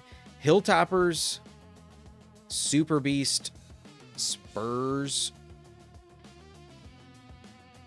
K-Space. We did take a look at the team. Your last pick was Odell. I think if you did not need Odell. But right now, I'm not on StreamYard right now. I'm not on StreamYard. I'm going solo with OBS at the moment. I would if I could, but logistically I can't. That helm pick was a panic move error on my part. I feel gross. Let's take a look at Crumb's team. That's Hilltoppers. But Space Cowboy, we already took a look. Hilltoppers, though, has Hurts, Stroud, and Tua. We have Jeremiah Love, Cam Scatterbo, Kyle Monungai, Aaron Jones, and Tank Bigsby. Running back room scares me a little bit, but basically, if I swapped out Scatterbo and Jeremiah Love in the ADP, I would feel fine with it. So the Scatterbo pick, I think, is really important, and I think he delivers. So pretty sweet. And then you got my boy Bigsby, always nice. Aaron Jones feels a bit more worthless by the day, though. I don't know. I don't really love Jordan Mason in the first place, and then Aaron Jones, I just feel destined to get hurt. So I'd rather go C-Rod myself there. I've been clicking Aaron Jones a lot less. I got him at 140 the other day too, and it didn't feel like the best decision either. So 125 I think is just an inflated ADP. Not in love with it myself, but Amon-Ra, Nico, DJ Moore, Tyson, Alec Pierce, Wandale, and Tank Dell, really fun, dope receiver room. I like the receiver room a lot. Schultz, Gunnar Helm, and Sadiq. Not the best tight end room. Feels very mid. Don't love Sadiq at all. Gunnar Helm is fine, but like you said, you kind of panic picked him. 16 picks above ADP. Tight end got a little pricey over the last several weeks, so it does look better to just get your guys at times. Unstacked Gunnar Helm, pretty strange. You have several Tennessee Titans without Cam Ward. Not always the most exciting thing, but Tank Dell stacked pretty decent. And then Kenyon, the Jets rookie at 197. That's actually a pretty good faller. Tua is unstacked though. You just added Tua for no reason? That's a weird Tua selection, not gonna lie. Kind of strange, but I guess you're just not very confident in Stroud, but he's like triple stacked, so you should be. I think this team was committed enough to Stroud where I think I might have just stopped at 2. Like, to just play it as like this is my Houston team and not doing it very often, I think would have been okay. But Tua, I suppose, gives you something. Not very much though. But we will see Eric on Tuesday. Excited for your guest spot on Tuesday, brother. But K-Space, it auto. I was going to go with a 4 tight end in Njoku. I think Njoku's a legit pick, but gotcha there. Thought Jones could last until Love gets going. I don't know if Jones really ever gets going himself, though. I feel like expecting Aaron Jones to get going might be a problem this year. I feel like he's more contingent upside than people want to admit. If Mason goes down, then he'll have a couple weeks as like really good, and then he probably definitely gets hurt. And watch them just like trade for like James Conner in that scenario. I could see him replaced by James Conner sometime in the season. Who else gets a team review? We got Keith, May, Aaron Rodgers, and Jacoby. With May, I can excuse it, but kind of disgusting with Jacoby there. And Rodgers is the second, but very inexpensive. Let's see the rest. CMC, Pollard, Chuba at 103. Might still just be a terrible pick, but definitely more interesting at this cost. Rashad White, Kimani Vidal. Major bet on CMC. The rest have some riskiness to them, but should be okay piecing it together. AJ Brown, T. Higgins, Mike Evans, Michael Pittman, Coker, McMillan, and Zachariah Branch. Pretty good at receiver. No complaints at all. Loveland, Goddard, and Brenton Strange. So the double week 10 led to the Strange selection. Not a bizarre choice, but taking Brenton Strange there mostly out of necessity. I think there's no reasonable complaint on it. So yeah, very legit. Could have just waited on tight end in theory, though. Taken like a stacked Freiermuth with Rodgers and maybe gotten a better quarterback. The Brissett pick is why I'm like, it's just kind of weird. But last year he averaged like 19 points per game. So you know what? Maybe it just helps you advance. And just like that Tua pick last round, just take quarterback. So last round, take it. No dilemma there. Lastly, though... Oh, no, we still have 2 team reviews. I thought it was just Lone Wolf. But also game tight, we have Kyler Murray, Jordan Love, and Daniel Jones. Pretty fun, given how much you waited. Especially if you have Tyler Warren. Yeah, really dope. Genty, Chase Brown, Travis, Algier, Mike Washington, and Emmett Johnson. That's almost like too much, but I think this Emmett Johnson pick is the one that doesn't necessarily need to be there. But let's say Walker goes down and he is the guy. You'd like to have him in that scenario. But Ladd, Christian Watson, Josh Downs, Addison, So all three of these are stacked up with Tyler Warren, Higgins, A.D. Mitchell, and Surratt. Tyler Warren and Chico Conquo. Pretty decent. With Tyler Warren, you don't need the third tight end. So, yeah, Emmett Johnson, the luxury, but totally fine. You are a Surratt believer, I guess. I think receiver maybe could be inconsistent, but I don't think there's anything to fear enough other than maybe just like these three guys don't contribute at all. Like I have mentioned, I think Higgins can be a bust candidate, but at least 10 picks passed is better. He's still not my favorite pick. And then A.D. Mitchell and Surratt just could also just be dog shit.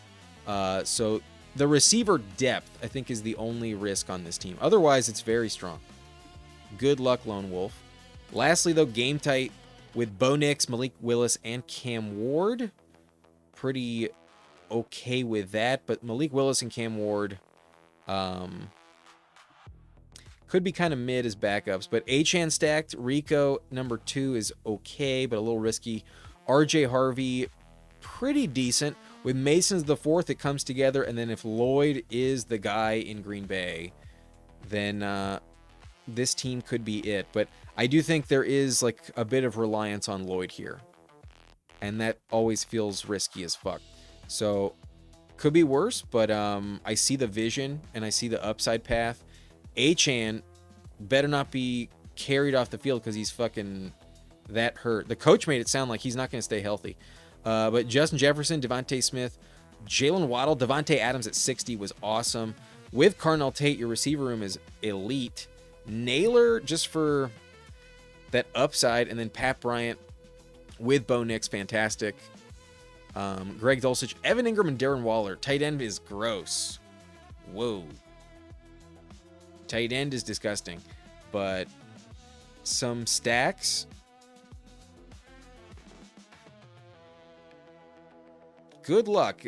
If Waller can score those touchdowns like last season, that'd be a shocker. But he might just stay healthy for a while. All right. Crumb says, yeah, I thought the quarterback room would be too weak with 2, but you're right. What did I'm already forgetting. The Tua unstacked, right? Okay, yeah. Yeah, enough of a bet to just believe that that's the path, but yeah, to take Tua just kind of speaks to maybe how unconfident you ultimately might be with Stroud. But the cat always gets compliments. She's a beauty. But what's up, Rob? How we doing? Happy Saturday to you as well. Cheers. But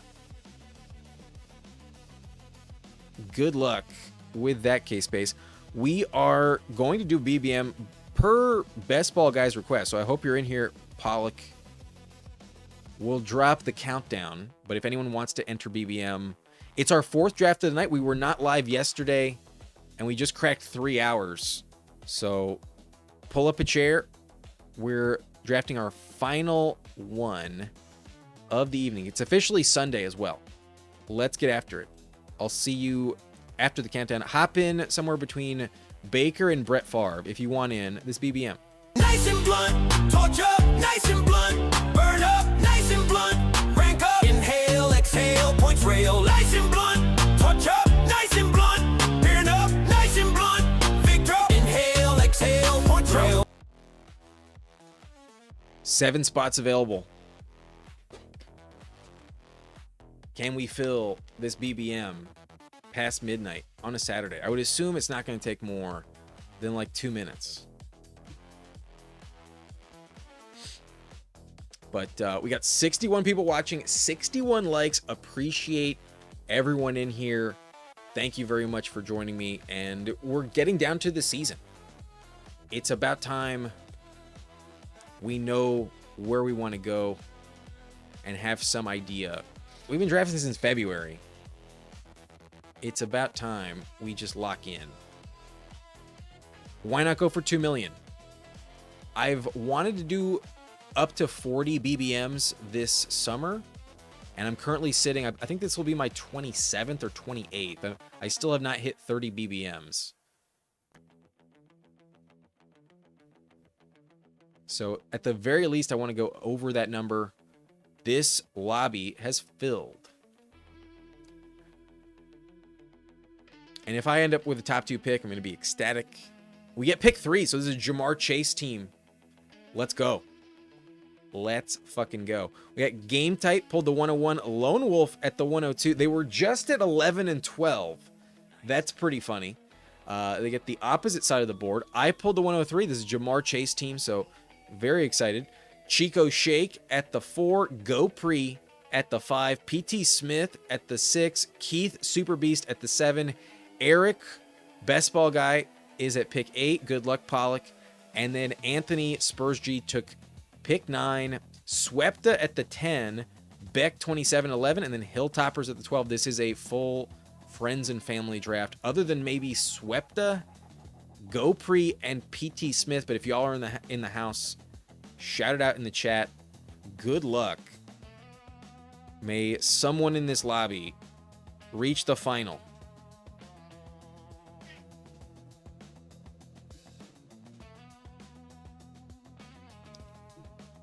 If for some reason Lone Wolf wants to give me Bijan, I'll take him. But I'm assuming just queue up Jamar Chase and expect that is the play. Yep, no surprises. Given your options at running back on the turn, it makes plenty of sense not to mix it up there. But Chico Shake pulling up Amon-Ra at the 4, getting different in this one. Amon-Ra is my wide receiver 3, so if you're worried about a suspension, I suppose you can justify it, but I would still probably just take Puka. But interesting, Puka falls to 6 in this lobby. Look at that, Best Ball Guy. We're not the only one to pass on Puka at pick 5. Sometimes it just happens.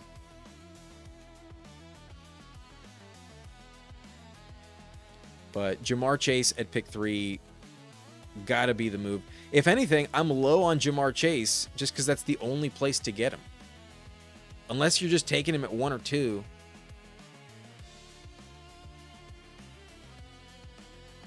That's like the only spot to take him. But Anthony, this is my first BBM with you. Good luck, Spurs. You got CeeDee Lamb. Good luck. Best Ball Guy takes Jonathan Taylor at pick 8.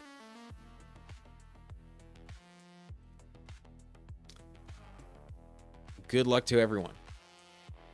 I really want to drink some water, but like I told you, my cat drank out of it. So I have some time. I'm going to be back. I'm going to refill this. I'm going to get a different cup of water. I'll be right back.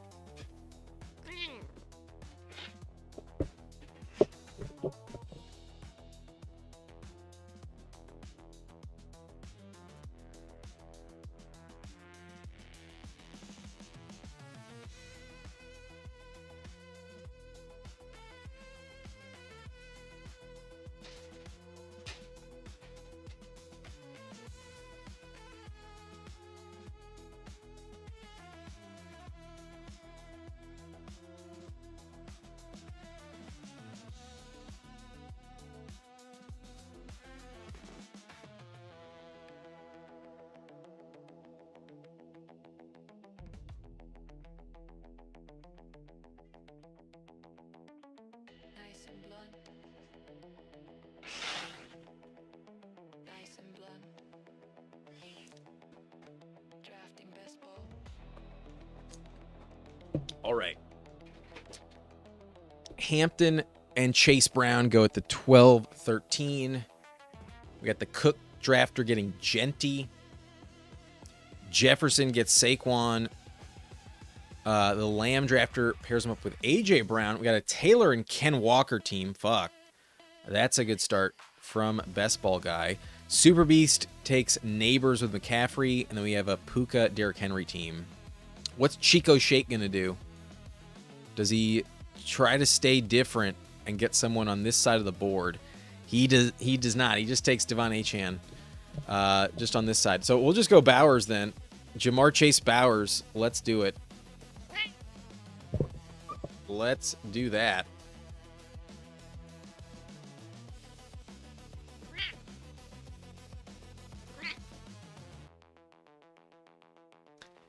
And then Jeremiah Love and George Pickens go. So I might get like Nico.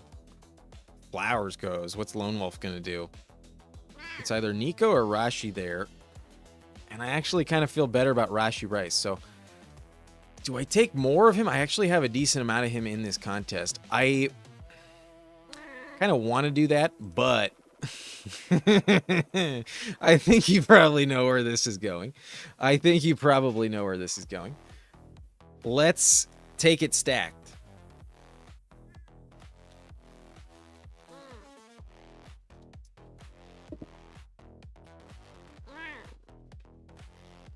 I almost pulled up T. Higgins there and just set it up to just lock in both Bengals.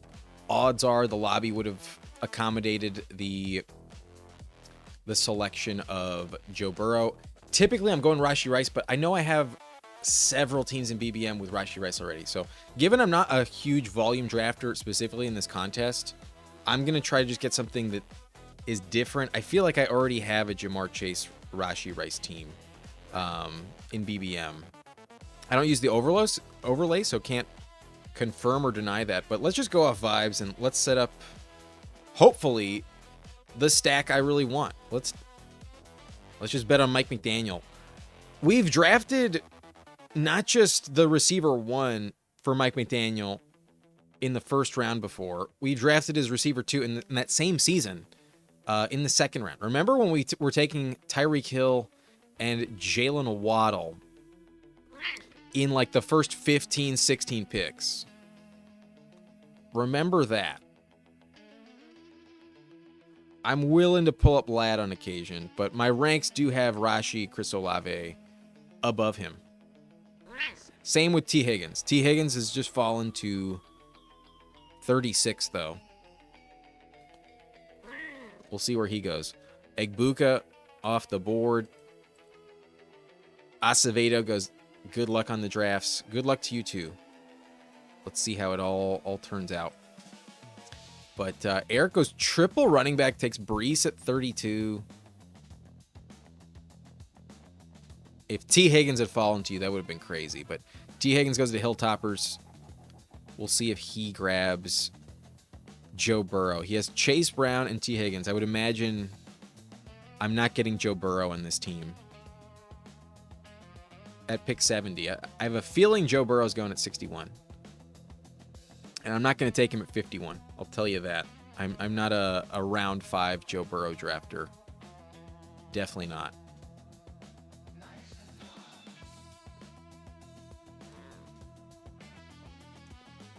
But I think I'm going to take that music out. And I think we're going to go back to the staple. Back to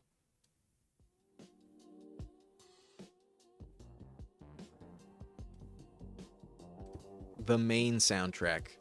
Scatabo goes at 39, Jacobs at 40, and then Swift at 42.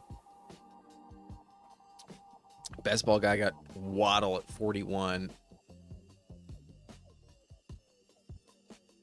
I need some running back points, so I'm going to go David Montgomery on this one. We've already taken Baishal Tutin a couple of times, but I also think Montgomery can play very well against the Packers in Week 17, and having a team that's just different than the others is fine with me. Could have just taken Tutin again, though. Third time in a row. Oh, no, last team we didn't take him, but we've already taken him twice today. Lamar goes at 49 to the Flowers drafter. Let's see what happens here. Tootin makes it back. Pretty sweet. Let's do that. So coming together with a Bowers team that has Jamar Chase and Lad McConkey, David Montgomery, and Baishal Tootin. If we get 12 touchdowns out of both of them, then we are very much in business. And I think that's maybe not a lock to happen, but a fairly reasonable expectation. I'm not going to let the cat drink from the water again.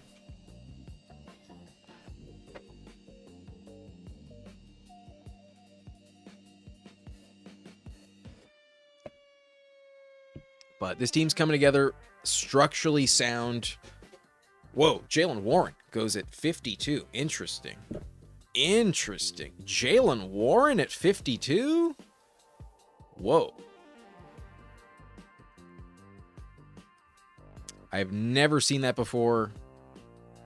I would never do that myself. Jalen Warren at 50. Did I miss something on Rico Dowdle? Did Rico just like pop an Achilles today and I just missed it or something? Like, what? That's pretty wild. Not gonna lie, the Jalen Warren 52 sighting is kind of wild, Chico.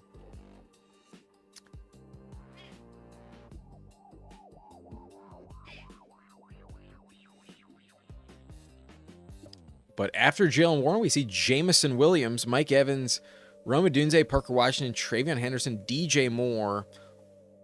Almost made it to the Allen drafter. Almost made it. Quinshawn at 59, though. Christian Watson, and then Burrow did go double stacked to Hilltoppers. But Bucky fell to the 6th round in this one. 10 picks behind Jalen Warren. That's pretty funny. That's pretty interesting.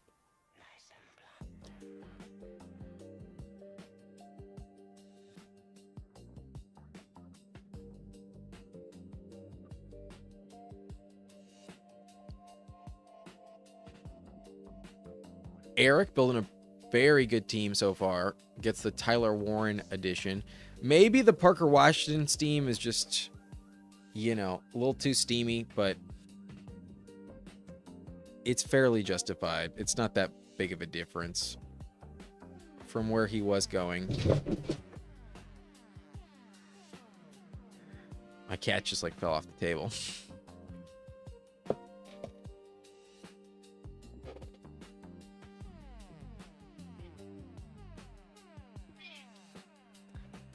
If I had to guess, this cat likes to sleep on like a particular schedule. I think I'm gonna turn off some lights. I'm gonna dim it because it's fucking bright in here. This is my guess of what's going on. We'll see what Chico does. Goes Quentin Johnston. I will take Brian Thomas's ball right here. I will scoop that up. And then we'll see what happens around the turn. But I know exactly the pick I'm going to make. Chico Shake, if anything, just helped me out a lot by taking Quentin Johnston there. Not only giving me Brian Thomas Jr., but taking away the chance that someone was going to double tap QJ and Herbo. If they want Herbo, that's Lone Wolf's choice, but it wouldn't stack up. He goes Dak. I think he may have been playing it for Jaden Daniels. Didn't think he would get it, but the team at the 101 took him. I'm taking Herbert on this side of the board with a Jamar Chase, Lad McConkey team. At this point in time, I'm trying to have a continued investment in Justin Herbert in a new way. And one way that I really like to do it is getting a Herbert with Jahmyr Gibbs team, a Herbert with Bijan Robinson team. I haven't been acquiring the third pick that often. I feel like it's been a long time since I've gotten Jamar Chase, honestly.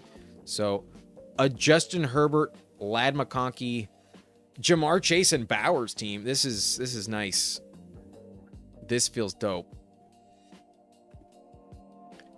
Herbert at 75 feels way better with Lad McConkey, not Quentin Johnston.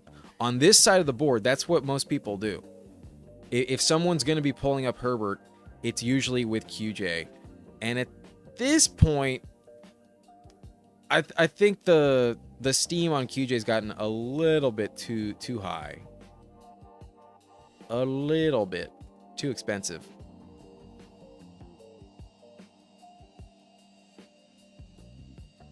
But Brooks goes 76 in BBM.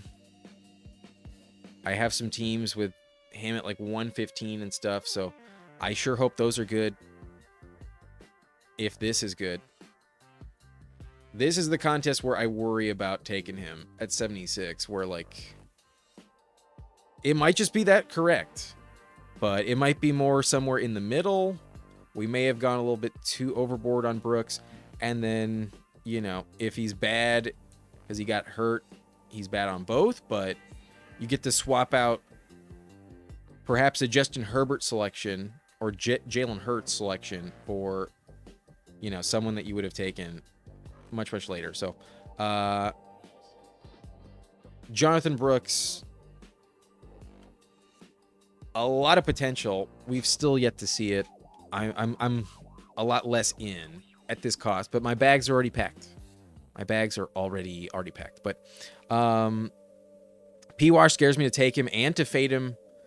Yeah, before Parker Washington rose up a full round, I had about 9.5% on Parker Washington. I had just slightly above baseline, and I just haven't quite put a team together with him in the 5th yet. I haven't done it, but I had enough of him not to be like totally out. If I draft enough where like it dips back below 8%, then maybe I'll click the button. But at the moment, just the way I've built it and the way I view the Jags, I have not been dying. I think I took him at 61 a few days ago, but even that, I'm a BTJ guy. I'm still a BTJ guy.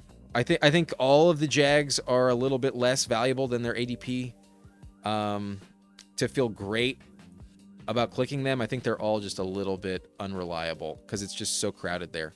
Alec Pierce here at 94. I think I will do that, I think.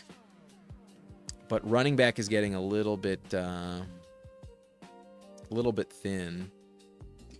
I may regret this, but I'm trusting Justin Herbert, and I'm trusting the value here on Alec Pierce at 94. He might miss a couple games, but I think he can still be really valuable in best ball. I think, especially going right after Josh Downs, both of them in the 90s. At the moment, Keenan's still not there, so I've been more willing to do it. And for best ball specifically, I think I still prefer Alec Pierce and his upside just a bit more than Downs. I think once he's back, he'll be okay.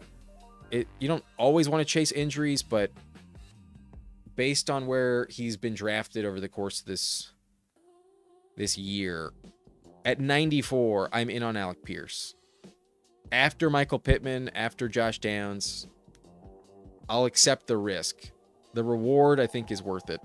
I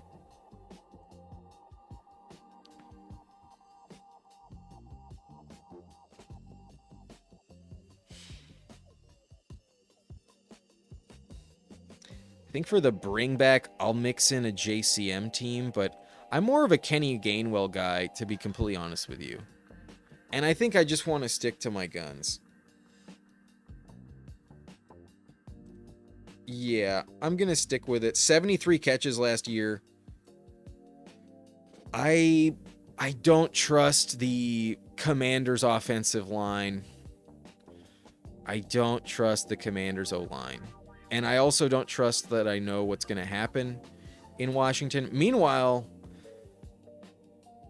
to take the RB2 by ADP in Tampa over the RB1 in Washington by ADP feels like more my cup of tea. I've always been a Gainwell guy over JCM. So I just can't do it. I just can't do it. On the spot there, I think I needed running back. I think that's not a position I want to give up on, especially before the cliff possibly comes. That's the reason why I passed on Monangai or Jordan Mason there. I was a little worried that they would come off the board. I was hopeful I could still get them. But even if they didn't, I really like Kenny Gainwell in round 9. And we'll see what happens. But I trust him a bit more than JCM and the Commanders options. But best ball guys, and I've been saying this since January, but has either one of those worst picks on the board? Either one is the worst pick on the board or one of the best. You want the Jags passing game 100%. Their matchup against the Commanders is too good to fade. One of them is not going to deliver when it matters most. The other one totally could. So, yeah, I don't want to fall too behind. I'm not desperate to overwhelm my shares, though.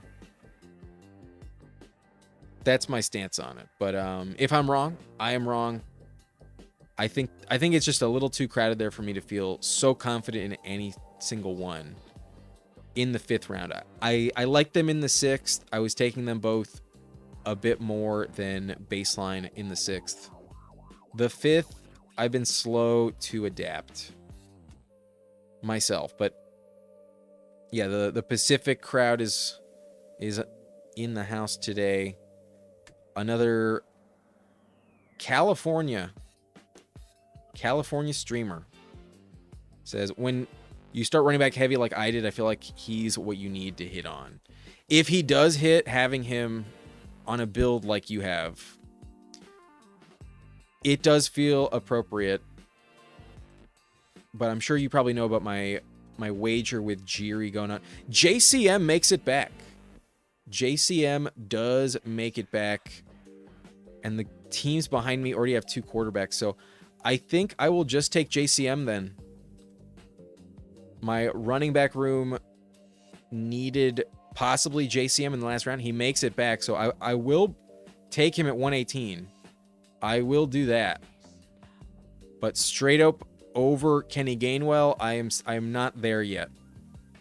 I am not quite there. But at 118, I will definitely do that. Yeah, I would agree. At this point in time, an excellent value on JCM. And also, the Commanders Jags bring back week 17. They will play each other.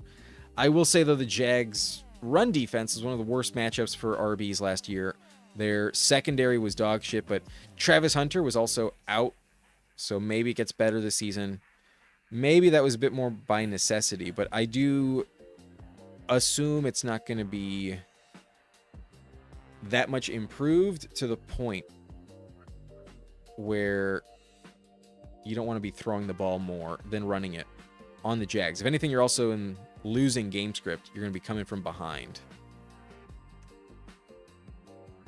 I think you want to throw against the Jags more than run it. But JCM, that explosiveness, can give me a house call when I need it. Drop a 20-pointer. Let's do it. And Baker's still here, so that makes that Kenny Gainwell pick feel even better. The Herbert-Baker combo feels very nice. Very competitive with this. And if Gainwell is as involved last year in the passing game, that it is a stack that I do value. So let's remind you on the build. So far we got a 2-4-4-1, and this team has Bowers on it. So that tight end is the best in the game. We have a advantage at that position. Our quarterback room has Justin Herbert stacked up with Ladd McConkey, and then Baker Mayfield so far with Kenny Gainwell, and we might be looking for somebody else later on. But running back room, we waited till round 4. We got Dave Montgomery, Byshul Tootin, Kenneth Gainwell, and JCM. The value on JCM there felt pretty clutch, and then being able to still get Byshul Tootin in the 5th round along with Montgomery, I think I kind of got a little lucky at the 4-5 turn, and then grabbing Gainwell, still getting JCM also felt like a gift. So that feels like it went as good as it could. And then receiver with Jamar Chase, a stacked up Ladd McConkey, Brian Thomas Jr., and Alec Pierce. We have 25-point upside from every single receiver every single week. And we know we're getting like a 50 burger from Jamar Chase at one point. So maybe that's the week we need it. Maybe Chase is just the guy you need this year. And we also have the stack with Herbert and Ladd that seals the deal. I'm liking this team, especially with Bowers. I've avoided the tight end position, but it's come together nicely. So far, I feel pretty good about this team. Eric says he hated that pick right now, but Laporta is the tier. You took Laporta with Tyler Warren. Laporta at 89, and then you did get sniped on Goff. But not sure if you were desperate to do that. You do still get Waddle with Bo Nix. You did not get the Trevor Lawrence fall. An unstacked T-Law selection must have been annoying.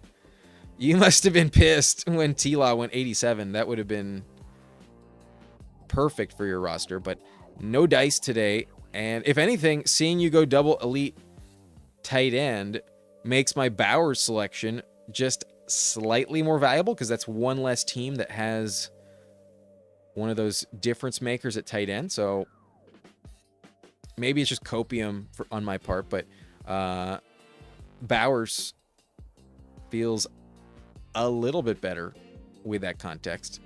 But getting the bring back with Romeo Doubs versus the Patriots and Denver, Debo at 128 and then Shaheed at 137.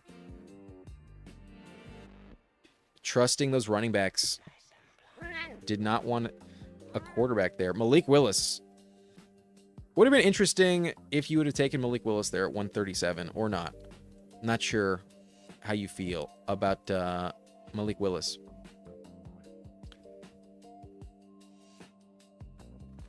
Jonah Coleman goes. I do have Alec Pierce, so I'm going to bring in Daniel Jones on this team.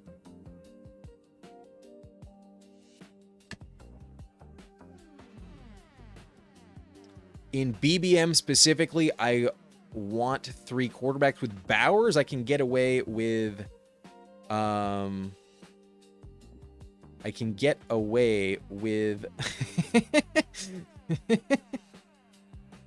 yeah, bummer. Tough shit. But I have Alec Pierce, so I'm taking him.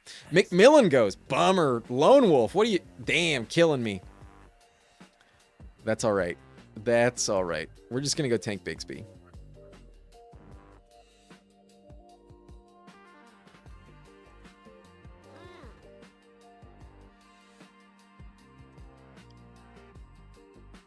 I got it in. I'm just taking Trey Harris. I'm just taking Trey Harris first. Yeah, give me Trey Harris on this team. 100%. We'll see what happens at running back. But I'll go Trey Harris. In BBM, I specifically want 3 quarterbacks. Now, Mendoza maybe could have been the play. Mendoza looked pretty good. Honestly, Mendoza looked very good in the preseason. But we go Daniel Jones instead. Bummer. Debo in BBM probably feels a little less exciting. Similar to my reasons why Jonathan Brooks isn't my favorite click in the 7th round. Just because, you know, rewind even just like 2 weeks, you could get him at 175, 180 a lot of the time. But the difference between a $1 pick and a $2 pick, very negligible. It's still at 128, probably going to work out unless he just gets like run into the ground and injured. But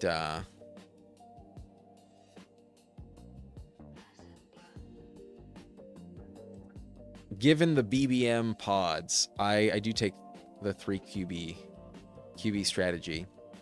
Charbonnet goes. I was hopeful for Charbonnet. I would have loved Charbonnet. We pass on Bigsby. Kind of wanted Charbonnet. I thought I might be able to get him at 166, but not in this lobby. Hilltoppers takes him. I think it's a good spot, but this room at QB is insane. Hey, you got Bo Nix, man. At least you got Bo Nix. But yeah, are you gonna go Rodgers? What are you gonna do, Eric? The nice and blunt lobbies are Snipe City at quarterback. Snipe City over here. But you go Jacoby Lane. You are not relenting. You're just taking what the board allows.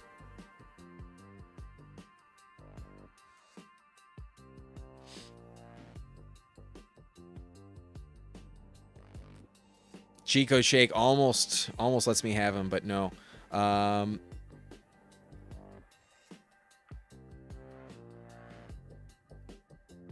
I do like Dontavian Wicks a little bit, but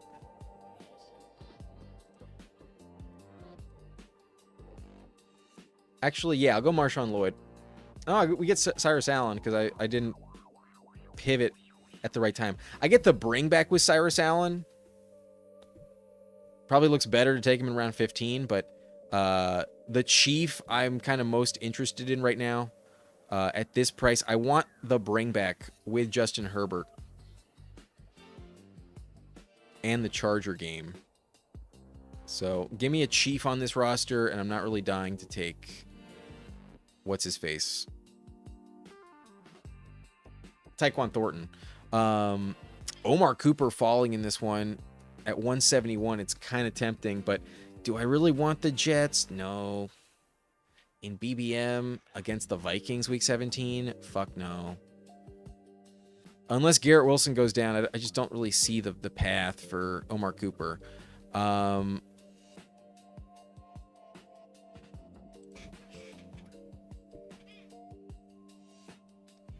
Let's just bring in Caleb Douglas. And I will ignore running back one more round.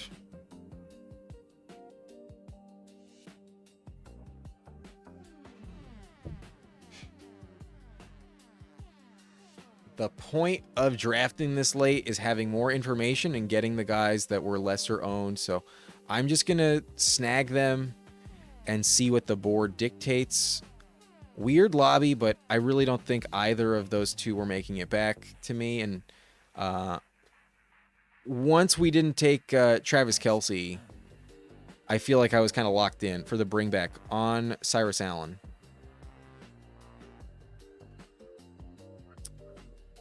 I don't know if I want to play it with Keenan Allen. I think with Alec Pierce and Daniel Jones, I think playing that is more valid.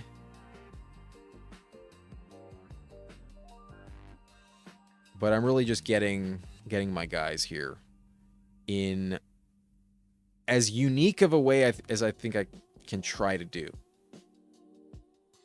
Throwing ADP at the window. I still don't have a second tight end, but I think I know where I want to go. Best ball guy I'm going to find this year is Darnold. You go Rodgers. Doesn't feel like the best option, but at 176 as your QB2, you need it. Very good backstop to just have Rodgers. And then I imagine you'll take a third. We'll see what happens. But you go Sampson, Pacheco, Jaden Blue, Sampson off the board, Schultz, AJ Barner, and Dulcich off the board. Malik Washington, and then Kenyon Sadiq. Brian Robinson goes. Sean Tucker. The guy I really wanted is Ray Davis. We're going to bring in Ray Davis here. Another week 7 bye, but I'm gonna say fuck it. Who cares? Just give me the contingent upside. And with Ty Johnson going down. Man, I wish I had drafted just so much more Ray Davis than Katron Allen. Katron's still kind of interesting to me, but Ray Davis feels like such a good pick right now. Such a good pick.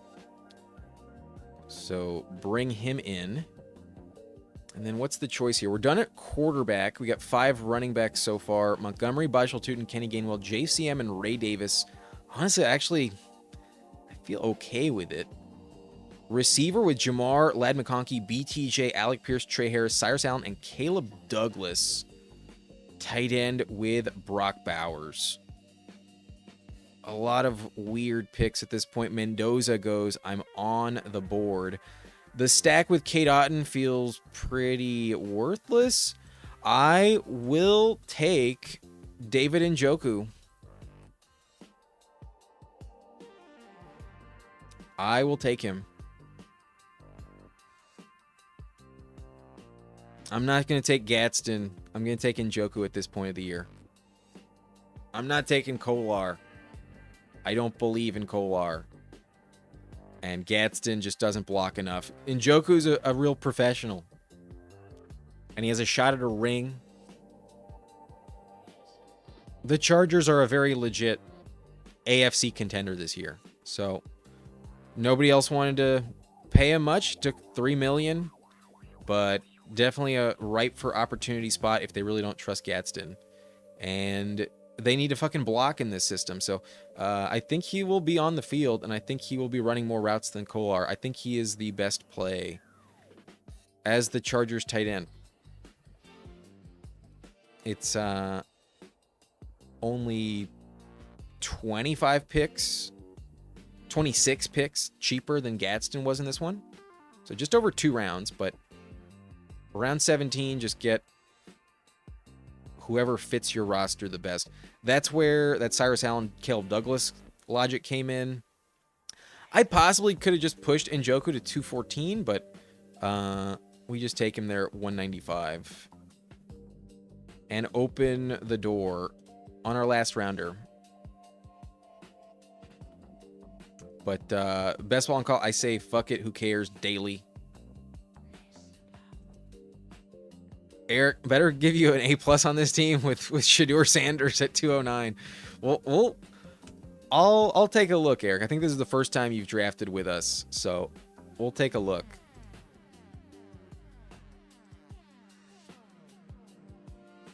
But I could go Kimani Vidal on this one.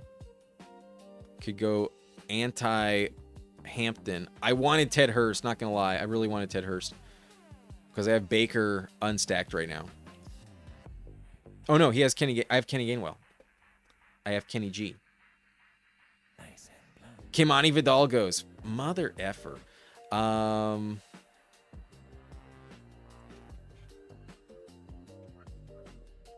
Queue up Brandon Thompson then. And... oh. Nah, I'll do this. Darren Waller. Come on down. Give me another flex play. Touchdown guy. And maybe Njoku does fucking suck. A 3-5-7-3 with Bowers. Justin Herbert, Baker Mayfield, Daniel Jones. An unstacked Baker. 2 picks away from a Ted Hurst. Maybe I should have taken him instead of Njoku, but whatever. I have Kenny Gainwell. Baker's not completely unstacked.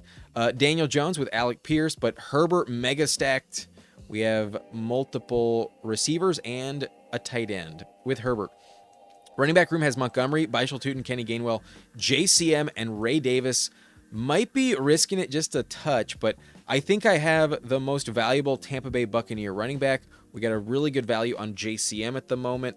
And then Ray Davis. If James Cook goes down, this team is just cruising.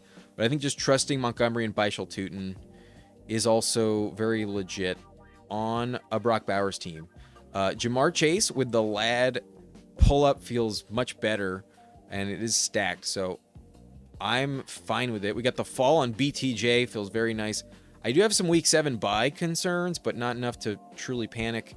Alec Pierce will be healthy by then, and he has elite upside any given week.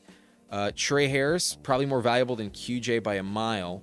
Cyrus Allen, the bring back, but also just to make sure I get him. And looking like a really trusted option for Mahomes in camp, apparently. So I'm willing to buy in. I'm buying the hype. And I'm also buying the hype on Caleb Douglas. He had a really good preseason game. We took Njoku, but we also took 2 extremely inexpensive tight ends. We got Njoku and Waller with Bowers. Fun team. Perhaps I needed RB6, though. Perhaps. But as long as this JCM bet does work, I think I get away with it. I really do. I think we will be okay with this group of 5, especially if I get anything out of Ray Davis.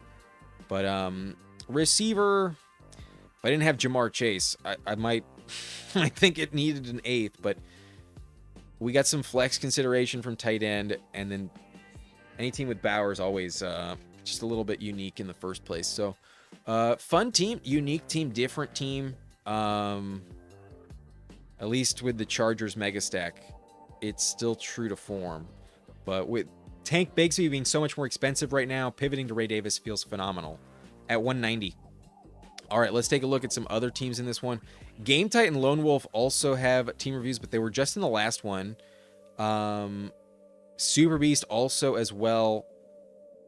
And then Hilltoppers we've also reviewed a couple times too. So I'll put Best Ball Guy at the top of the queue just because he'll be a guest on the channel Tuesday. And this is definitely the first time we're giving him a team review. So just because everybody else has already gotten at least one in this stream already, we'll go with him first. Obviously, the weakness of the team is quarterback, but with Bo Nix, it feels totally fine. Bo Nix going to drop another 300 fantasy points, odds are. So on the season, still probably advancing. And then obviously the Shedeur Sanders pick is worthless other than like 2 games. Rodgers should have some weeks, but also just not the best QB2 option to have. But Meg Schapp would say differently. I think at 176 it is still a good value. So yeah, to have Bo Nix get boxed out at quarterback and still have Rodgers, Sanders, not fun, but valuable. It's not that he's no, I think you misheard me, Eric. He will play more than 2 games. Will he hit 20 points more than twice? I don't think so. That is asking a lot for Shedeur Sanders. But you know, a couple of spike weeks, he'll be usable 3 or 4 times maybe, you know, like can he hit 18 points a couple times? Yeah, probably, but you're going to get a lot of 13 points and less out of Shedeur. There's a reason he goes undrafted, you know, like he's all right. He had 1 good game last year. That's, you know, that's the point I'm kind of making. But I think he plays like 10 weeks. I think he plays more than half the season. But there's just a lot of dog shit weeks. So yeah, just good luck at quarterback. The rest, though, in theory, should be lit. You start off with Taylor and Ken Walker. Love that. Breece Hall, I still think is somewhat risky at 32, but structurally as your third, no complaints. I think I like Scatabo more than him. So I like Travis Etienne more than him. So I feel like round 4 is also another way to do it. But you get Waddle in the 4th, so it's all fine. I know you got your Jets, so I got no issue with it. But sometimes with Taylor Walker, I feel like I don't need a Breece Hall, but I just don't like the Jets pick. That's me. Tyjae Spears and Dylan Sampson, pretty mid-ass handcuffs, but they do have more receiving value and like weekly upside. But like with the confidence level of these 3, sometimes I might like more of like a Ray Davis Tank Bigsby pick, but that's just how I play. If you told me Quinshon Judkins goes down, Sampson is a top 15 play, better in full PPR, but gonna get a lot of volume, so just needs touchdowns, but tremendous floor. And then Tyjae is also like probably mixed in with Singleton, so for the contingent play at cost, these aren't my favorite running back picks, but Sampson at 185, good value. Tyjae, he's okay. He's whatever. That's my honest opinion on Tyjae. But you got Waddle, you got Parker Washington. We went over the P-Wash selection. It's either amazing or it's not, but it's totally worth the bet. Unfortunately, you do not get Trevor Lawrence on this team. But with Jaden Reed, Romeo Dobbs, Deebo Samuel, Rashid Shaheed, Jacoby Lane, your boy, and then Jeremy Bernard, there's enough points here to feel very solid every single week. Like the upside and floor is all over the place. It's definitely a balanced combo with just like a lot of different ways to work out. So good luck on hitting the right weeks, but no one is like truly elite in my opinion, other than like Waddle. That's the only like consistent play I think you have. So I think that's the only risk I see here, where like, you know, if they all hit the same weeks, then some of the really valuable games might be on the bench more so than in the starting roster. There's no one who I feel like, other than Waddle, is like always in your lineup every single time. But that's maybe my Parker Washington bias. If it's P-Wash, then the team is sick. But I think you understand what I mean. We're like week to week. I don't know if you know exactly what the starting lineup's going to look like. It's going to be very random, but individually, good picks. Tyler Warren and Sam Laporta, elite tight end room. So you just trusted your gut, Laporta at ADP as your second. And although you didn't get Goff, you did get the Bo Nix Waddle. So yeah, good team with the exception of the quarterback depth. Quarterback depth is just inexpensive. That's all it is.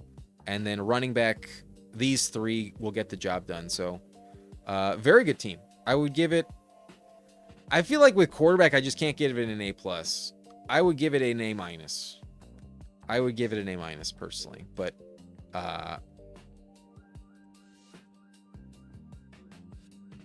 very solid receiver room. The Debo pick, I think, is totally fine. I don't think it's gross at all. Anyways, nice job. We will see you Tuesday.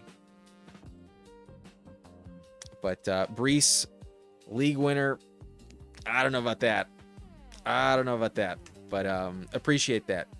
Definitely looking forward to Tuesday. Good luck with everything. It's late, so. You also say, personally, I think Pollard gets benched halfway through. That, I think, only happens if he gets hurt. That's my take on it. But I also like Nick Singleton enough not to fully trust Tyjae. But I'm sure we can discuss further in person. Good luck, Eric. We'll see you on Tuesday. The FF Enjoyer says he isn't playing against the Tennessee this year, though, so don't expect a 30-plus bomb.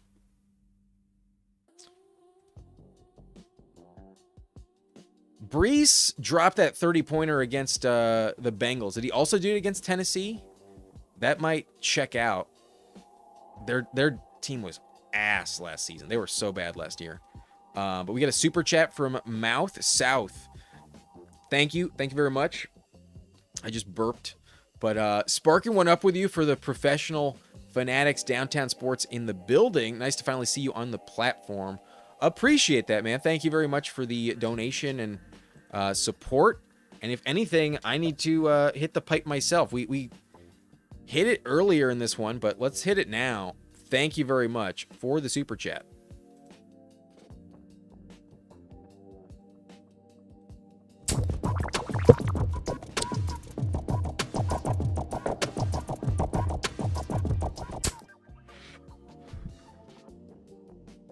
All right.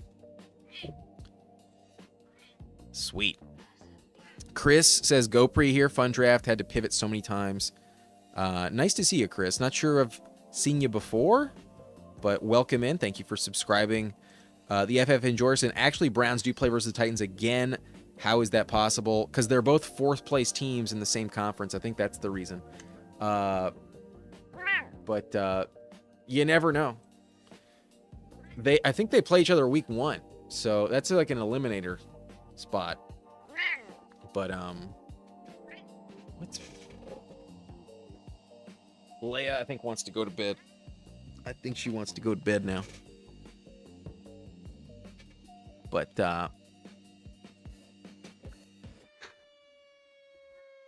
okay. We have 4 team reviews, if I'm not mistaken. We have Game Tight, Lone Wolf. We have Super Beast and Hilltoppers. If I missed anyone who is a member, please let me know in the chat, and we'll take a look. If you become a member, you lock in team reviews anytime we're in the same lobby for the rest of the month. Or I believe, no, it's a full month starting the day you sign up. Yeah, it's a recurring 1 month subscription. All right, Game Tight took Lamar Jackson at the 4-5 turn with Zay Flowers. He planned ahead. He got Jaden Daniels and Kyler Murray. So a very strong quarterback room with a lot of rushing potential. Very, very strong quarterback room. Jameer Gibbs, Jeremiah Love, Jordan Mason, Algier, and Marshawn Lloyd, pretty legit at RB. The Jeremiah Love always feels better when it's RB2 with someone like Gibbs or Bijan. But Mason, very clutch. RB3. Did take him at 96, though, a little bit early, perhaps, for my taste, but I can see the path. He's very critical, I think, as like a backstop on this one. But Algier and Marshawn Lloyd, just good luck with the backups. They should be decent, but there's a world where neither of them scores like any touchdowns. Also, Flowers and Luther Burden, Marvin Harrison, Stephon Diggs, Concepcion Bateman, and Antonio Williams. We got, a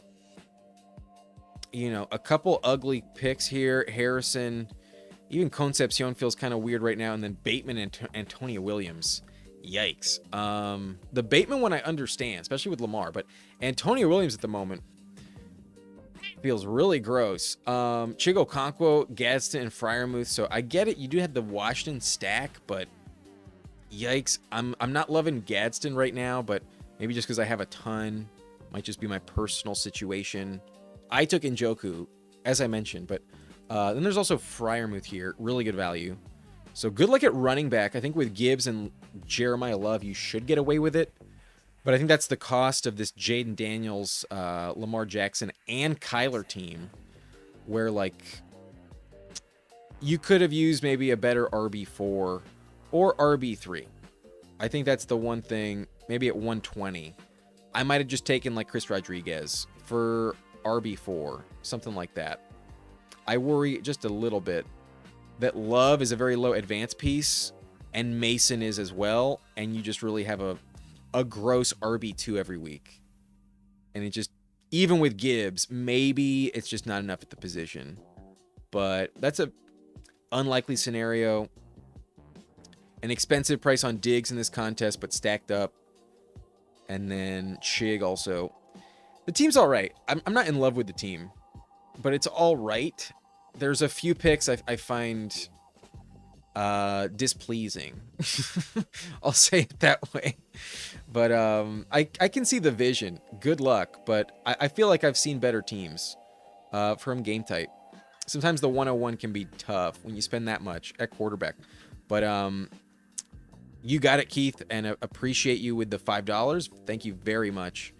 But let's take a look at... Since you drop a super chat, let's go to Super Beast. Let's have you jump the queue. Caleb Williams and Jackson Dart. As long as Dart stays healthy, this can get the job done. I trust Jackson Dart myself. Some people don't, but I definitely do. We got Christian McCaffrey, Kyron Williams, DeAndre Swift, Rashad White, and Mike Washington. Really strong up top, and then the Rashad White pick is still, I think, valid because of the pass protecting skills he has. And then Mike Washington did look good in that preseason game with a 50-yard run. But Neighbors, Romadunze, Metcalf, and Pittman. So you got sniped on Rodgers. You did set it up. I'm not sure if you wanted the third quarterback, but you did get sniped, I would assume. Trey Tucker, A.D. Mitchell, Kayshawn Booty, and Malachi Fields, Isaiah Likely, Dallas Goedert, and Theo Johnson.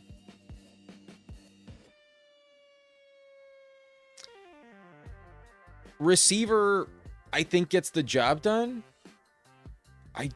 I hate the A.D. Mitchell pick myself. I don't like it at all. But tight end feels fine. The double tight end in New York with Likely and Theo Johnson stacked up. So that's interesting. Running back, you just need CMC to stay healthy. As long as that happens, you got a team here. I think it seems like you planned Aaron Rodgers and just didn't get it. So the double Pittsburgh Steelers receiver feels weird. That's the only thing that feels odd. I do not like A.D. Mitchell, but like Trey Tucker at cost, not terrible. Kayshawn's interesting right now, and then Fields as well. So a big investment in Dart. Only Romadunze and Swift, though. You got the double stack with Caleb. That's nice. Okay, at least there's two. I thought for a second there was just Swift, but I was mistaken. I almost forgot about Rome. Good luck. Good luck with the Giants tight ends not getting burned by Neighbors. Goddard, though, I think really, really helps this team a lot. I think if you didn't have Goddard, if you told me you just had, like, I don't know, Juwan Johnson or, like, let's say AJ Barner. Let's say you didn't take Goddard there. I would worry about the team. But Goddard, I think, is actually really important. And then good luck with the Pittsburgh receivers. That's the one thing that's a little odd on this one. But Mouthsmouth doesn't like it. He's giving out C pluses.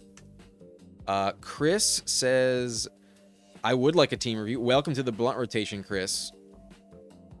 Remind me which team we're reviewing. GoPre. Got it. Well, if you're new and this is your first time with us, you jump the queue. We've already reviewed multiple times Lone Wolf and Hilltoppers today, so they're going to have to wait one more time. But new member of the blunt rotation. Oh, I'm going to put a little weed in the bowl. It needs a little bit, but we'll take a rip as well for a new member. A little nightcap.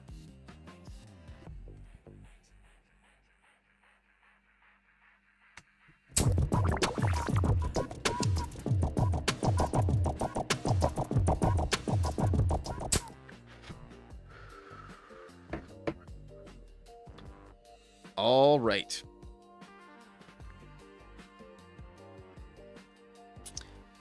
Gotcha. Backup plan if you passed on Dart. I think it would have been really funny had you sniped Eric.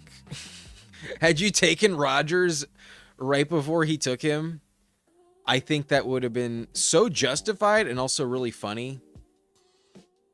I think it would have been hilarious had you sniped Best Ball Guy on Rodgers there. Because he really needed Rodgers. If he had gotten stuck with Geno and Mendoza, with Shador, like, he probably would have just gone Mendoza. I know he likes Mendoza, but I think that would have been funny. Anyways, what am I looking at? GoPre. Pick 5. Pick 5 can be tough. Jalen Hurts and Mahomes. I like that. I think that gets the job done. Travis Etienne at 44. Love it. Love it. Ramondre Stevenson feeling much better about it right now. But there's still a world where he fumbles his job away. Dobbins, Woody Marks. Dobbins with the bring back, but probably not going to be healthy week 17. So might be a worthless bring back, but a good advance piece until he gets hurt. Hopefully it's not too early. He's already banged up, so it's not my favorite pick, honestly. Woody Marks, one of my least favorite picks, but then literally my favorite pick. I don't have anyone more exposed to than Tank Bigsby. Tank Bigsby is my guy. I have been telling you all fucking year to take Tank Bigsby everywhere. So at 149, a bit more expensive, but still not expensive enough. He should go above Keaton Mitchell. Brian Robinson here. Elite handcuffs, but if they don't get hurt, maybe you just don't have the pieces at the end of the season. But I like the Dobbins pair with someone like Bigsby or B-Rob. Someone that, like, if they do deliver, it's going to be at the end of the season, and they do have the chance to cover you with Dobbins. But honestly, if you told me you just have Jonah Coleman instead of Woody Marks, I would like this team more. The Woody Marks pick is where I say bad choice. I do not like Woody Marks myself.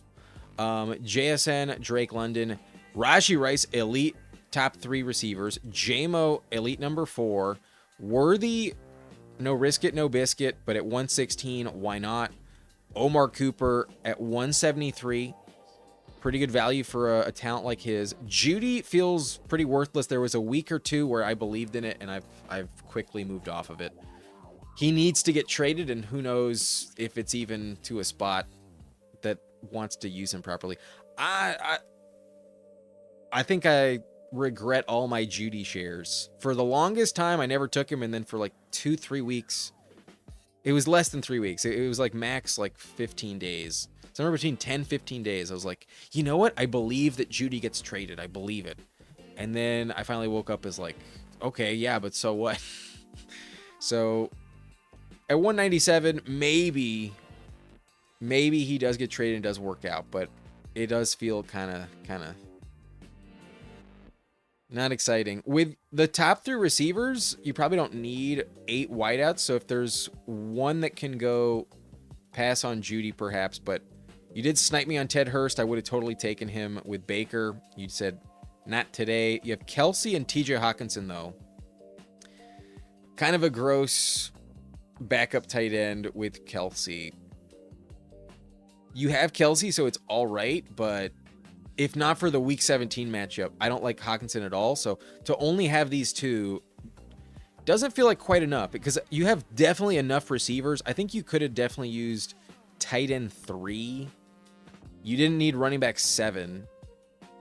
And I don't feel compelled to say that you absolutely needed quarterback 3. So I think I would have liked this team a little bit better had it been a 2-6-7-3. Tight end room, I don't think is strong enough to only have Hawkinson and call it done. But shout out Rob from Pro Fanatics. He loves Hawkinson, and he has been amazing before. Maybe I'm just a hater, but I don't love it. If you're right, though, congratulations. Tight end is definitely the position that can afford to not have that. But yeah, swap out Judy for, let's see. You took Judy over Gunnar Helm, Cade Otton. Put in Darren Waller. I took Darren Waller. I would like this team a lot more if it had Darren Waller instead of Jerry Judy. Okay. That's the only complaint, really, other than Woody Mark. So in overall grade, it's competitive. It can totally pass. A big stack on Mahomes. As long as Mahomes delivers, this team's in business. I don't mind that Hurts is not stacked with anyone. But if you told me this team had Goddard, I would like it so much more. Yeah, this team could really use Goddard. 2 picks away from getting him back. You took Kelsey instead. Yeah. Just sometimes it doesn't work out that way. Had Goddard been there at 140, this team would be fucking perfect instead of Woody Marks. But good luck. It has a chance. Good luck. We have Lone Wolf and Hilltoppers. Let's start with Lone Wolf. Prescott, Stafford, and Mendoza. Stacked up with Pickens, stacked up with Adams, stacked up with Jalen Naylor as well. Bijan, Tony Pollard, and Kyle Monangai. So slightly mid on the depth, but if Swift goes down, could be elite. Emmett Johnson, Justice Hill, pretty gross handcuffs. Not the most appealing ones, but they are handcuffs. They are contingent upside plays. We'll see about that. George Pickens, Nico Collins, Terry McLaurin, Devontae Adams, Jalen Naylor, McMillan, and Wicks. Receivers, amazing with the top 4. The McMillan pick, he's fallen so much. I was kind of surprised that you took him there, but good pick, honestly. I was really expecting to have him on my team, so kind of bummed that you took him. And then I think I queued up Wicks and didn't take him. You took him instead. This is probably where I took Caleb Douglas and Cyrus Allen. Good pick. Naylor stacks up, so it's better, but I think he's a little overpriced, and I don't really know what to make of him. Honestly, I'm not quite sure what value he really offers, but definitely some spike weeks last year. Maybe, just maybe, he has another 100-yard game like he did last season. But Ferguson, Kincaid, and T-Ferg, pretty solid. Love the Kincaid pick.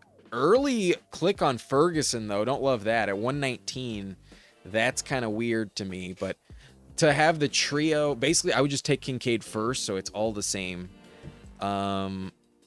It's all right, but personally, I don't love Ferguson above ADP. The only time I'm taking Ferguson is behind ADP. However, you did have the double stack, so just get your guys. you can justify it, but at 119 in a vacuum, I do not like it. I would take Kincaid above him, but 3 picks away. It's all a wash. Get the stack.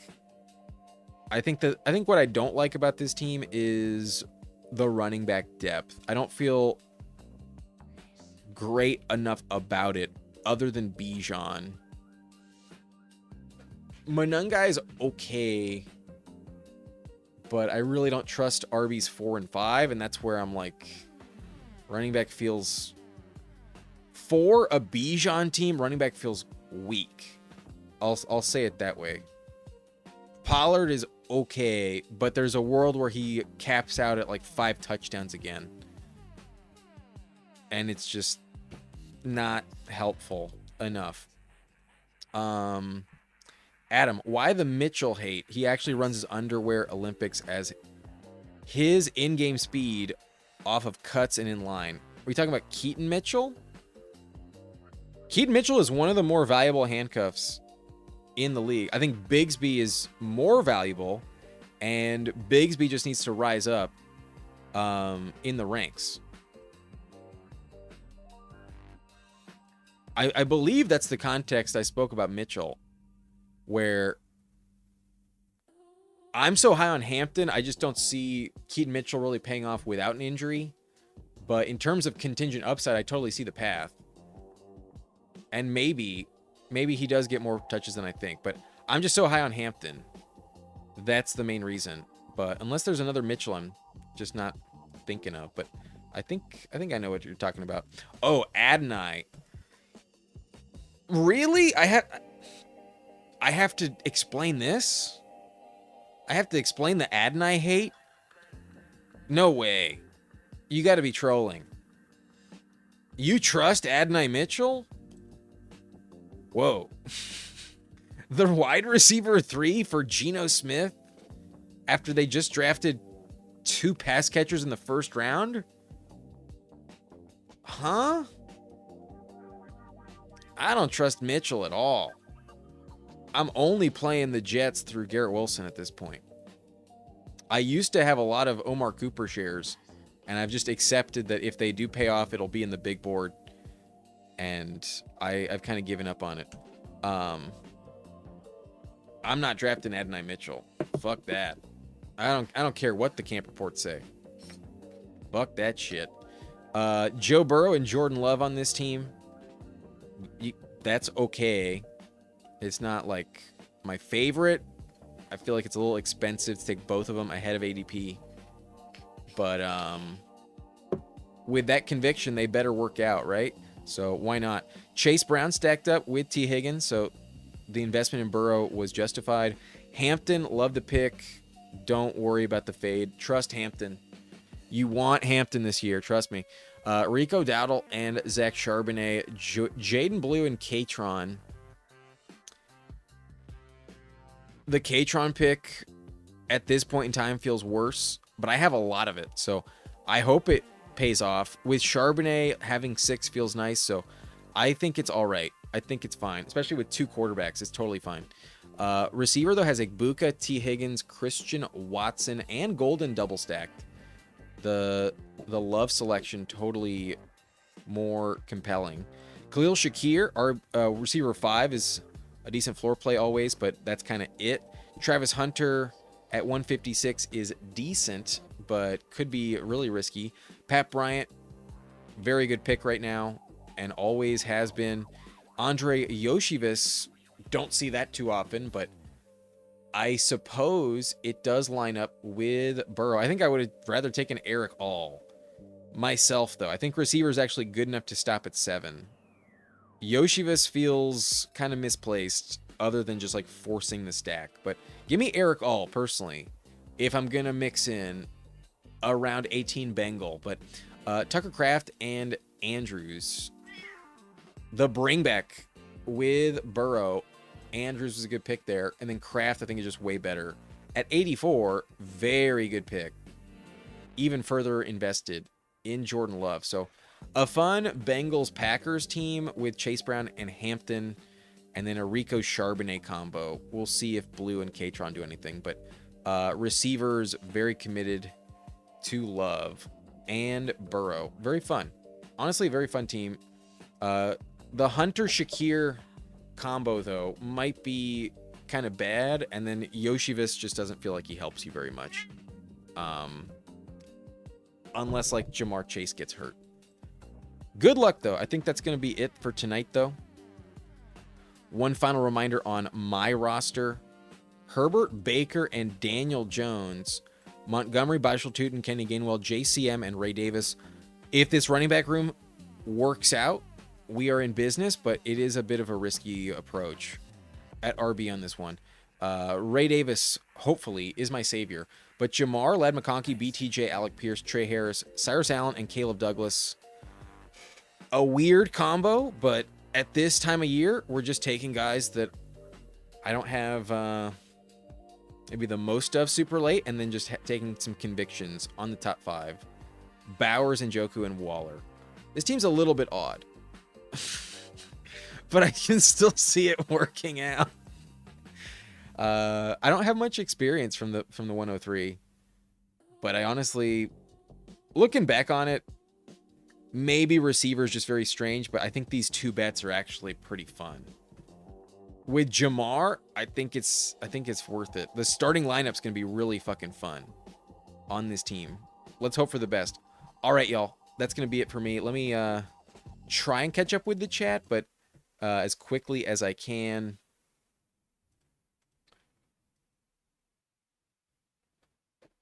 The pipe still has some left in it. Let's blaze it, and then I'm going to get out of here.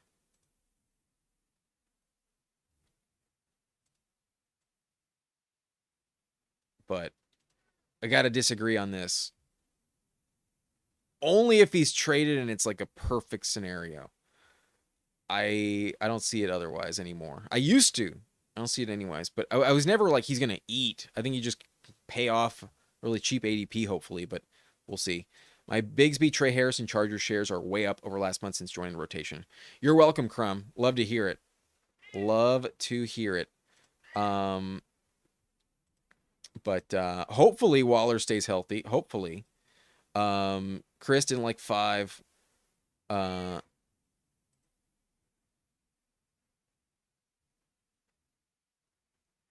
If you say so, but the number 2 for Geno Smith is not someone I want, man. It's just not. It's just not. Agree to disagree. If I'm wrong, so be it. But good luck, everyone. It was fun. As always, it's very fun. Although I think that use Sadiq as the static X if Reich uses him like they would use DK Metcalf. Didn't need Jones. My team, perhaps not. I maybe could have used a receiver, but it is BBM. Had I not taken Jones, running backs there, Tank Bigsby, I guess. Or just take Jalen McMillan. Maybe Jalen McMillan. I would have definitely liked this team a bit more with Jalen McMillan. Perhaps that would have been the pick. All right. That's going to be it for me. Appreciate y'all.